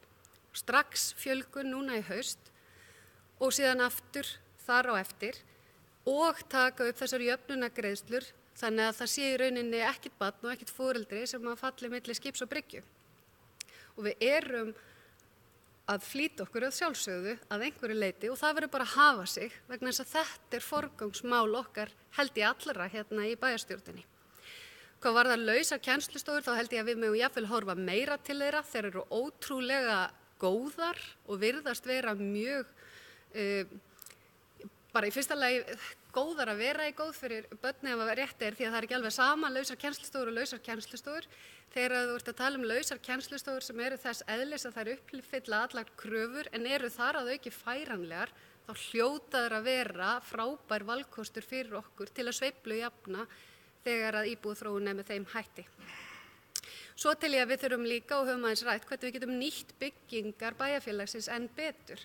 Kannski ekki síst hægt að kanna möguleikana bæði varðar skólastarf og starf frístundar og síðan verkefni með samfelldum degi barna, hvernig menningar, húsnæðin okkar og íþróttahúsin geta nýst enn frekar.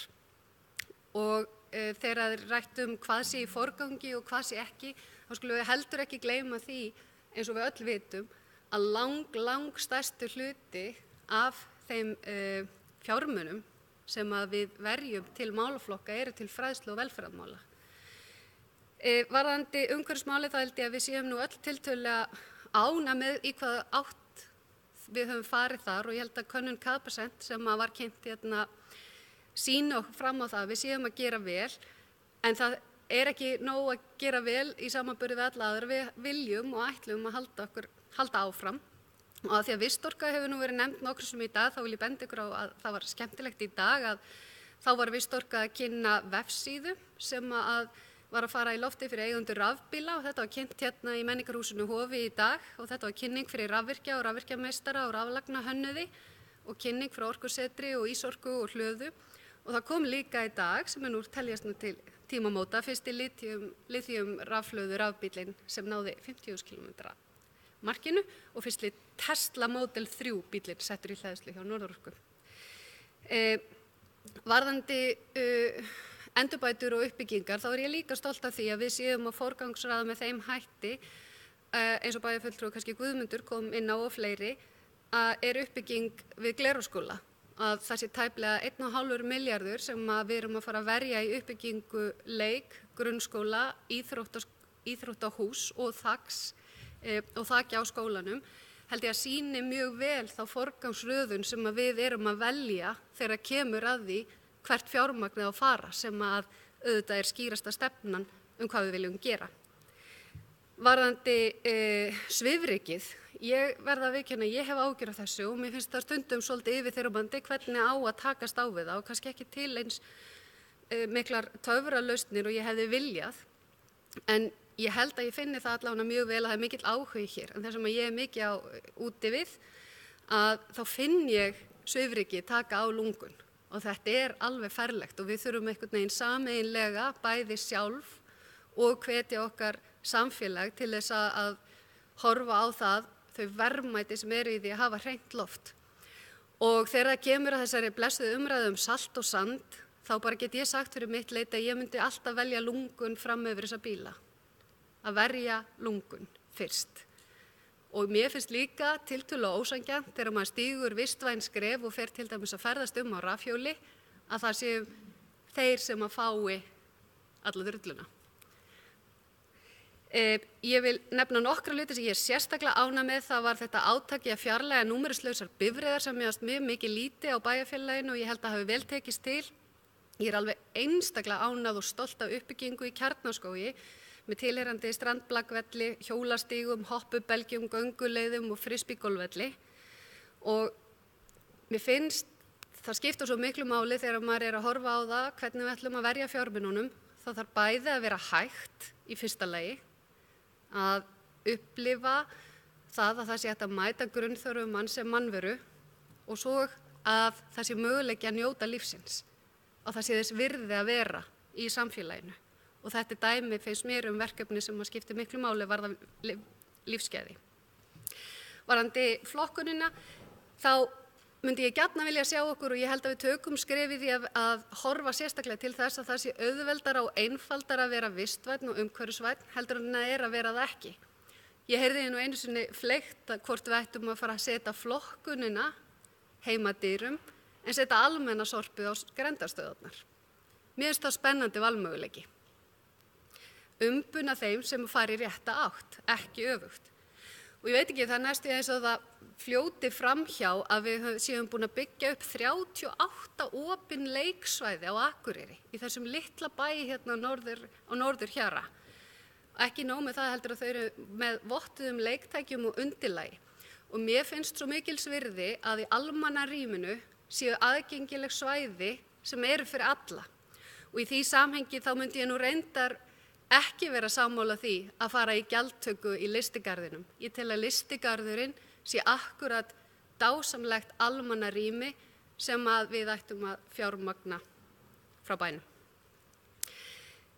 Varðandi samgöngumiðstöðina, þá er inn í samgönguáætlun ríkisstjórnarinnar eins og við höfum talað áður og er lögð áhersla á að það verði rísi samgöngumiðstöðar í landshlutunum og þar skiptir miklu máli þessi samhæfing á almenningssamgöngum strætó, flugs og ferja. Og tek ég fyrir hönd Eyþings þátt í starfshópi sem er að reyna að vinna að þessu verkefni og ég tel að búi mikið undir þar og ekki síst í umhverfismálum. Mér langar líka að nefna uppbyggingu göngu- og hjólreiðastiga þó svo að það svíði í lungu þegar mest er að gera að þá er þau forgangsröðun fjármagns í göngu- og hjólreiðastiga tel ég að hafa verið mjög mikið heillaspor fyrir okkur sem bæjarfélag. Það að fara í athugun á öllu skólahúsnæði eins og við höfum ákveðið að gera eða erum að ákveða að gera, að fara og fá hlutlausan aðila til að meta þær þannig að reynsla annarra geti kennt okkur, finnst mér líka sýna mikla ábyrgð hjá okkur. Að við séum að láta hlutlaus aðila fara yfir okkar byggingar, að sjálfsögðu ekki bara til að setja síðan skýrslu í skúffu, heldur til að geta brugðist við og ég er mjög ánægð með það. Ég er spennt fyrir framtíðarsýnin í íþróttamálunum og þegar maður tekur þetta allt saman, á heimasíðu bæjarins núna er hægt að fá fría moltu, það er nýtnivika, það er alheimshreinsunardagur, það er Evrósamgönguvika og það er grænfánaverkefni meðan við þá áherslu í umhverfismálum, þá held ég að við getum verið stolt og þurfum að halda áfram.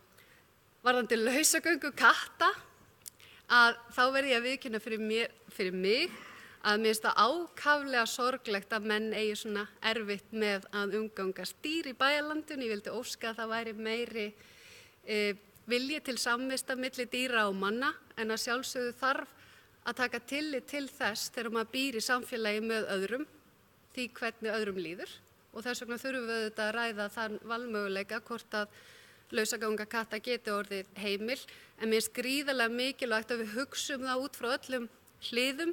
Það er að segja að við hugsum út í það hvað gæludýr geta gert fyrir fólk og er þetta í alvörunni svona mikið mál að það sé svona erfitt að horfa fram hjá því sem það getur vel verið, ég hef alveg heyrt fólk segja það og þá þurfum við auðvitað að taka tillit til þess og hvað það gerir gæludýrum en á sama tíma hægt að horfa í hina áttina en kannski sérstaklega að ef út í slíkar aðgerðir verður farið að þá verður horft til sólarlags ákvæðis þar að segja með þá ketti sem eru vanir því, þá finnst mér það helst til harkalegt að fara að setja þá inn eftir að hafa verið að ganga lausir.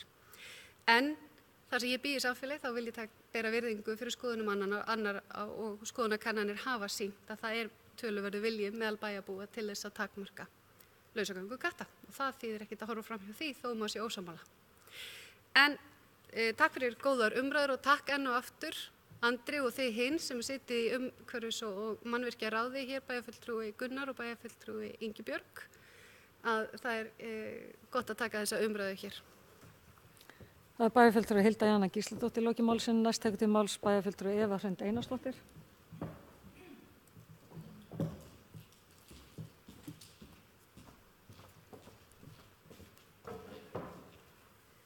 Forseti ágæti bæjarfulltrúi, ég vil líkt og aðrir þakka Andra fyrir sína yfirferð og eins bara fyrir líflegar umræður hér í dag. Þegar maður kemur svo seint þá nú oftast búið að koma inn á flest atriði sem allan að þau atriði sem við erum sammála um. En mér langaði samt aðeins að koma inn á varðandi upplýsingagjöfina. Að það bara vill svo til að ég í námi og akkurat núna í áfanga sem heitir sjálfbær stjórnun. Þannig að síðustu dag ég búin að flétta örugglega í gegnum tuginn allan að umhverfisskýrslum fyrirtækja. Og meðan ég var, þegar í þeirri vinnu, þá kom ég verulega óvart hvað mörg fyrirtæki eru framarlega í umhverfismálum, eru að greina hlutina hjá sér og gefa það fram í skýrsluformi. Og það sem kom mér á óvart að það eru ekki mörg fyrirtæki sem ég rakst á hér á Akureyri sem að gera þessa hluti og líka það að við erum ekki að gera þessu hluti. Við erum að standa okkur mjög vel í umhverfismálum en við erum ekki að setja það fram á greinargóðan hátt, við erum ekki að setja það fram í tölulegu formi þannig að við séum að taka upplýstar ákvarðanir þegar við erum að taka ákvarðanir eins og bæjarfulltrúi Hilda er að benti hér á varðandi flokkun hjá fyrirtækjum að hún sé meiri heldur en að þú hefði búist við. Það væri bara rosalega gott fyrir okkur bæjarfulltrúa að vita það og eins bara örugglega fyrir marga bæjarbúa. Eins bara, ég hjó líka eftir þessu hjá Norðurorku sem ég veit að fyrirtæki sem að leggja gríðarlega mikla áherslu á umhverfismál. Það var ekki til dæmis mikið það að finna á heimasíðu þeirra. Ég veit það í áskýrslum en við þurfum að gera þetta sýnilegra og ekki bara til ákvörðunartöku af því þegar við setjum þetta svona fram þá hvetur það aðra hagsmunaaðila að gera það líka. Og við eigum að vera fyrirmynd í þessum efnum, ekki bara framkvæmd hlutina heldur líka að gera það og sýnilegra heldur en þeir eru í dag og einmitt að eiga söguna tilbaka eins og bæjarfulltrúi Andri kom inn á, hann hefði viljað vita hvernig svifryksmengun hefði verið fyrir 10 árum. Svoleiðis er bara mjög mikilvægar upplýsingar frá okkur til þess að taka ákvarðanir.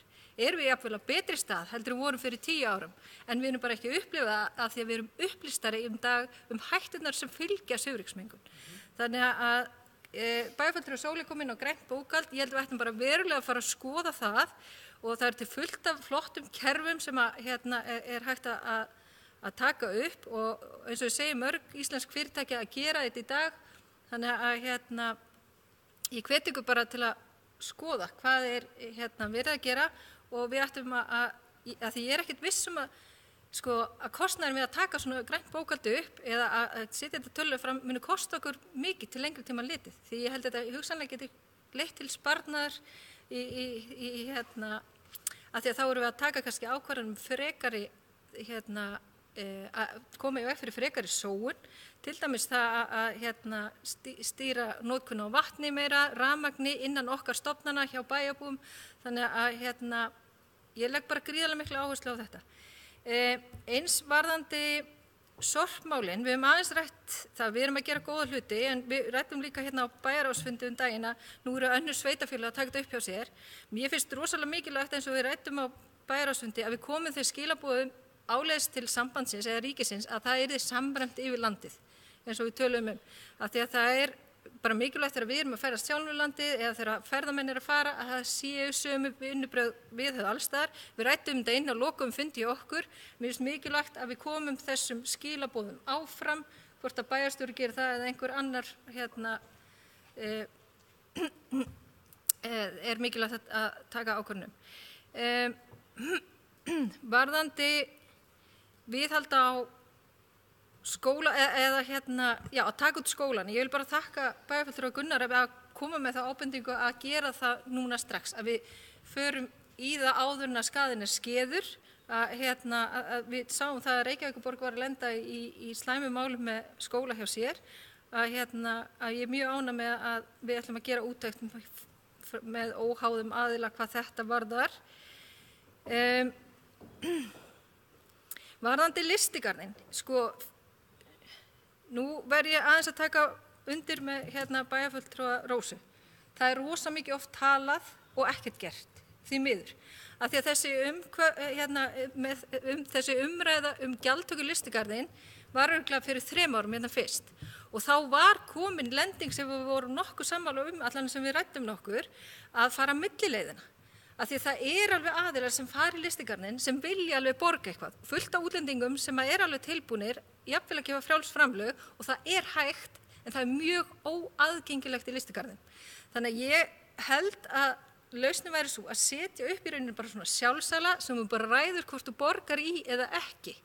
Þannig að þá erum við að fara milliveginn, þú þarft ekki alltaf að borga, en það erum við með kaffihúsandi miður lystigarðinum, en það fólk sem alveg tilbúið að borga og myndi alveg borga þó að það væri ekki skylda.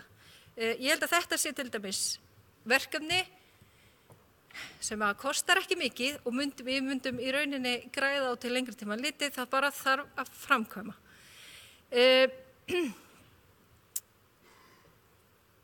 Að því við höfum svolítið mikið verið að tala viðhaldið, þá var ég myndi hvísla bæjarfulltrúa Sólu, hvort það væri til listi yfir stefnu í viðhaldi hjá okkur.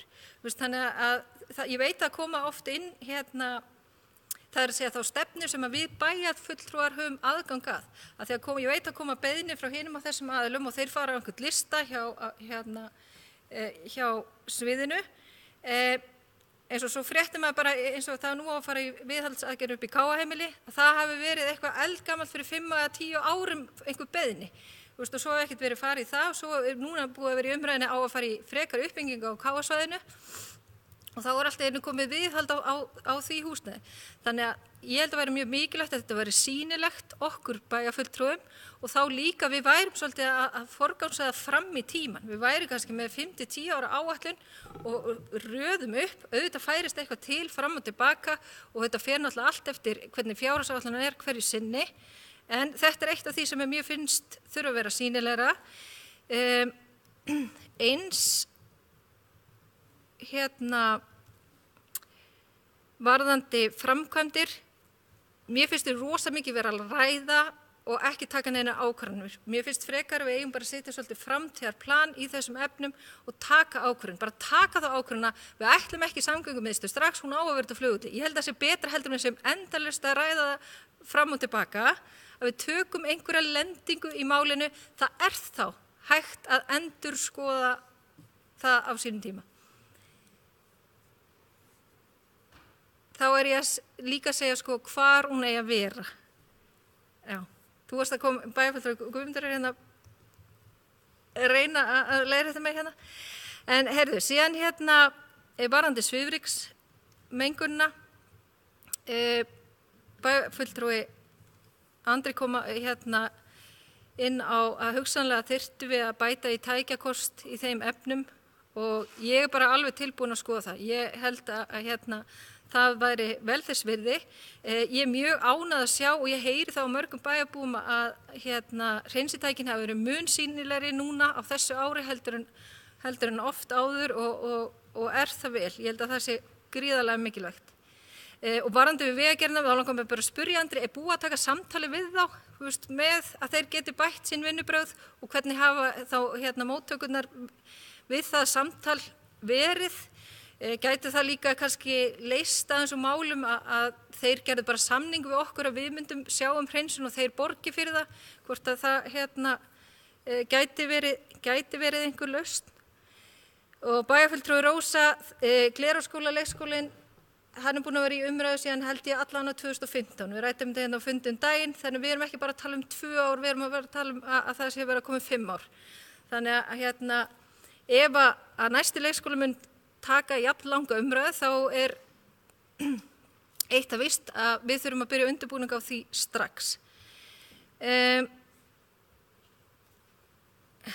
Og með ljósin, hver komið það? Bæjarfulltrúi Ingibjörg held ég. Fyndi og skildi minnast á þetta. Ég lendi á þessu ljósum í daginn og ég var næstu búin að snúa við og ætlaði að fara upp á Akureyrarskristofu og láta vita að þau væri biluð.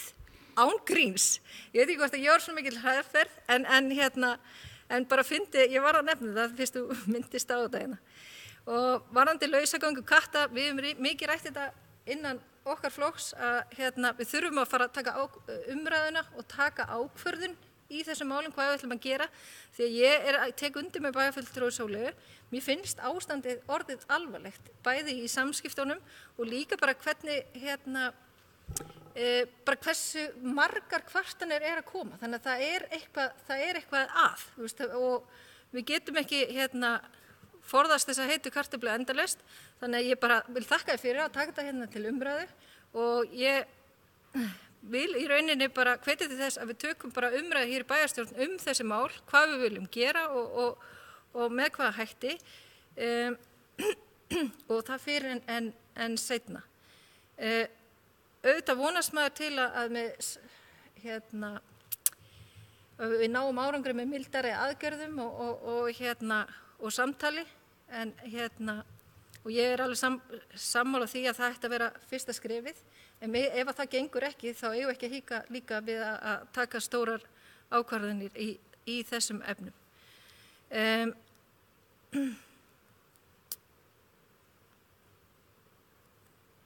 Já, ég held þetta sé bara komið í bili. En mér sýnast vera næg verkefni hjá Andra og ráðinu á næstunni. En ég vona að hann taki alvarlega til greina með græna bókhaldið og betri upplýsingagjöf og því ég held að það geti skipt okkur verulega máli. Það er bæjarfulltrúi Eva Hrund Einarsdóttir lokið máli sinni næst tekur til máls bæjarfulltrúi Gunnar Gíslason.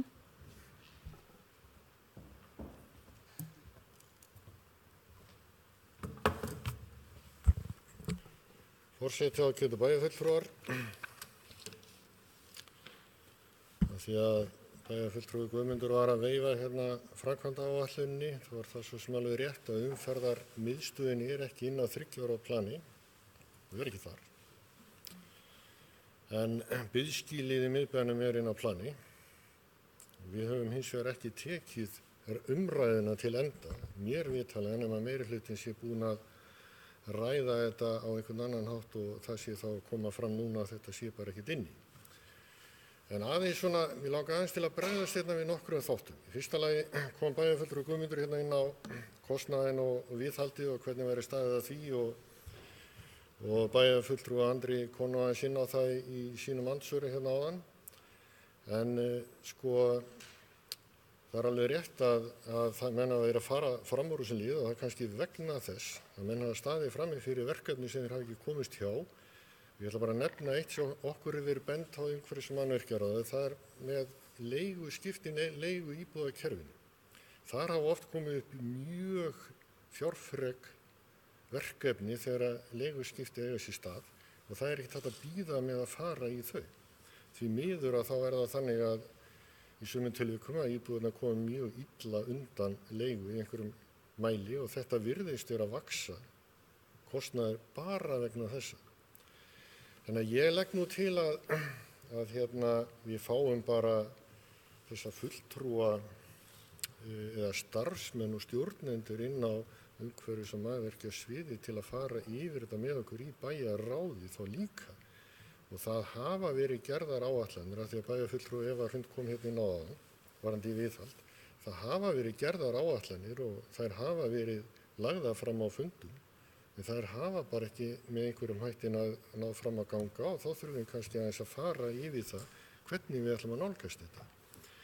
Og ég get alveg tekið undir það. Við erum að tala um stórar fjárhæðir og það er ekkert einfalt að eiga við það vegna þess að þrátt fyrir það að bæjarfulltrúi Guðmundur hafi sagt það hér í umræðum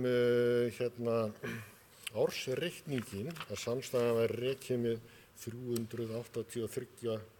377 milljón króna afgangi, þá er þetta ekki afgangur rekstri bæjarins.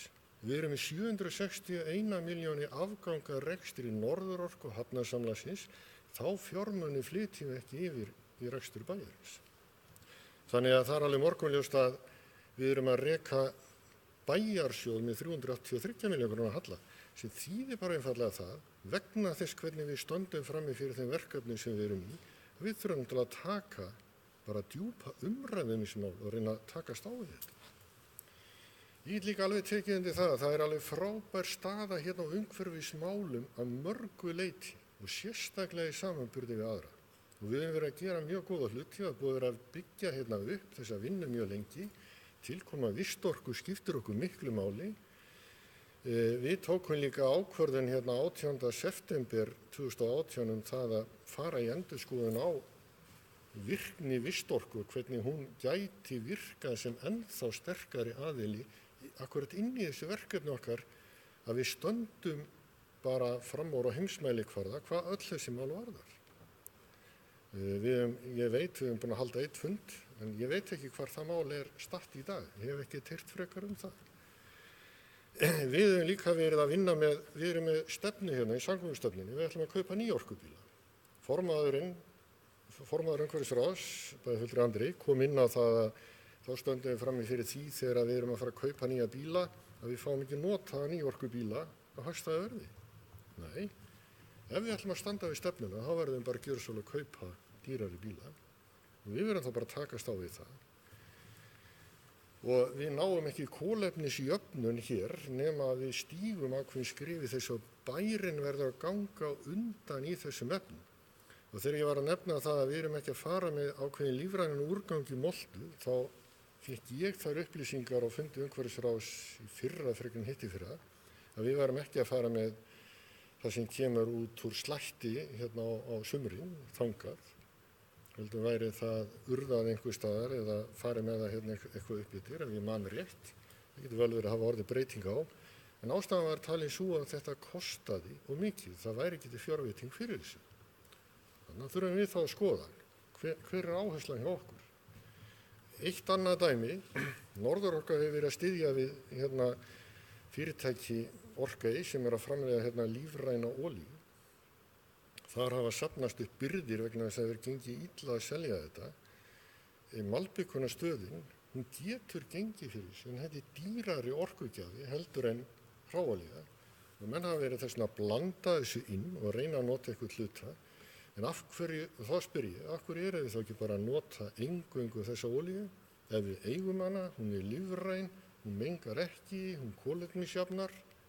Það er þessi atriði sem við þurfum líka að taka alla leið. Og við vorum sammálaðið það í umhverfismannvirkjaráðum daginn allavega með nýorkubíla. Og með plokki sem Bæjarfulltrúi Guðmundur kom inn á, er bara sjálfsagt mál. Ég held ég taki líka undir, minnir að það hefur verið Bæjarfulltrúi Sóley sem kom inn að það væri heldur minna rusl en oft áður. Var það ekki Sóley?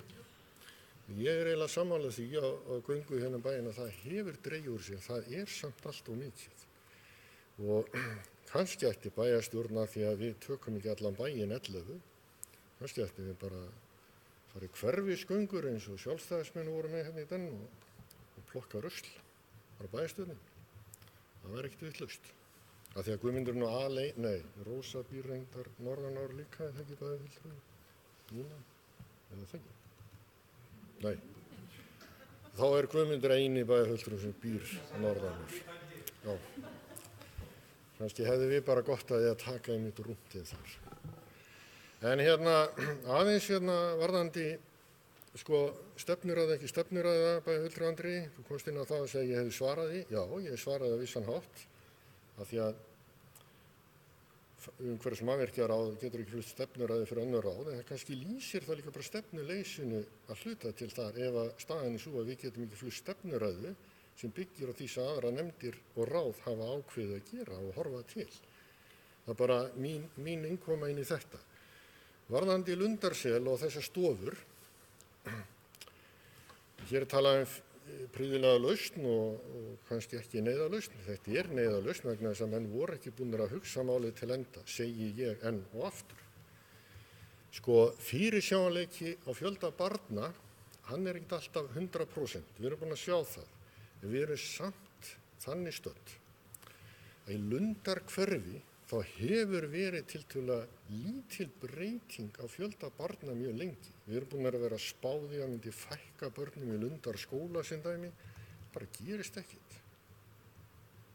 Það virðist vera svo hreyfing innan þessa hverfis og samsetning íbúða að það virðist verða svona lítil breyting hvað þetta varðar, þannig að ég held að fyrirsjáanleikin þarna, hann kannski meiri en víða annars staðar. Og af því að menn tóku ákvörðun að fara með Pálmholt, það lá ljóst fyrir að Lundarsel eitt og sér myndi aldrei duga.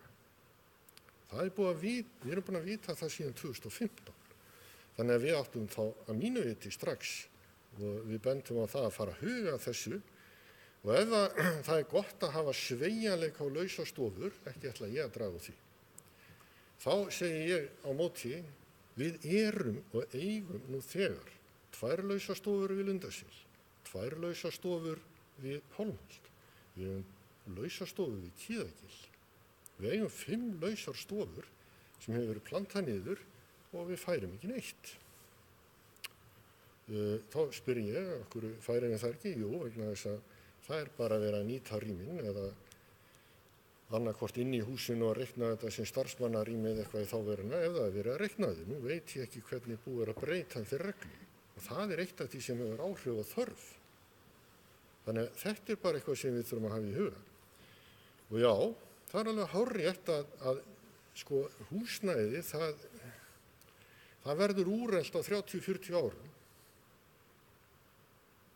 Það gerist margt og kannski á skemmri tíma, en við afskrifum líka húsnæði á 40 árum, sem þýðir, við erum ekki að gera ráð fyrir því að standi að nýtist nú í 40 ára eða eitthvað, nema endur byggja það, miðað við svona rekstra forsendurna sem eru að laga þar upp með. Og þá komum við aftur að þessu, ef við viljum bara hafa lausastofur, af hverju erum þá byggja leikskóla við Glerárskóla sem kostar 900 milljónir og er nákvæmlega mjög stíf bygging að mörgu leyti, dýr bygging, þetta er dýr lausn og ég spyr þá, af hverju erum við ekki að vinna þetta út frá ódýrari hugmynd? Við erum komin út í arkitektur. Ég bara fullyrði það. Af hverju erum við ekki að byggja þarna stálgrindahúsi eða eitthvað einfaldara hús sem væri hægt að breyta bara eftir hendinni. Eins og oft hefur komið upp í umræðum skólabyggingar, það væri kannski ástæða til að fara að skoða frekar en að reisa þessi minnismerki eins og oft hefur verið gert. Þannig að ég ætla bara að velta upp vegna þess að þegar við vorum að skoða þetta sínum tíma, 2012, þá kom þessi umræðu upp í gegnum heilmikla pælingar að byggja þarna, þá sáu menn fyrir sér tiltölulega einfalda 2 hæða byggingu sem þyrfti ekki að kosta nein óskup. En ég bara kastaði þessi hérna inn vegna sem ég finnst þið spýta aðeins í skottið og sjálfum okkur í þessari umræðu. Svo finnst mér skrítið að heyra það núna að það eigi ekki að byggja ráðhús sem rúmi alla starfsemi. Ég er semst komin einhver umræða stað innan meiri hluta sem við í minni hlutanum er ekki aðilar að varðandi pælingar og ráðhús. Bara af því að við vorum að kalla eftir stefnu pælingum þetta, af því að þetta er inn í myndinni. Ég meina, það er þetta að leysa þetta með margvíslegum hætti. Þannig að það er alveg að hreinu að þetta er eitthvað sem að við þurfum bara að skoða og við verum alveg örugglega til í að taka umræðum. Og svo langar við bara til að minna á það, af því að nú á að fara að taka Árholt aftur í notkun, sem leikskólahúsnæði, sem þótti nú úrelt hérna fyrir mörgum árum, á þá að breyta því eða hvað á að gera, fyrir svo utan það, þá var samþykkt stefna inn í bæjarstjórn með öllum atkvæðum þeirra sem sátu eftir á fundinum, þar sem var samþykkt ákveðin viðmið stærðir leikskóla og ýmislegt varðandi það hvernig við sæjum framtíðina fyrir sér. Ég einhvern veginn sé ekki að þessi stefna og þessi stefnumörkun sé í raun og veru inn á borði hjá fulltrúanum þegar þeir eru að vinna í dag og ég hef ekki orðið var við að það hafi verið samþykkt ný stefnumörkun hvað þetta varðar. Þar var lagt upp með það rekstraleg hagkvæmni lægi að baki því að vera með minnst ást í 90 til 140-50 barna leikskóla. Menn væri ekki að búa til minni einingar nema að það væri einhver sérstakar ástæða fyrir því og það er ekki eins og nefnt. Ég bara veltaði fyrir mér í hvað við erum komin. Ég er algjörlega sammála því að það er bráðnauðsynlegt að leysa þessi mál, en það er ekki þannig komið fyrir okkur á Akureyri að við erum að horfa upp á það að leikskólarnir verði hálftómir. Ef við ætlum að fara að horfa upp á það, þá erum við að gefast upp fyrir byggð á Akureyri. Við erum ekki að fara að sjá 200 barna árganga hérna ár eftir ár. 2012 til 13 var gert ráð fyrir 275 börnum í árgangi miðað við þá reynslu og framtíðarsýn sem menn höfðu. Í dag er þetta 220 til 30. Gerum ekki grein fyrir því. Við þurfum að átta okkur á því að ef það verður þannig, og við getum ekki breytt íbúasamsetningunni þannig að við fáum fleiri íbúa á aldrinum, 30 til 45 ára, hlutfall þeirra hefur lækkað verulega frá 98, þá stöndum við kannski frammi fyrir því akkurat sem við erum að ræða hérna og við þurfum kannski að bara velta fyrir okkur að Akureyri verður ekki sjálfbært sveitarfélag. Ég vil það ekki. Mér finnst bara fáránlegt að standa frammi fyrir þessu og þetta er eitthvað sem við verðum að fara að leysa og það gerum við ekki nema að bjóða upp á barnvæna leikskóla, þessum gott starf, þessum gott umhverfi og allavega pláss fyrir öll börn frá 12 mánaða aldri og því fyrr, því betra. Takk. Það er bæjarfulltrúi Gunnar Gíslason lokið málsins, næst tekur til máls bæjarfulltrúi Sóley Björk Stefánsdóttir.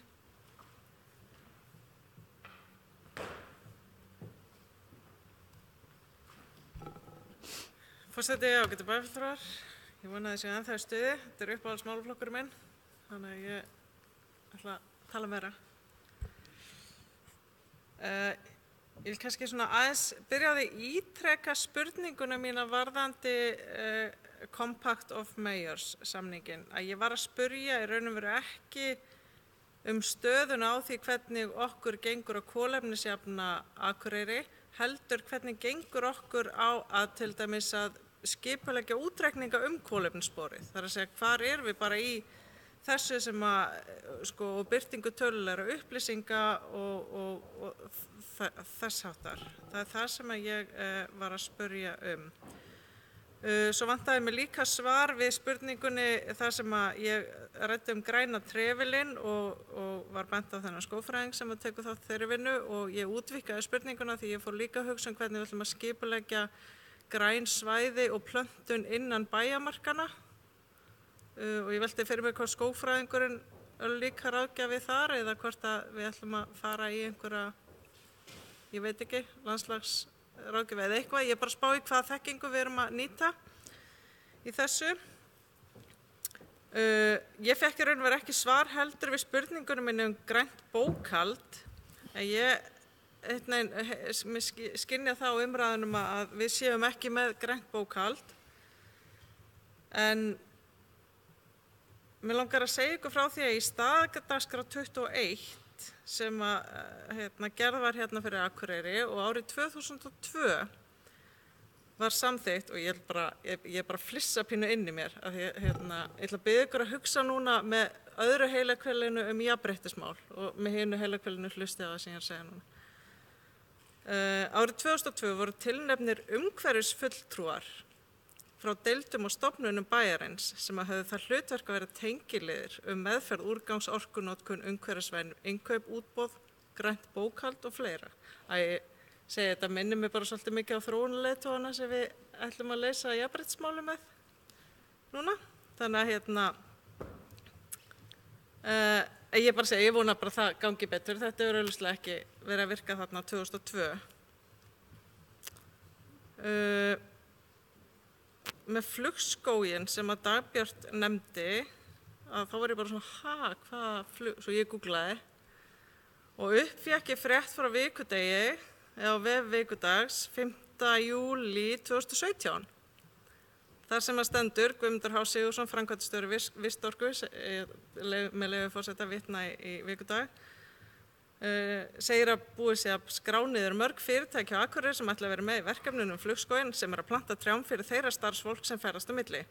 Og svo segir Guðmundur, við reiknum svo með að fara í verkefni fyrir almenning með haustinu 2017. Þannig að það mætti nú kannski fara ít eftir því. Sjálf hef ég kolefnisjafna mína ferðir í gegnum kolfið en auðvitað sjálfsagt að nota nærsvæði til þess. Mér langar að spyrja aðeins bæjarfulltrúa Hildu Jönu sem að ræddi það eins og reyndar flestir bæjarfulltrúa meirihlutans hvað við höfum staðið okkur vel í umhverfismálum og nefndi forgangsröðun fjármagns til uppbyggingar göngu- og hjólastíga og mér langar bara til þess að biðja formann umhverfis- og mannvirkjasviðs að aðeins kannski að fara yfir það hvernig þessi forgangsröðun svona stóra myndin kannski, hvernig ég get montað með því þegar ég fer á sveitarstjórnarráðstefnu VG í næsta mánuði, ég get sagt hvernig við erum að gera hlutina. Og annað sem að bæjarfulltrúi Hilda aðeins varðandi starfshóp Eyþings sorpmál. Sko vegna þess að einmitt eins og þið segir réttilega í meirihlutanum þá höfum við verið að standa okkur gríðarlega vel. Og ég hef svona pínu áhyggjur af því vegna þess að við höfum líka verið að standa okkur gríðarlega vel bara í samanburði við flest önnur sveitarfélög í Íslandi sem hafa verið að standa sig gríðarlega illa í sorpmálum.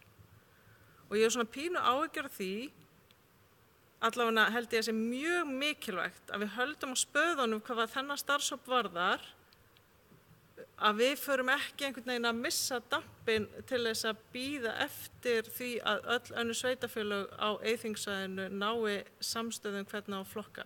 Ég bara svona hef pínu áhyggjur af því að það sem einhvern veginn átti að koma út skýrsla, skilst mér að var markmiðið af þessum starfshópi. Þannig að ég held bara við þurfum sko að halda virkilega vel á spöðunum áfram. Svo við sitjum ekki eftir 5 ár, 10 ár, 15 eða 20 ár og spyrjum áfram okkur þessa sömu spurninga hvað höfum við gert. Svo ætla ég að vitna í sjálfa mig frá 20. febrúar 2018. Með leyfi forseta. Þá var ég að ræða samgöngusamninga. Það sem ég lagði til tillögu við færum að bærinn biði starfsfólki sínu upp á samgöngusamninga. Og tilvitnun hefst í sjálfa mig með leyfi forseta. Það er þó ekki bara heilsubót starfsfólksins sem hér undir, heldur það heilsa allra bæjarbúa. Eftir því sem færri bílar aka hér götur því minni verður loftmengunin. En samkvæmt loftgæðaskýrslu EEA, Umhverfisstofnunar Evrópu, má gera ráð fyrir að 80 ótímabær dauðsföll eigi sér stað hér á landi á ári hverju sem reka má til svifryksmengunar. Til upprifjunar fyrir bæjarfulltrúa sem að sátu í fyrra. Þannig að þeir hafa það væntanlega fengið sama sjokk þá og þeir fengu þegar bæjarfulltrúa Andri Teitsson sagði þetta sama í sjónvarpinu. Varðandi kattahaldi, þá held ég þurfi aðeins að útskýra betur. Ég var ekki að leggja til að við bönnuðum lausagöngu katta. Það er bara ekki mín tillaga. Og ég ætla bara að segja að ég held að íbúakosning það hvort að banna í lausagöngu katta sé hræðilegasta hugmynd sem ég hef heyrt bara síðustu 5 árin. Af því að það er akkurat það sem við ætlum ekki að gera. Það sem við ætlum ekki að gera er að halda áfram að gera ekki neitt og láta íbúa rífast málið.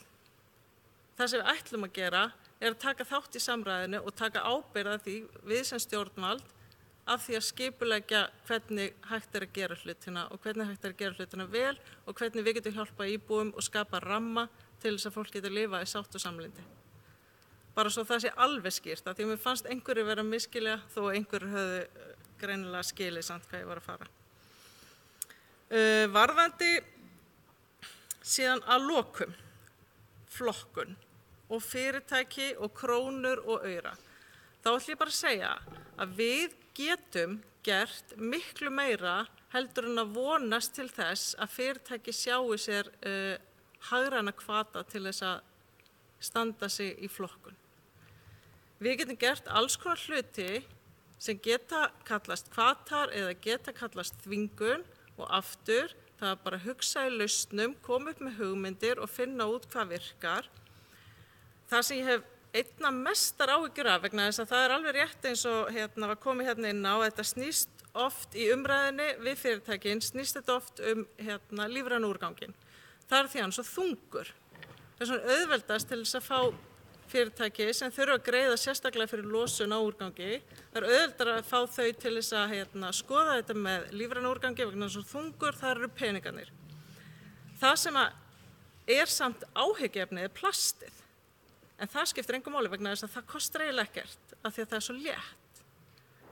En það ætti bara hreinlega að banna að urða plast. Hvert einasta plast sem við setjum út í annað enn í endurreynslu gegnum flokkun, það fer út í lífríki og það veldur skaða.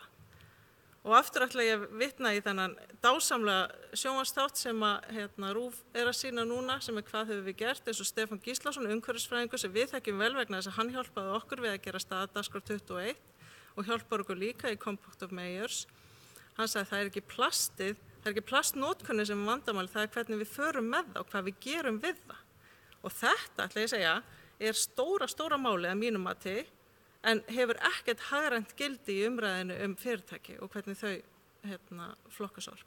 En ég vil bara lyfta þessu atriði upp. Þetta snýst ekki bara krónur og aura og þetta snýst ekki bara hvernig er hægt að fá fyrirtæki til þess að fara með lífræna úrganginn annað. Ég held ég sé búin að segja það sem ég liggur að hjarta þá í bili. Það er bæjarfulltrúi Sóli Björk Stefánsdóttir lokið máli sinni og ætla ég að biðja varaforseta að taka við stjórn fundarins og gefa mér orðið. Bæjarfulltrúi Halla Björk Reynisdóttir tekur til máls.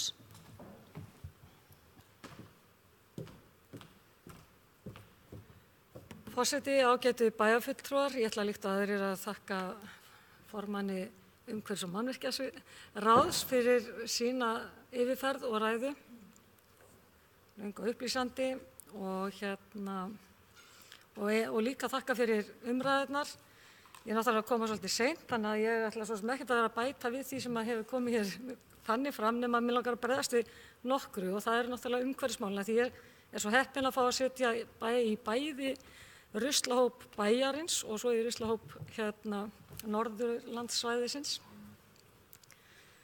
Eða við kallum það ruslahóps eða úrgangshópurinn, með eins og bæjarfulltrúi Hilda kom inn á að finna lausnir á úrgangsmálum á Norðurlandi og hvernig við getum unnið saman. Og það er bara verið að fara yfir málið, það liggur ekki ennþá fyrir því að spurningum það hvort við getum fengið að vita þessar tölur, það eru ekki staðfestar og vinnan er ekki búin, en leið og það gerist, þá verðum við upplýst hvernig fyrirtækin er að standa sig í flokkun versus almenning. En ég held að eins og hefur komið fram hérna líka að fyrirtæki séu að standa sig mun betur heldur en við gerum okkur grein fyrir og mörg hver bara afskaplega vel. Það er hins vegar dálítið mikið að fyrirtæki sem kannski er ekki að gera lítið sem ekkert. Og ég held að ég hef þá trú að við getum lagað það mjög mikið með því að hafa lausnirnar einfaldar og auðveldar og aðgengið auðveld. Ég held að það flækist oft mikið fyrir bæði einstaklingum í flokkun sem á fyrirtækjum að þau veit ekki alveg hvernig það snúa sér eða það er flókið að koma þessu frá sér. Það er ekki endilega að þau ekki vilja það ekki eða séu þá ekki mögulega tilbúin að borga fyrir það. Og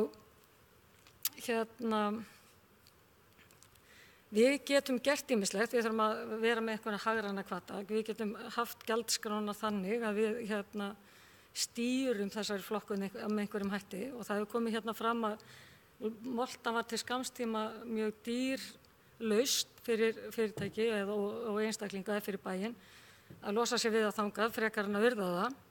En Akureyrarbær tók það ákvörðun samt sem áður að halda sig við þá lausn sem var bara alveg frábært. En það sá kostnaður alltaf jafnast út meira og meir og ég hef trú á því að það sé ekkert langt í það að urðunarskatturinn verður orðinn svo mikill. Það verður bara bannað urða. Urðunarstaðurinn hérna fyrir vestan okkur, hann er að klárast. Þannig að þú veist að það ekkert eins og við höfum bara endalausa möguleika á urða og það verður bara látið borga alltaf mikið fyrir það í framtíðinni og það ekkert langt í það. Þannig að ég held að við þurfum að vera að koma með þessa lausn og við höfum einmitt bæjarfélagið okkar verið framsýnt, sett á stað Vistorku sem alveg bara til fyrirmyndar og hefur verið að tala fyrir meiri fræðslu, meiri upplýsingum og nýjum lausnum og ofboðslega starfsmaður þar duglegur að kynna sér allt það nýjasta sem að gerast og upplýsa okkur bæjarfulltrúana það. Þannig að við getum verið svona nokkur skonar talsmenn, mikillar flokkunar og umhverfisvænna lausna annar staðar. Og það má líka nefna og bara ágætt að koma fram að í svæðisáætluninni hjá okkur að þá gert ráð fyrir að við hættum að urða lífrænan úrgang 2025 og við þurfum þá að fara að leysa það. Og hvernig ætlum við að fá fyrirtæki til að mynda til þess að gera það með okkur? Það hefst með samtalinu og upplýsingum og gera það aðgengilegt. Og eitt af því sem að Molta ég held ekki sér eitt uppljóstranninu að skoða, hefur verið að skoða, að einhvers konar ryksuga sem að ryksugar plast eða eitthvað frá lífrænum sem væri þá hægt að bjóða fyrirtækjanum sem að matvæla fyrirtækjanum og búðunum eða verslununum lausnir til að setja innpakkaða vörur og það sé svo tekið frá þar sé lífræna og nýtt og rusli sett í annan farveg. Og ég ætla að taka undir með bæjarfulltrúa Sóleyju Björk að það nefnilega skiptir öllu máli hvað við gerum við það. Það ekki endilega að við höfum ekki að vera hætt að nota og það að vera með plastbóka lausa Akureyri alveg ágætis markmið en það eitt og sér leysir ekki allt. Það hvað gerum við plasti sem fellur til.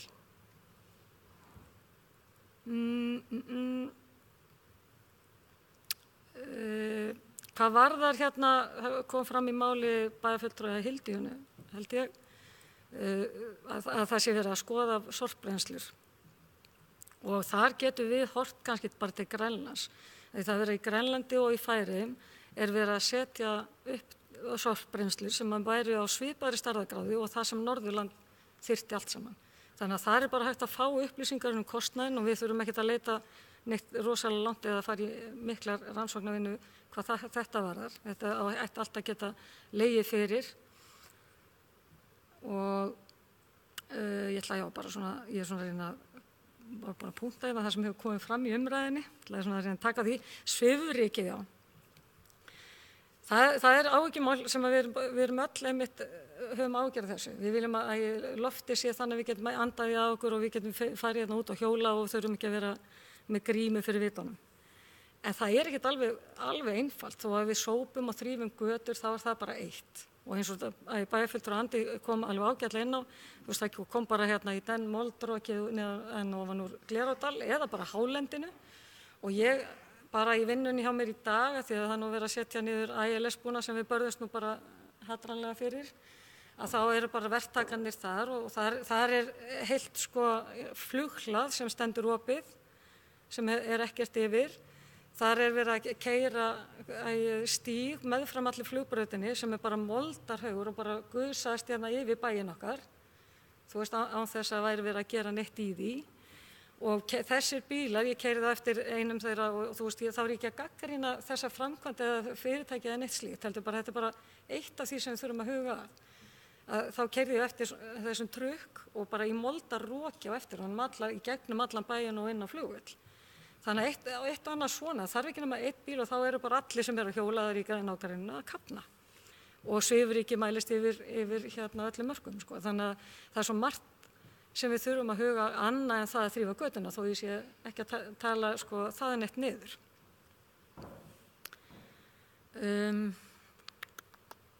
Já, fræðsla og upplýsingar og aðgengi held ég það sem við þurfum fyrst og fremst að einbeita okkur að. Og nýorkubílar, það kom fram í umræðina sem ég langaði þess að bregðast eða okkur erum við ekki að kaupa þá. Og það ætla ég bara að taka undir. Ég held að við ættum ekki að vera að setja okkur stefnur eða markmið og við erum verið að tala það áður bara varðandi hinnar ýmsu stefnur sem við erum búin að setja okkur. nema að við sjáum fram á við getum einhvern veginn að það séu fjármagnaðar og við getum einhvern veginn staðið og gengið inn í þessi markmið og þá uppfyllt þessar stefnur eða þessar sýn sem við höfum. Og nýorkubíla, ég held að það, þú veist, þetta kostar vissulega, en þegar við verðum komið með græna bókhaldið sem við ég held að ættum líka að fara að huga að vegna þess að það verður þannig að þetta verður bara hægt að kaupa og selja og þú veist, það verður gróði fyrir okkur, við fáum einhverja fjármuni fyrir að standa okkur vel, að þá kom þetta til með að borga sig. Þannig að ég held að við höfum að halda áfram að þessari vegferð sem við erum á í umhverfismálum. Við erum alveg gríðarlega framalega en það alveg ofboðslega fljótt að tapast þetta forskot.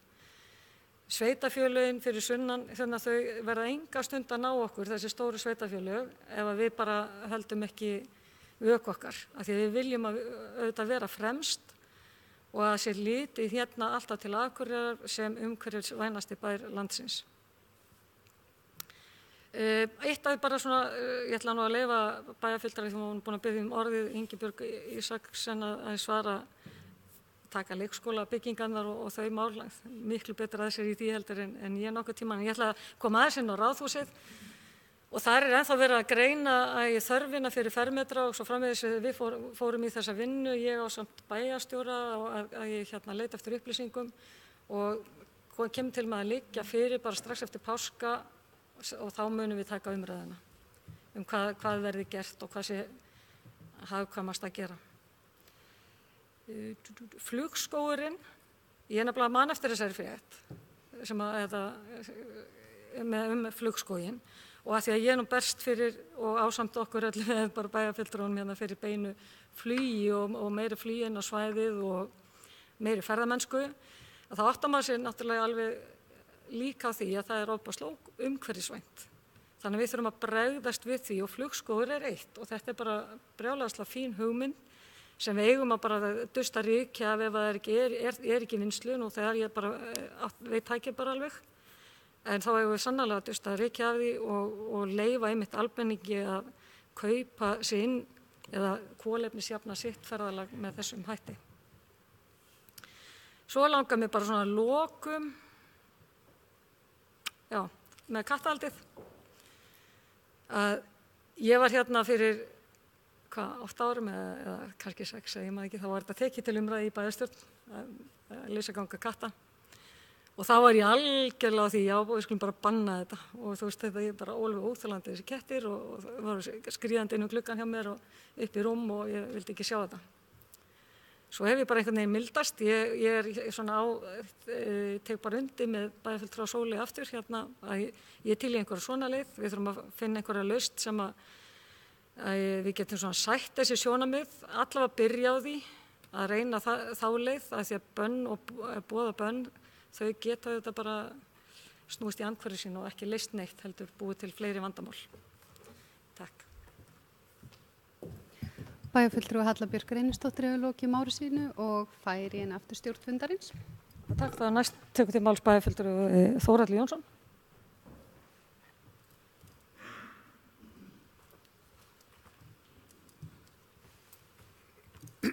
Forseti, ágætu bæjarfulltrúar.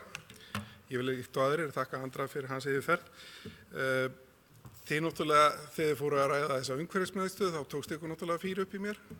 Það er bara svoleiðis, það er búið að ræða þetta í 5 ár og við erum ekkert að fara með hann út á flugvöll. Það er bara kjaftaði. Þið hafið ekkert lent einstað þar sem er umferðarmiðstöð út á flugvölli. Þið hafið ekki einu sinni tekið strætó inn í bæ þegar þið lendið á flugvöllinum í Reykjavík. Það er ekki rétt hjá mér, ég held það. Ég hef það. Ok, frábært. Ég hef ekki gert það og ég hef ekki gert það erlendis heldur, þannig að þú veist, auðvitað mega vera almenningssamgöngur út á flugvöll, en fyrir mér eða ætlum að drepa miðbæinn alveg þá skulum við endilega flytja þetta allt út á flugvöll. En ef við ætlum að byggja upp miðbæ, þá skulum við hafa tengistöð inn í miðbæ, það sem að strætó stoppar, það sem að strætisvagnar Akureyrar stoppa, það sem að leigubílar koma, þar sem að túristar eru teknir upp. Ekki láta þetta fólk hanga út á flugvöll í nokkra klukkutíma og koma ekki inn í fallega bæinn okkar. Hann er kannski svo svifryksmengaður að það er ekki komandi hingað. Hvað? Ég veit það ekki. Maður sagði mér að Marri Gísla hefði sagt hérna fyrrverandi bæjarverkstjóri, þetta var ekkert vandamál í minni tíð, ég var með 3 bíla að sópa, þetta var ekkert mál. Í dag er ég búin að keyra svolítið á eftir gömlum sóp sem að þyrlar upp meira ryki heldur en hann hirðir upp, finnst mér. En ég er mjög fegin þegar hann að sópa og götunar á blautar, það er bara svo fái dagar á Akureyri þar sem staðan er þannig. Þannig að þetta logn er búið að vera bölvavandamál núna undanfarið og mikið svifryk, við höfum alveg tekið eftir því. Og sérstaklega þegar við sjáum stóru bílana keyra og þeir keyri kantunum og göttunum og þyrla upp rykinu sem er ekki búið að hirða upp, af því að götusópurinn er ekki búin að fara meðfram kantsteinunum og taka þetta blessaða ryk. Þetta þarf bara að, við þurfum að standa okkur betur og ef það þarf að kaupa bíl til þess, að þá bara verðum við að gera það og nýta okkur nýjustu tækni í þessum málum. Viðhald sem er búið að margræða hérna í dag sem er bara hið besta mál og forvarning gagnvart myglusvepp og annað sem að geta komið upp í skólum og byggingum. Þetta er náttúrulega bara í sjálfsagt mál og við skiljum það að það þarf viðhaldi. Ég var ánægður með Rósu, bæjarfulltrúa Rósu Njáls, hún kom inn á það áðan að bæjarbúar myndu nú hirða kannski fyrir framan kantsteinin hjá sér. Ekki bara inn á lóðinni hjá sér, heldur kannski taka meðfram húsinu sínu fyrir framan. Það væri mjög gaman að sjá það og ég hef staðið fyrir því inn í miðbæ að labba á milli búða og tala við kaupmenn og fá þá til þess að gera þetta hjá sér og ég hvet okkur til þess að hvetja bæjarbúa til þess að gera slíkt því sama. Þannig að ég fagna því. Varðandi það sem að Andri nefndi hérna áðan, þá gladdi það mig mjög að heyra að það væri verið að fara að tala fyrir uppgræðslu í Hlíðarfjalli. Ég átti samtal við formann vina Hlíðarfjalls í hádeginu í dag, akkurat til þess að ræða þetta mál. Það er mjög skemmtileg tilviljun. Og honum leist mjög vel á þetta. Ég var búin að vera í sambandi við Pétur Halldórsson hjá Skógræktinni fyrr og fá upplýsingar hjá honum og honum leist svakalega vel á þetta mál. Þannig að ég læt ekki mitt eftir liggja í þessu máli ef að við ráðumst í þetta verkefni sem að ég vona að við stefnum á. Nökkvahúsið er eitthvað sem að mér finnst að við verðum að gera svolítið smekklega. Ég vil ekki sjá einhverja skemmu þarna, ég er búin að segja það ítrekkað hér að ég sé ekki fyrir mér eitthvað gámahús þarna inn á Drottningabrautarreitnum. Við erum búin að gera hana fína stíg og byggja rándýra bryggju. Við getum alveg byggt þokkalegt hús sem að lítur vel út þegar að fólk keyrir hérna inn í bæinn. Mér finnst það bara nauðsynlegt og þegar að ungmennaráð fundaði hérna með bæjarstjórna þá lögðu þau áherslu á Sjósund. Þarna er fínn staður sem að við komum til með að geta nýtt fyrir það og leyst það verkefni mjög vel. Ég stól á það. Já, Vistorkan. Vistorka er frábært fyrirtæki, ég er ánægður með það, mér finnst þau frábært. Við áttum fundarna Vistorku fyrir kosningarnar með Guðmundi og fleirum og bara virkilega fróðlegur og flottur fundur og ég ánægður með það sem hann er að gera, hann er mjög flottur í þessu. Ég sagði þá á þeim fundi að við ættum að setja og vera fremst og ég ætla að vona að Halla og Hilda Jana sem eru í ruslinu sjáu það að það er stórkostlegt tækifæri í að setja upp brennslu á Disneysi og hefja þar með uppbyggingu á Disneysi. Þetta sagði ég á þessum fundi og ég ætla að endurtaka hér enn og aftur. Ég held að þetta sé frábær staður og ég held að þetta sé sem er þess að business. Þannig að eftir nokkur ár að þá er þetta fyrirtæki fara að skila okkur tekjum. Koma böndum og lausagöngu katta. Ég tel að það sé alveg nauðsynlegt og tímabært. Allavega að setja einhverja reglur og hlífa fuglunum svona á vorin. Mér finnst það alveg must. Takk fyrir. Það er bæjarfulltrúi Þórhallur Jónsson, lokið málsins næst tekur til máls bæjarfulltrúi Ingibjörg Ísaksen.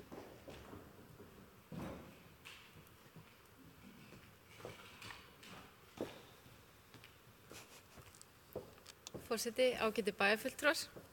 Þetta er orðið ansi löng en afar skemmtileg og áhugaverð umræða. Mér svona persónulega finnst alltaf voðalega gaman að hlusta á bæjarfulltrúa Sólu Björk tala umhverfismál. Hún er afar frjó og hugmyndarík og búin að kynna sér þessi mál afar vel. En ég hnýt nú það að ég held að þetta sé í fyrsta skipti á fundi sem við ræðum umhverfismál. Þar sem hún talar ekki það hún hafa miklar áhyggjur af sameiningu umhverfismála við umhverfis- og mannvirkjasvið. Þannig að ég lít svo á annarkvort er hún bara sátt við þetta og sér að þetta er að ganga eða allavega já, eða þá að hún sé bara búin að gefast upp á þessu öllu saman. En varðandi fræðslu þá get ég alveg tekið undir það og hún er alveg gríðarlega mikilvæg varðandi umhverfismál og flokkun og fleira og við sáum það nú svart og hvítu þegar við hófum það að flokka lífrænan úrgang þegar fórum með í gegnum skóla bæjarins, leikskólana og grunnskólana. Það sem að kveiknaði líf hjá börnunum okkar það og þau fóru að kenna foreldrunum sínum heima fyrir hvernig ætti að gera þetta og voru svo litlir eftirlitsaðilar fyrir okkur að þá skotgekk þetta og það ruku upp tölurnar varðandi flokkaðan lífrænan úrgang. Og þetta alveg frábær leið fyrir okkur til þess að nýta okkur í áframhaldandi vinnu. Og mér finnst bara gaman að segja frá því að á síðasta fræðsluráðsfundi þá töluðum við það að halda svo kallað umhverfisþing fyrir börn og ungmenni hérna í haust hér í bæ, fá leikskólana og grunnskólana inn í þá vinnu, koma með hugmyndir og börnin sjálf myndu halda þingið, við varum þeim til stuðnings og aðhalds og þessu að vísað áfram til ungmennaráðs sem ætlaði að vinna þetta með okkur og Vistorku sem að við höfum talað, hefur verið títtrætt hérna í dag. Þannig að ég held að þetta sé bara gríðarlega skemmtilegt verkefni sem við getum nýtt okkur til þess að fá hugmyndir frá börnunum okkar því að þau eru mjög áhugasöm umhverfismál og vilja sífellt læra meira. Varðandi skólastofurnar og uppbyggingu bara og fjölgun rýma, leikskólarýma hérna í bænum, þá hefur enginn talað það að hafa bara lausar kennslustofur og það var rætt hérna það að Pálmholt þar var laus kennslustofa en það var sett þar inn eining í ágúst 2002, þannig að hún að verða núna í haust, hún er búin að vera í 17 ár að sinna sínu starfi, en það húsnæði verður lagt af. Og þegar með tilkomu Glerárskóla, leikskólans við Glerárskóla, þá mun efra húsið í Pálmholti verða lagt af, en neðra húsið heldur áfram starfsemi, bara svo því sé til haga haldið. Þannig að við erum annars vegar að setja inn 2 kennslustofur við Lundarsel, þar sem eru 44 auka rými miðað við 5 ára börn. 32 miðað við þann aldur sem við sjáum fram á að taka þar inn, en yngja þá í leiðinni inn á Lundarseli sjálfu. Við erum að tala að breyta Árholti aftur í leikskóla, það er rétt.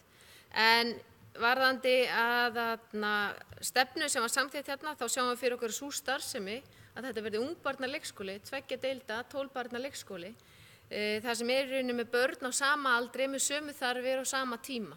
Það sem eru kannski ekki með lítil börn, önnur eldri hlaupandum sem eru truflandi.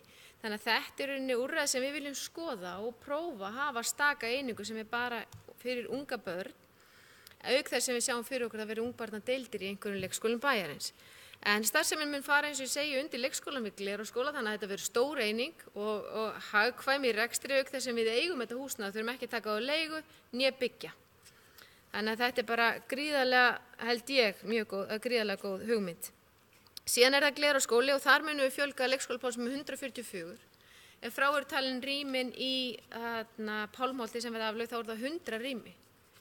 Þannig að þetta er gríðarlega stór skref sem við erum að taka, öll mismunandi, ekkert eins, en samt sem áður mun leikskólarými fjölgum 130 haustið 2021 þegar Glerárskóli kemur til starfa. En varðandi Glerárskóla og kostnaðinn í kringum þennan nýja leikskóla, það verður að tala það að þetta sé dýr bygging, jú, ég get alveg tekið undir það, þetta er dýrt og það er dýrt að byggja nýtt. En við höfum líka verið að kynna okkur hvernig þetta er í öðrum sveitarfélögum þar sem við höfum verið að byggja nýja leikskóla og þá er þetta sambærileg kostnaður og annar staðar. Þannig að við erum kannski ekki að fara fram úr okkur þarna, heldur þurfum við bara virkilega að skoða þetta, gera hlutina skynsamlega og vera með raunhæfar lausnir. Mér langaði svona aðeins að komast inn á hérna varðandi gras og moltu og kostnað við það að fara með grasi. Það var vissulega skoðað hjá umhverfis- og mannvirkjasviði að fara með grasi yfir til moltu. En molta tekur ekki við garðúrgangi, þannig að það í rauninni fjallin sjálf sig. En meira var það ekki bíli. Takk hérlega fyrir. Bæjarfulltrúi Ingibjörg Ísaksen, lokið málsins, næst tekur til máls bæjarfulltrúi Hilda Jana Gísladóttir.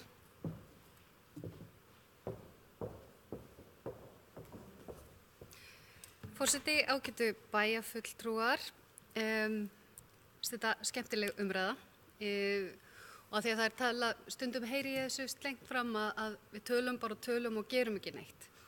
Að þá er það bara alls ekki rétt þegar við horfum á það sem við höfum gert og stundum skiptir gríðarlega miklu máli að við viðrum skoðanir okkar og ræðum saman og ég held að við höfum ekki að vanmeta gildi þess. Hins vegar þá er allt hægt að teygja fram fram í hið endalausa. Eins og til dæmis varðandi málefni leik- og grunnskóla, stundum þarf bara að taka ákvörðun, við ætlum að gera þetta svona, við ætlum að gera þetta þarna og við ætlum að fjölga þeim þetta mikið. Og kannski er það einmitt, svo ákvörðun liggur fyrir og óþarf að fara að flækja það eitthvað frekar og fresta málinu eða draga á langinn. Ég allavega ekki hrifin af því af svo komnu máli. Varðandi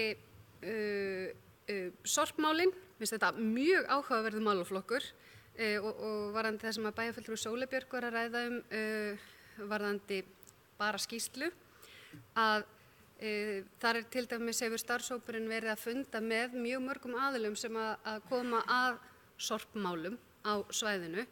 Og eitt sem að vakti athygli mína, því að það var verið að tala sko að moltan væri svo þung og plastið væri svo létt og svo framvegis, en allir, þó þeir væri nú með alveg ótrúlega ólíka skoðunar á því hvernig ætti að flokka og hvernig ætti að gera hlutina og hvernig framtíðarsýnin yrði og svo framvegis, en áhersluefni allra sem kom á málunum var að mikilvægi þess að losna við öll blautefni og matvæli úr hinu sorpinu. Því þá væri svo auðvelt að flytja út sorpið, því að í rauninu leið og þú væri komin með öll matvæli úr sorpi, þá væri í rauninu komin næstu í bara flokkanlegt efni. Það að segja að það væri margar tegundar af plasti og margar tegundar af pappa og þetta væri þægilegt að fá það bara, en það væri næstu hægt að gera þetta ef bara blautefninu væri ekki með.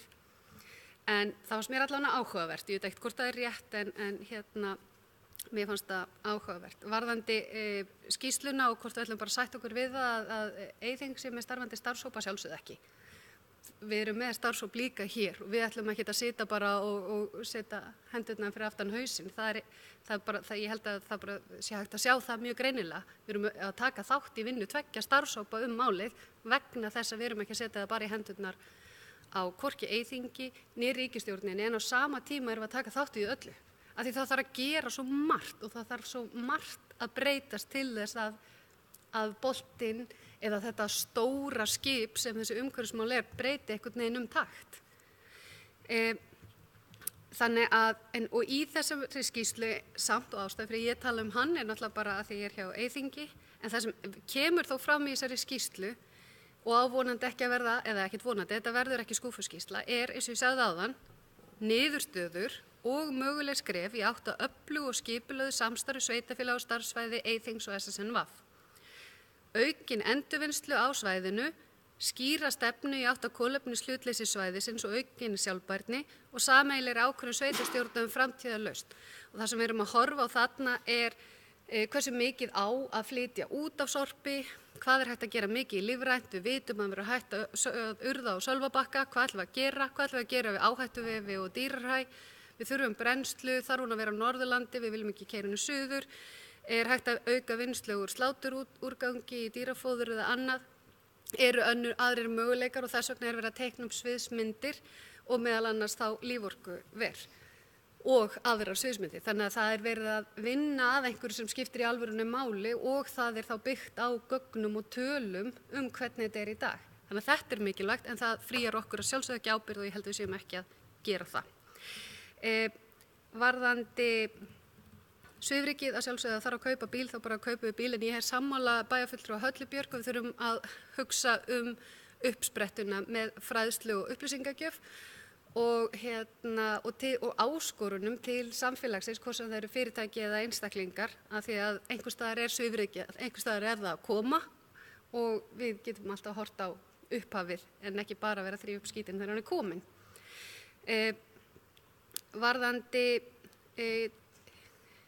það sem að bæjarfulltrúi Þórhallur og bæjarfulltrúi Rósa voru að nefna varðandi að hirða í kringu sig. Ég teki eftir þessu niður í miðbæ, bæjarfulltrúi Þórhallur. Mér finnst þetta, það eru margir kaupmenn þar sem eru farnir að hirða mun stærra svæði heldur en bara gluggann sinn. Og mér finnst þetta mikillar eftirbreytni og vera hvetjandi. Varðandi það sem bæjarfulltrúi Rósa var að nefna að hugsa til þeirrar vitundar að þetta sameiginlegt sveitarfélag og við erum öll þáttakendur í því. Ég tel ekki að við tökum það af einstaklingum að sveitarfélagið sjáum allt og með hvatningu og samtali þá getur það líka skipt máli þó að bæjarfélagið sjálfsögðu beri líka ábyrgð í þeim efnum. Varðandi kattamálið, bara svo það sé alveg hreinu bæjarfulltrúi Sóley, þá ég hrifin að þinni nálgun. Mér finnst hún vera kattúðleg og mér finnst hún sú nálgun vera mun líklegri til þess að skapa sátt og samlyndi heldur en að búa til annað fylkingar í þessu máli.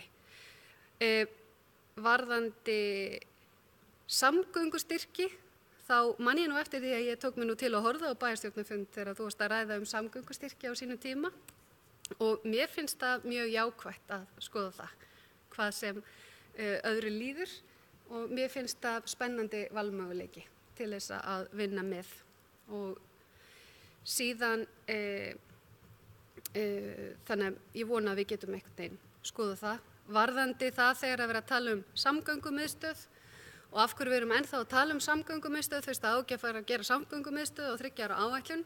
Þannig að í fyrsta lagi vitum við öll að við erum ekkert öll alveg sammála, það bara þannig í lífinu. Þetta ekki á 3 ára áætlun. Hins vegar auðvitað breytist aðeins nálgunin þegar að ríkisvaldi setur í gegnum samgönguáætlun sína að það eigi að vera samgöngumiðstöð í landshlutunum. Auðvitað breytir það umræðunni og auðvitað breytir það þegar að vera að endurskoða almenningssamgöngukerfið og áhersla á þær.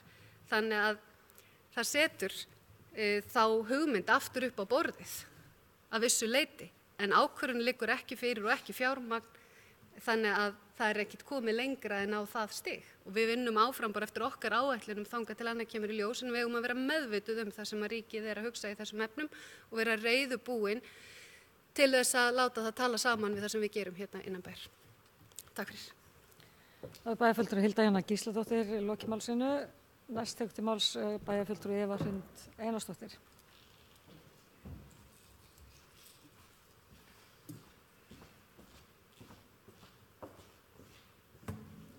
Forseti, ágætu bæjarfulltrúar.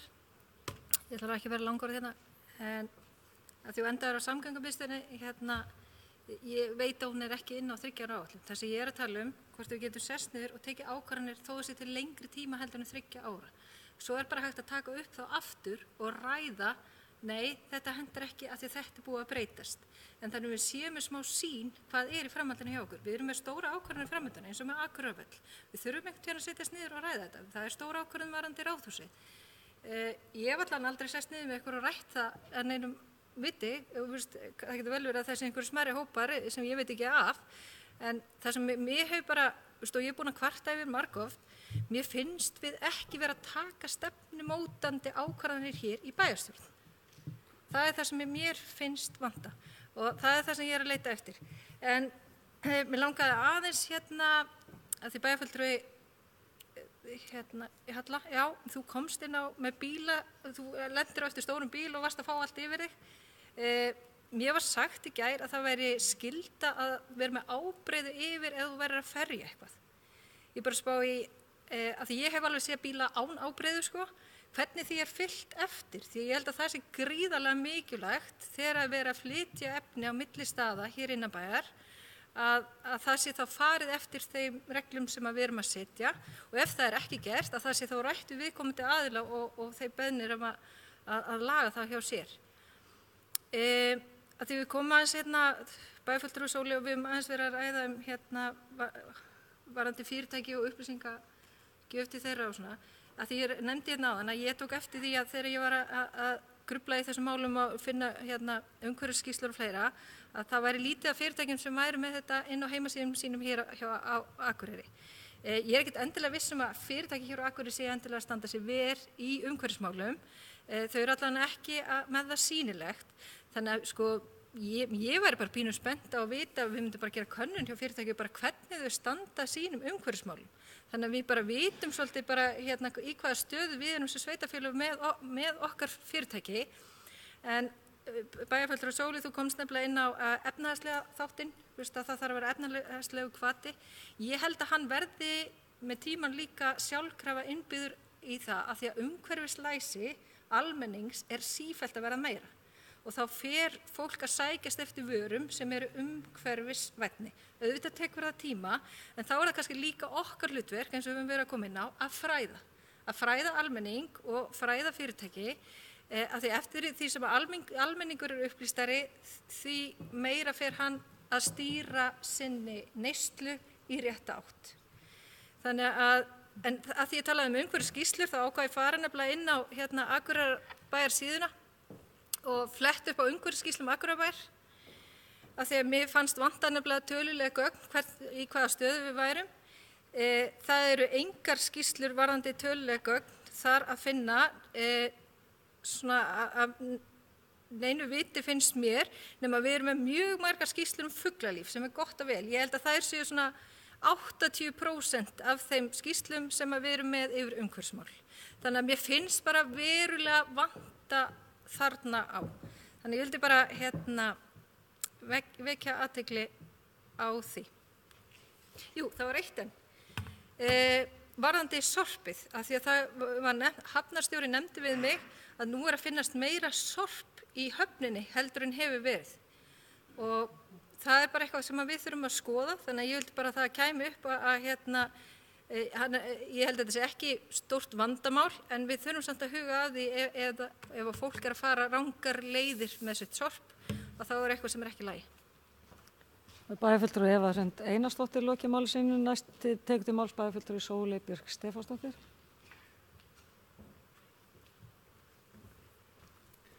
Forseti, ágætu bæjarfulltrúar, ég gleymdi að segja ótrúlega mikilvægt atriði sem að ekki vitað hér í þessum sal greinilega, sem það að stóri plokkdagurinn 28. apríl. Og get ég upplýst það að þrátt fyrir ekki séu kosningar þá hefur nefndafólk og Vinstri-grænna ákveðið að taka þátt í þessum degi saman sem hópur. 28. apríl. Og svo að því nú komin ákveð ég svara líka spurningum sem hafa verið beint til mín, annars vegar með áhyggjur og umhverfismálum, bæjarfulltrúi Ingibjörg, þær eru enn til staðar. Eins og ég kom inn á, ótti minn og áskorun til umhverfis- og mannvirkjasviðsráðs að útvista ekki loftslagsumræðunni til vistorku. Óttin komin í annan farveg hjá mér, skulum við segja. En það alveg rétt, ég hef gríðarlegar áhyggjur af þessum málaflokki og ég mun ekki þreytast á því að halda því til haga hversu mikilvægt það að við séum að ræða hann ekki bara inn í þessu ráði heldur miklu víðar. Og kannski aðeins varðandi það sem að bæjarfulltrúi Eva var að tala með fyrirtækin og sorpmálin, þá var ég einmitt akkurat að segja ekki endilega að það þyrfti að vera efnahagslegu hvati, heldur getum við líka bara gert ákveðnar kröfur, hvort sem að það í formi hvatningar sem getur verið efnahagsleg eða öðrum toga, eins og bæjarfulltrúi Eva kom inn á, eða þá bara hreinlega í einhverju reglugerð. Bæjarfulltrúi Sóley Björk Stefánsdóttir lokið máli sínu, næst tekur til máls bæjarfulltrúi Guðmundur Baldvin Guðmundsson.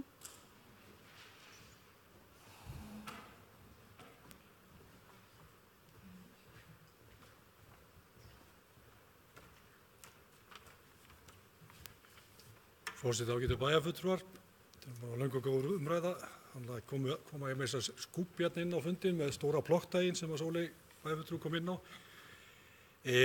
Það sem ég var nú að tala bara að fara þessi bæjarstjórnarvika og stakk upp á þessu, en auðvitað leggir alltaf til að við tökum öll þátt í þessum stóra plokkdegi, það ekki spurning, og stöndum okkur vel í því og ég vona að einhver af bæjarfulltrúum hérna væri tilbúin að koma með mér norður fyrir ánuna. En aðeins þarna skal við sér að því sem bæjarfulltrúi Gunnar kom hér inn á varðandi stöðuna, hann vitnaði það að ég talaði hér að afkoma væri svona og svona. Ég sagði réttilega hvernig staðan var hjá samstæðunni. Hins vegar erum við náttúrulega búin að vera á fundi landsþingsins sjálfbærni sveitarfélaga, eða það sem var talað sjálfbærni sveitarfélaga, og við þurfum alltaf að huga öllu í rekstri. Þannig ég hef aðeins verið að tala það þegar við erum að ræða þessi mál öll sömul, að við þurfum að hafa svona lengri tíma sín og það fínt. Og við höfum líka talað það að gera 10 ára áætlun og það það sem við stefnum að. Það búið að setja upp skapalón fyrir það í fjársýslusviðinu og þegar að við verðum búin að vinna ákveðna vinnu sem að snýr að lengri tíma áætlunum. Mér finnst svolítið skrítið þegar bæjarfulltrúar hér tala það að við séum ekki að gera neitt og menn sé ekki meina framtíðarsýn. Við erum að láta núna vinna fyrir okkur, við erum að setja verkefnahóp stórt mál sem framtíðarsýn í uppbyggingu íþróttamannvirkja, sem stórt mál. Við erum líka, og það talað það að varðandi ráðhús, bæjarfulltrúar tala það að þeir séu lítið þetta.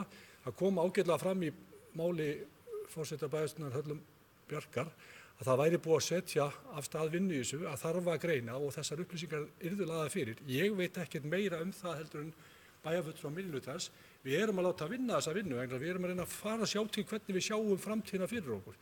Þannig að það talandi það að það vanti og skorti framtíðarsýn, ég ætla aðeins að vísa því til föðurhúsanna. Það var eitt sem ég datt í hug af því við vorum að tala einhver bæjarfulltrúi kom með þessa hugmynd, bæði Andri og bæjarfulltrúi og bæjarfulltrúi Þórhallur töluðu skal ég segja fjallið og hvort það mætti hugsanlega koma upp skógrækt þar, skemmtileg hugmynd, og þá datt mér í hug af því að nú vilja allir fara að kolefnisjafna sig, allir bæjarbúar eru tilbúinir í það. Þetta ekki tilvalinn reitur fyrir Akureyringa ef menn kom upp því í fjallinu að menn myndu nota þetta til þess að Akureyringa gætu kolefnisjafna sig með því að kaupa eða borga fyrir uppsetningu á trjám þarna upp í fjalli. Bara velti því inn í þessa góðu hugmynd sem komin þetta. Aðeins líka ég verða að tjá mig umferðarmiðstöðin. Umferðarmiðstöðin ekki inn í fjallaráætlun, af því við erum með áætlun fyrir þetta ár og síðan næstu 3 ár þar eftir, þannig að áætlun sem við gerðum í árslok 2019 var fjallaráætlun, þar umferðarmiðstöðin ekki inn í og það eitthvað sem við þurfum að taka þá inn í þessa langtíma áætlun. Ég kastaði því fram hér áðan að hún ætti kannski að vera inn á flugvölli vegna þess að þá var ég að horfa til þess að ríkið hefur talað það að þeir vilji tengja saman samgöngur á landi og lofti. Og þeir hafa mikið talað það og margir hafa talað það að þetta ætti heima inn við flugvöll. Hins vegar held ég að við séum alveg sammála því að það þurfa að vera einhver aðstaða fyrir innabæjarstrætóin hér inn í miðbænum og ég held að sé líka þá aðstaða fyrir landsbyggðarstrætóin þannig að það sé ekki að keyra allir á flugvöll, hann geti stoppað hér líka í miðbænum. Það hlýtur að verða að leysa það mál.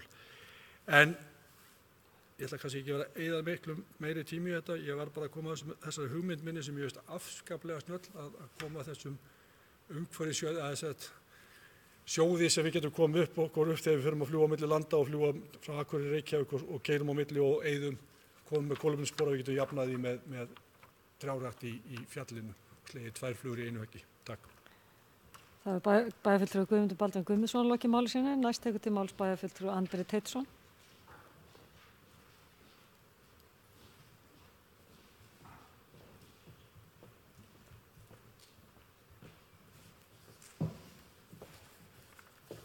Forseti, ágætu bæjarfulltrúar, koma inn á nokkur atriði sem hefur verið beint til mín kannski meðal annars.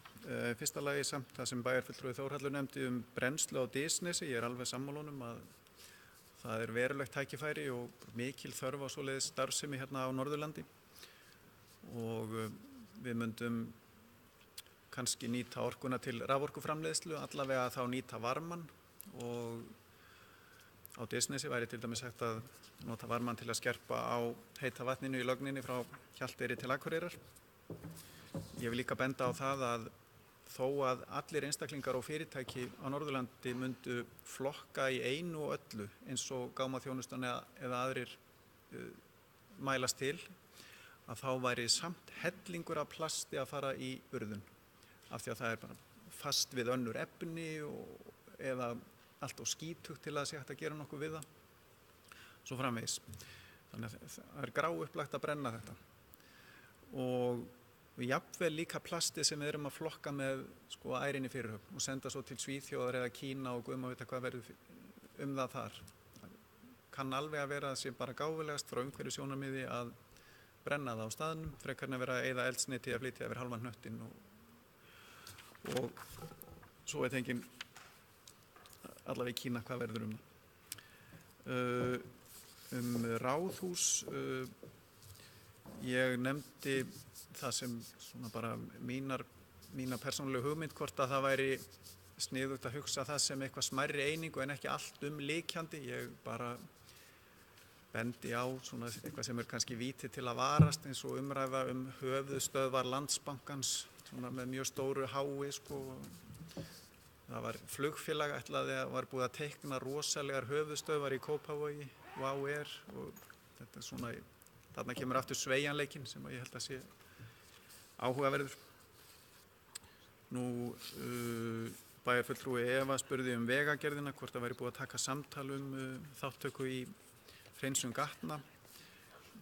Ég er nýbúinn að fá þessar upplýsingar að Vegagerðin hafi verið treg í taumi núna í sumar. Mér skilst að þau hafi tekið þátt í kostnaði að hreinsa sínar götur í fyrra sumar, en svo mjög fljótt eftir það hafi farið í gang miklar framkvæmdir við Hjalteyrarlögn og annað og allt verið útsvínað örfáum dögum seinna, þannig að eins og ég skil það þá hafi það kannski verið ástæðan fyrir að þau voru ekki alveg innkeypt fyrir að taka þátt í þessu núna, svona til að gæta fullra sanngirni.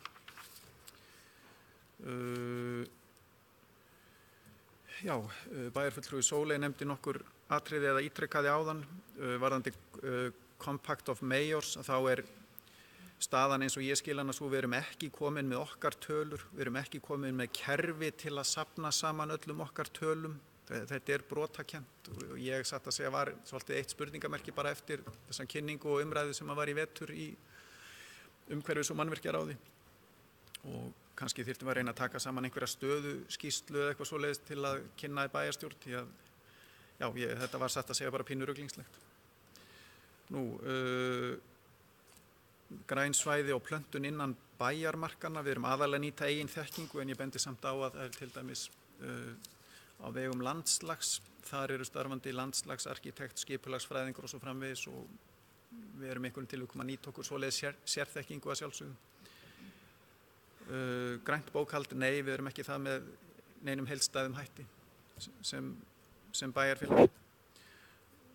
Gangstéttir og stígar, þar erum við með áætlun 2019 sem að stendur núna í 129 milljónum. Hún var 147 eða 49, þetta einn af þessum liðum einn af fáum sem að verða innan við áætlun. Það þá vegna þess að það seinkar framkvæmd í Nesjahverfi. En stærstu tölurnar í þessum 129 milljónum langstærsta talan 50 milljónir fyrir stíginn og brú inn við flugvöll, sem sagt endurnýjun eða þverun á Eyjafjarðará þar, og svo eru næst stærstu liðirnir til dæmis 15 milljónir í rauninni í gangstétti eða hvað við kalla það, samgöngu leið meðfram Síðubraut, og svo aðra 15 milljónir leið að golfvellinum, sem í rauninni bara gangstétt, myndum við segja. En þetta ekki nákvæmlega skilgreint í hvað eru gangstéttar, hvað eru samgöngustígar, hvað eru útivistarstígar. En ég vil líka benda á að það að hefjast vinna við stígaskipulag bæjarins, og þar sem að þetta verði bara mjög áhugavert að reyna að sjá þetta allt í samhengi og út frá samgöngumálum, útivist og aðdráttarafli bæjarins fyrir ferðamenn. Ég sé fyrir mér að hjólafólk og hlaupafólk muni flykkjast af höfuðborgarsvæðinu hingað til að nota okkar frábæru stíga og leiðir. Þegar búið að skipuleggja þetta, kortleggja og svona matreiða fyrir þau svolítið, hvert sniðugt að fara, hvar eru áningarstaðir, svo framvegis. Svo ætla ég að lokum að nefna varðandi samgöngustyrki, að eins og bæjarfulltrúi Sóley kom inn á, að það eru augljós ávinningur ýmiss konar. Í fyrsta lagi kannski heilsa einstaklingsins sem að við á í hverju tilviki, sem er að hjóla eða ganga í staðinn fyrir að keyra. Í öðru lagi þá loftgæðin sem að varða þá heilsu allra hinna, og svo í þriðja lagi álag á samgöngumannvirki sem að kannski hefur verið stór hluti af umræðunni í Reykjavík og örugglega víðar, að göturnar eru bara mettaðar, takk ekki við fleiri bílum, þannig að verður að gera eitthvað. Og svo í fjórða lagi þá frá sjónarhóli fyrirtækjanna þar sem að fólki starfar, að það eru kannski ekki nóg bílastæði og bara ekki pláss eða of dýrt að fjölga þeim, betra að finna aðra leiðir. Og það gaman að segja frá því að það komin í gang umræða að reyna þetta hjá Akureyrarbæ, og þá verið að hugsa kannski að reyna að byrja á leikskólum sem dæmi. Annars bara reikna ég með að þá koma ekki upp aftur í þessum umræðum. Þakka kærlega fyrir frábærar umræður, ekki síst áhersluna á umhverfismál sem greinilega mikill áhugi. Takk. Bæjarfulltrúi Andri Teitsson lokið máli sínu, næst tekur til máls bæjarfulltrúi Sóley Björk Stefánsdóttir.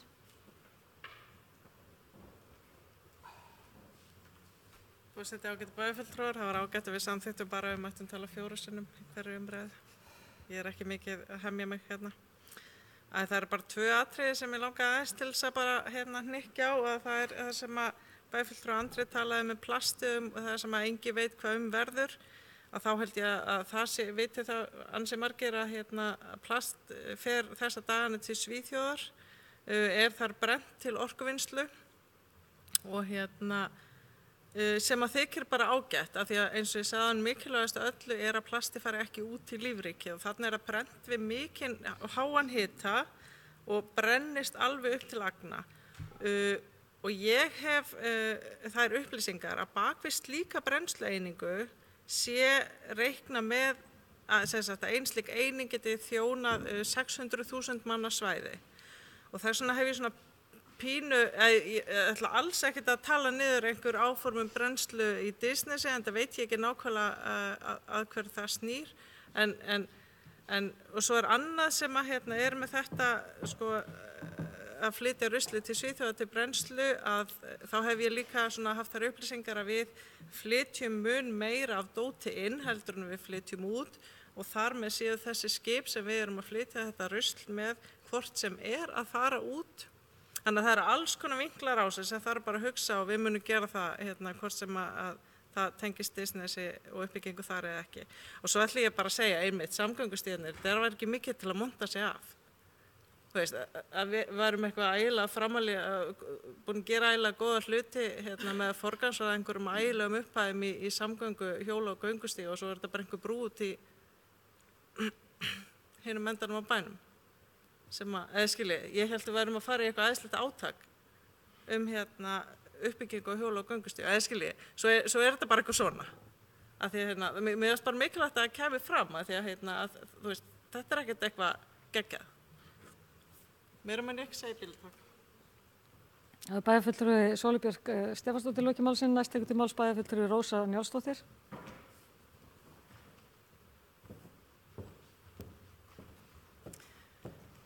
Forseti, ágæti bæjarfulltrúi, að sjálfsögðu veit ég það ekki bara að tala og tala, það margt vel gert. Og ég vil sérstaklega nefna Drottningabrautastíginn til suður sem nær núna inn á Hrafnagil, það er alveg frábær stígur og öll strandlengjan inn í bæ. Það vel gert og takk fyrir það. En með þetta tala, ég held að umferðarmiðstöð sé bara skýrt dæmi það. Það búið að tala hann í mörg ár, hún ekki eins og komin á 4 ára planið. Þannig að við bara getum haldið áfram að ræða það. Hvar á að setja hana niður? Ég vil hafa hann í miðbænum. Takk. Bæjarfulltrúi Rósa Njálsdóttir loki máli sinni og orðið laust. Það fleiri hafa ekki hvað sé hljóðs, þá segjum við umræðu starfsáætlun umhverfis- og mannvirkjaráðs lokið og næst á dagskrá stefna Akureyrarbæjar í norðurslóðamálum og ég ætla að biðja varaforseta að taka við stjórn fundarins og gefa mér orðið. Bæjarfulltrúi Halla Björk Reynisdóttir tekur til máls.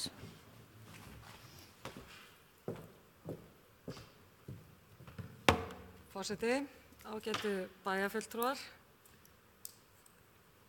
Ég ætla að vera með langt mál stefnu Akureyrarbæjar í norðurslóðasamstarfi. Stytta þetta aðeins, nei. Við höfum náttúrulega verið að tala það á síðustu vikum og mánuðum að ræða, taka stefnuna til umræðu sem við höfum sett okkur í bæjarstjórn.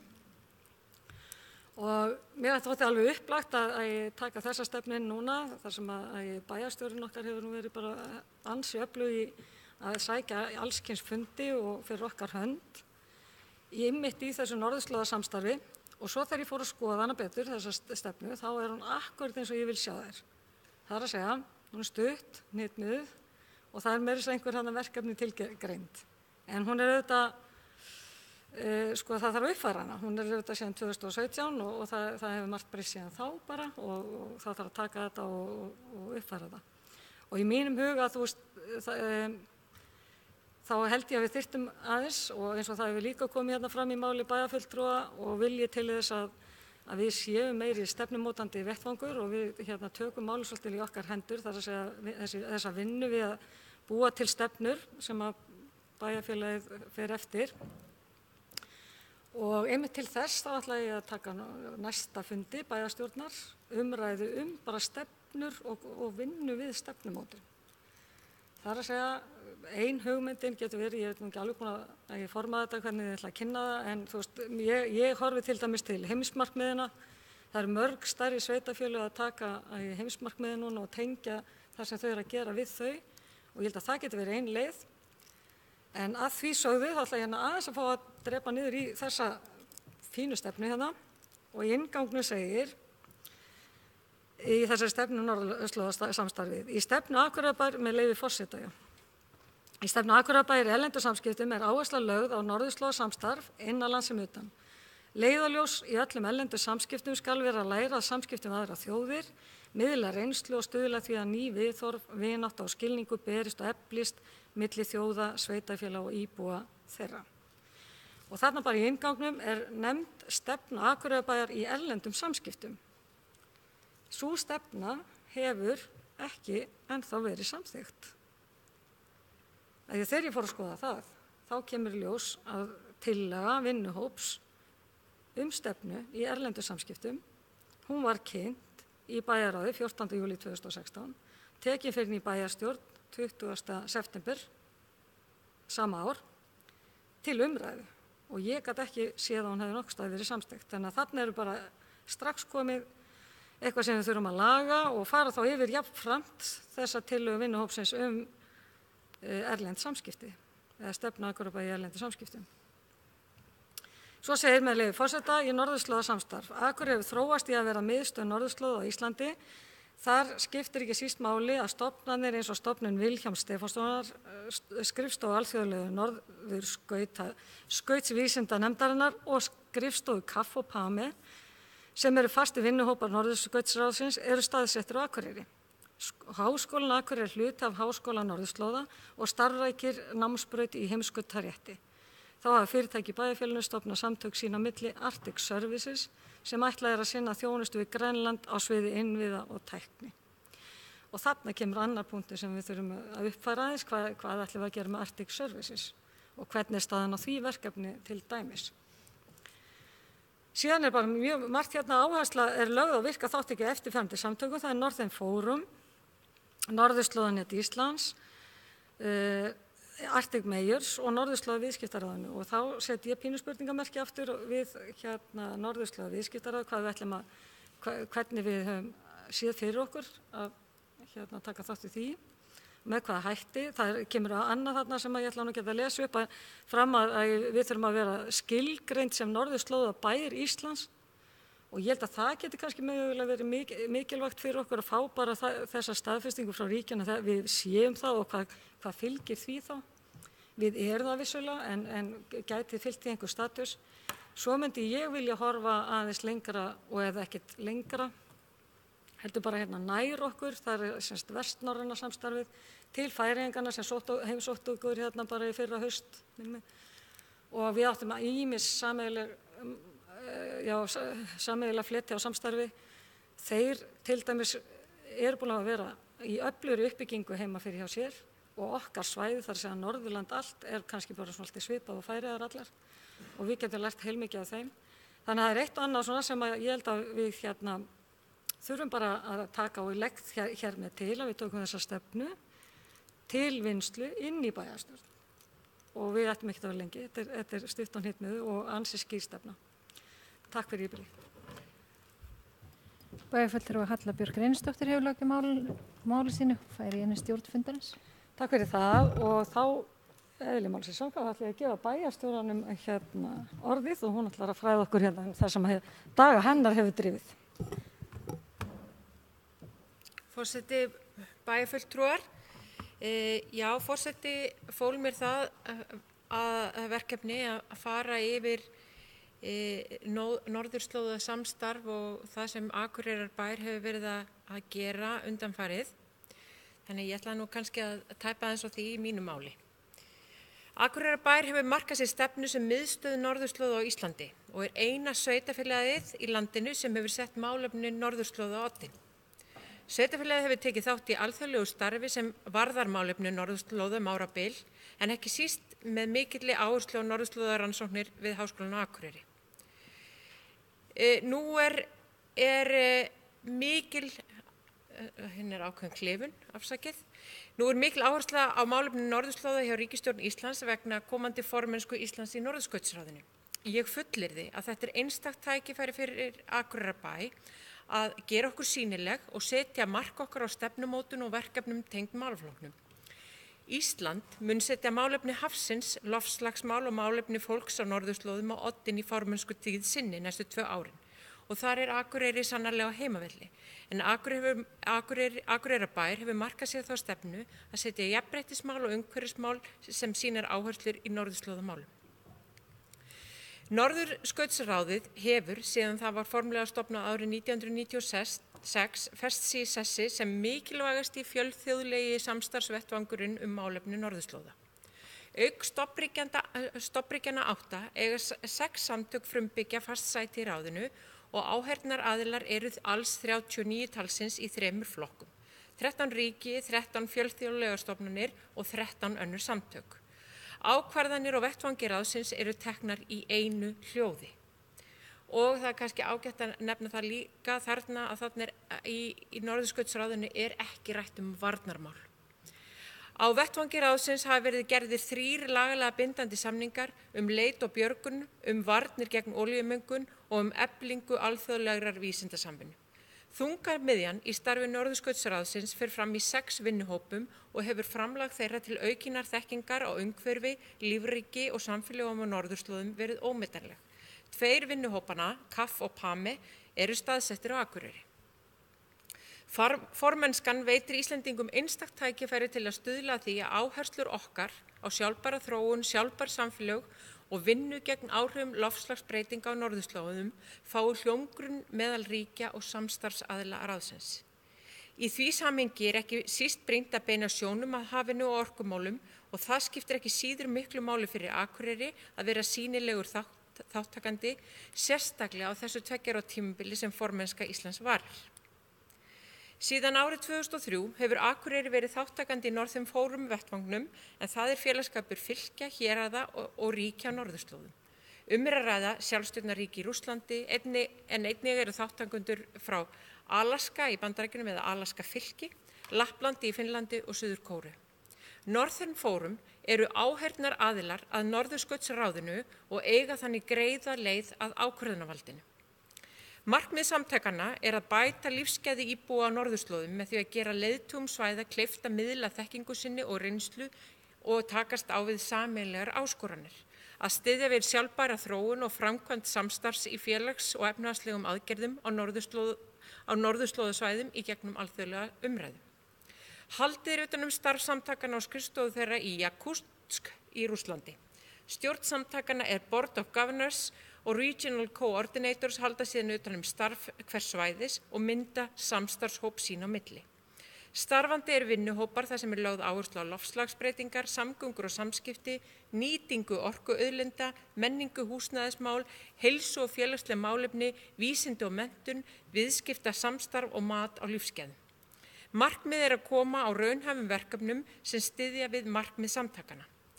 Bæjarstjóri situr í Board of Governors og aðstoðarmaður bæjarstjóra Regional Coordinator og þetta fyrirkomulag hefur verið allavega síðan í tíð síðasta bæjarstjóra. Síðasti fundur Northern Forum var í St. Petersburg í Rússlandi í síðustu viku og sótti ég hann fyrir Akureyrar hönd. Var sá fundur í tengslu við ráðstefnuna Arctic Territories. Sú ráðstefna hinn rússneska Arctic Circle. Voru 3000 manns á ráðstefnunni sjálfri en opinberar tölur segja að þar hafi verið 3600 manns. Ég satt nokkrar málstofur, sóttu auðvitað Governors Meeting hjá Northern Forum og átti fund með Ólafi Ragnari Grímssyni fyrrverandi forseta og Heiðari Guðjónssyni formanni Norðurslóðaviðskiptaráðsins og verðandi formanni Efnahagsráðs norðurslóða eða Norðurheimskautsins. Ég fór í málstofun sjálfbærni, málstofu uppbyggingu hafnarmannvirkja á norðurslóðum og svo var stærsti viðburðurinn samtal forsætisráðherra Noregs og Svíþjóðar og forseta Íslands, Finnlands og Rússlands. Vil ég meina að þetta hefði verið tímamóta samtal sem þessir aðilar áttu og í raun stórkostlegt að hlusta á fulltrúa þjóðanna í norðri eiga samtal umhverfismál og loftslagsmál og þá vá sem yfir okkur vakir. Okkar forseti sló eftirminnilega í gegn með því að fara með rússneska málshætti sem féllu vel í kramið hjá heimamönnum. Daginn eftir boðaði forseti Íslands alla Íslendinga sem voru á ráðstefnunni til fundar með honum og sjávarútvegs- og landbúnaðarráðherra og sendiherra Íslands í Rússlandi. Þar ræddum við hagsmunamál Íslands og norðurslóðum, bæði viðskiptaleg og út frá áherslum Íslands. Þarna voru meðal annars fulltrúar fyrirtækja sem eru í eigu Akureyringa og verðandi formaður viðskiptaráðs efnahags- og viðskiptaráðs Norðurskautsráðsins. Það var sannarlega áhugavert að heyra fyrirtækjunum íslensku sem eru nú í strandhöggi í Garðaríki og það gerir þeir undir merkjum knarr. Það eru meðal annars fyrirtækin Notek, Frost og Rafeyri sem öll eru í eigu Akureyringa og svo Skaginn 3X. Auk Northern Forum tekur Akureyri þátt í félagsskapnum Arctic Mayors en það er eins og nafnið gefur til kynna samstarf milli hóp bæjarstjóra á norðurslóðum.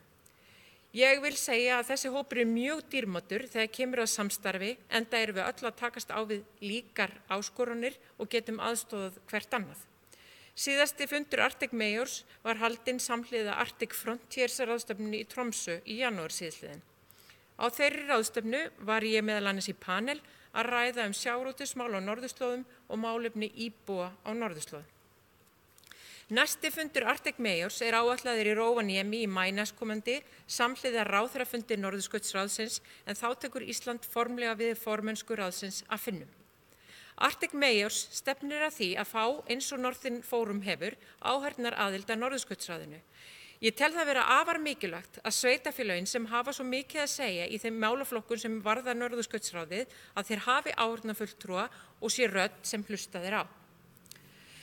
Þá hafa komið fram tillögur eins og forseti nefndi hér áðan að Akureyrarbær gerist aðili að Norðurslóða viðskiptaráðinu í þeim tilgangi að vekja enn meiri athygli á því að bærinn er miðstöð Norðurslóða á Íslandi. Aðild að viðskiptaráðinu er nefnt að hún yrði fyrst og fremst yfirlýsing og ég tel að bara eftir það sem ég er búin að upplifa og það samtal sem ég hef átt við aðila að það sé mjög mikilvægt fyrir okkur að taka þátt í þessu, ekki síst til þess að styðja bak við þau fyrirtæki sem eru að hasla sér völl á norðurslóðum og eru hér frá Akureyri. Og ég held að þetta myndi skipta okkur töluvert miklu máli, ekki síst í því að vera þessi sterka rödd sem ég skynja að bærinn vilji vera í þessu samstarfi. Ég myndi sömuleiðis leggja til að Hafnasamlag Norðurlands yrði félag í ráðinu og vinna systematískt að samstarfi við aðrar hafnir á norðurslóðum og reyna að treysta viðskiptasambönd á norðurslóðum því að ég tel að þarna séu ansi mörg tækifæri og ég sé að það eru hafnasamlög félaga bæði í Norðurslóða viðskiptaráðinu hér heima og svo eru mjög stöndug fyrirtæki í aðilar að Norðurskauts viðskiptaráðinu sjálfu. Þannig að þarna er held ég ákveðið sóknarfæri fyrir okkur. En það er óumdeilt að Akureyri er miðstöð málefna norðurslóða á Íslandi. Þar skiptir ekki síst máli að stofnanir eins og Norðurslóðanetti sem Akureyrarbær er hluti af er staðsett hér. Nú á stofnun Vilhjálms Stefánssonar og skrifstofur KAF og PAME sem eru eins og ég nefndi áðan fastir vinnuhópar Norðurskautsráðsins eru staðsettar á Akureyri. Og þá er Háskóli á Akureyri hluti af Háskólum Norðurslóða, University of the Arctic og starfrækir námsbraut í heimskautarétti eða Polar Law en sú námsbraut er einstök á heimsvísu og ég var mjög stolt af því að heyra það út í St. Petersburg hversu mikið er litið til þessar námsbrautar og hversu mikilvæg hún er talin þegar kemur að málefnum heimskautana, ekki bara norðurslóða heldur heimskautana beggja og hvað hún skiptir miklu máli í alþjóða samhenginu. Þá hafa fyrirtæki í bæjarfélaginu eins og Halla nefndi hér áðan stofnað samtök Arctic Services og ég verð að segja að þarna eru mikil tækifæri til sóknar sem þurfum að nýta okkur og það er hægt að segja endalaust að það séu fjölmörg tækifæri en við þurfum að grípa þessi tækifæri og vinna áfram með þau og það hefur verið heilmikið gert og það er stórt tækifæri nú, það er þessi formennska í Norðurskautsráðinu og við verðum að vera lykil eða leikari á þeim tíma. Og ég segi þá, ég tel mikilvægt og ég tel að vera tækifæri fyrir atvinnulífið hér fyrir norðan að vera virkur þáttakandi, en þetta krefst vinnu og þetta krefst þess að Akureyringar láti fyrir sér fara á þessum alþjóðlega vettvangi og nýti öll tækifæri til þáttöku. Og ég hef skynjað það á þessum fundum og einhverjir telja að það kannski ekki vera kannski ekki hlutverk sveitarfélagana, en ég skynja það að það eru sveitarfélög erlendis og á norðurslóðum sem eru virkir þátttakendur, mæta á þessa fundi og eru með skýra viðveru, ef við getum sagt sem svo. Og við munum ekki halda þessari stöðu sem norðurslóðabær Íslands nema með vinnu og þáttöku. Og ef þú ert ekki með í öllu, þá ert ekki með. Það eru skilaboðin sem maður fær. Stundum finnst manni það nú kannski ekki sanngjarnt, en það eru skilaboðin. Og þá segi við þurfum að vera með, við þurfum að láta til okkur taka, því að þetta varðar ekki bara alþjóðlegt samstarf, þetta varðar líka atvinnuuppbyggingu hér á Akureyri. Þá er bæjarstjóri Ásthildur Sturludóttir lokið máli sínu og næst tekur máls bæjarfulltrúi Sóley Björk Stefánsdóttir.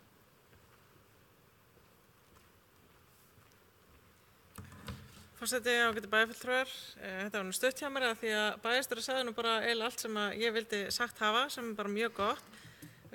Ég vil segja að við höfum borið gæfu til þess að sinna þessum málaflokki vel. Við höfum byggt á grunni sem að framsýnt fólk, held ég nú aðalega úr háskólanum, lagði.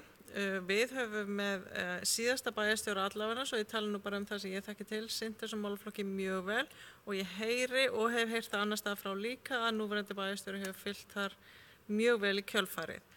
Og þetta er eins og Ásthildur bæjarstjóri sagði og eins og við töluðum líka í síðasta máli, það er auðvelt að tapa niður forskoti, við þurfum alltaf að vera á tánum.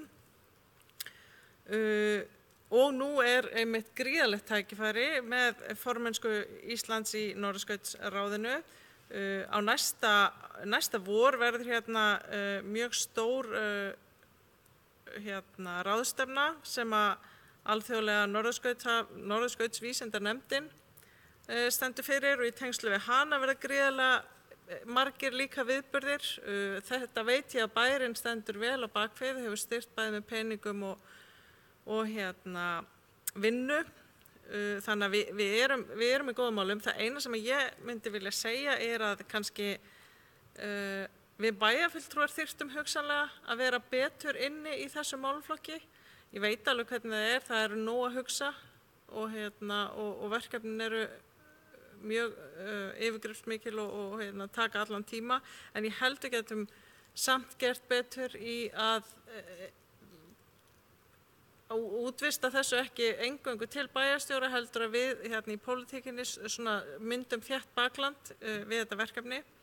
Að því eins og ég segi, þetta er gríðarlega mikilvægt og ég bara fagna því að forseti leggur til að stefna þessi uppfærð og nú vil ég bara segja að minni tillögu kannski. Allavega var það auðvitað augljóst þegar maður las yfir stefnuna og ég veit ekki betur en að þarna sé ein aðgerð þegar uppfælt sem er að fá fulltrúa í Norðurslóðanetti, í stjórn Norðurslóðanettsins, þannig að ég hef ekkert út á þessa stefnu að setja, en við bara getum uppfært hana og gert hana ennþá markvissari og beittari. Þannig að ég mun samþykkja það. Þá hefur bæjarfulltrúi Sóley Björk Stefánsdóttir lokið máli sínu. Næst tekur máls bæjarfulltrúi Guðmundur Baldvin Guðmundsson.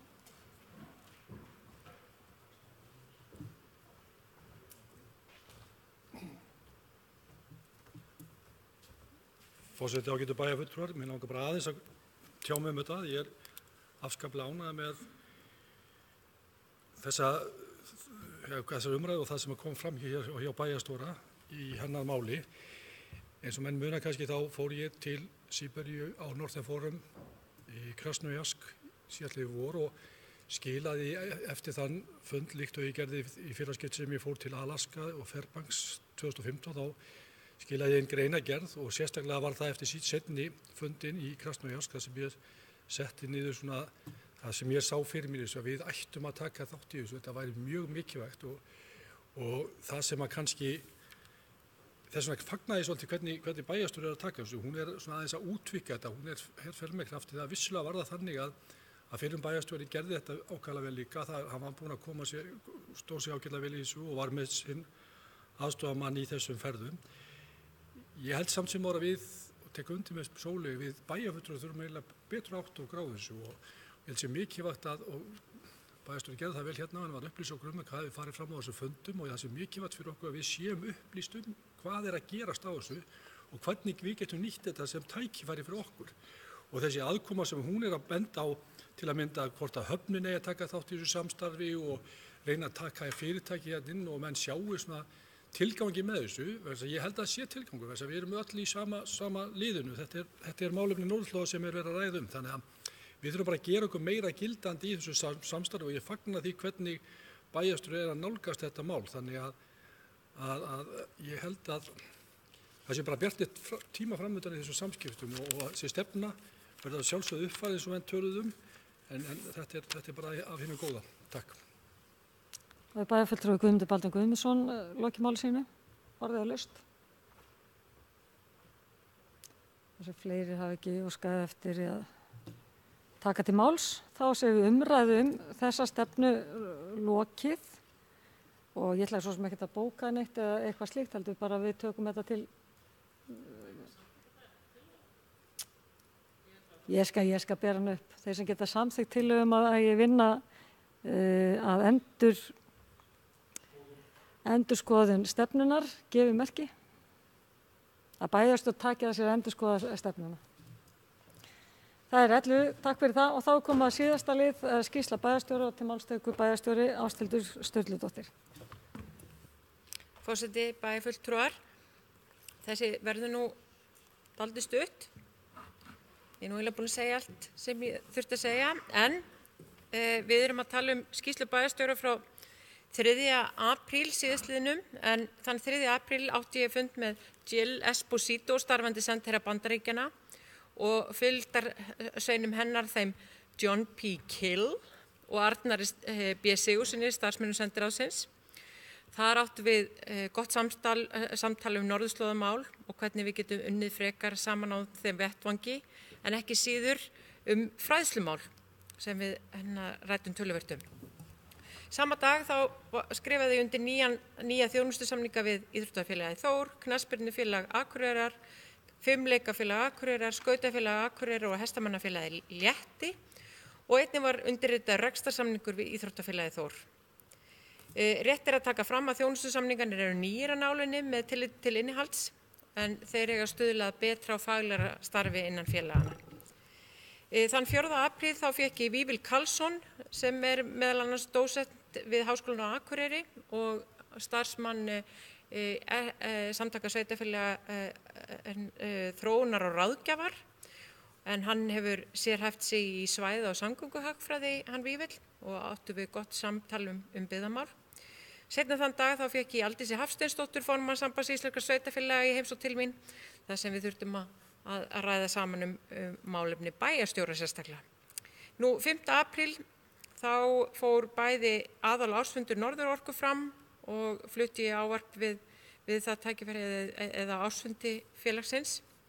Og svo 8. til 12. apríl þá sótti ég fund Northern Forum og ég er búin að fara yfir það með ykkur, og 15. apríl þá sótti ég aðalfund Norðurslóðanetsins og kom þar inn sem nýr fulltrúi í stjórn, sem fulltrúi Akureyrarbæjar. Og það var að heyra á fulltrúum utanríkisráðuneytisins að þeir væru afskaplega ánægðir með starf Norðurslóðanetsins, og ég held að það sé ástæða til þess að við styðjum þétt við bakið á starfseminni sem fer fram upp í Háskólanum á Akureyri og látum vita af því góða starfi sem þar fer fram. En annars held ég að þessi sé lokið. Bæjarstjóri Ásthildur Sturludóttir lokið máli sínu. Eftirtaldar fundagerðir eru lagðar fram til kynningar. Afgreiðslufundur byggingafulltrúa 4. apríl, bæjaráð 4. og 11. apríl, frístundaráð 3. og 11. apríl, fræðsluráð 1. apríl, skipulagsráð 10. apríl, stjórn Akureyrarstofu 4. apríl, umhverfis- og mannvirkjaráð 1. apríl og velferðaráð 3. apríl og þessar fundagerðir má nálgast á heimasíðu Akureyrarbæjar og áður en ég slít fundi þá ætla ég að óska bæjarfulltrúum ásamt öðrum bæjarbúum gleðilegra páska og slít fundi núna klukkan 20:20.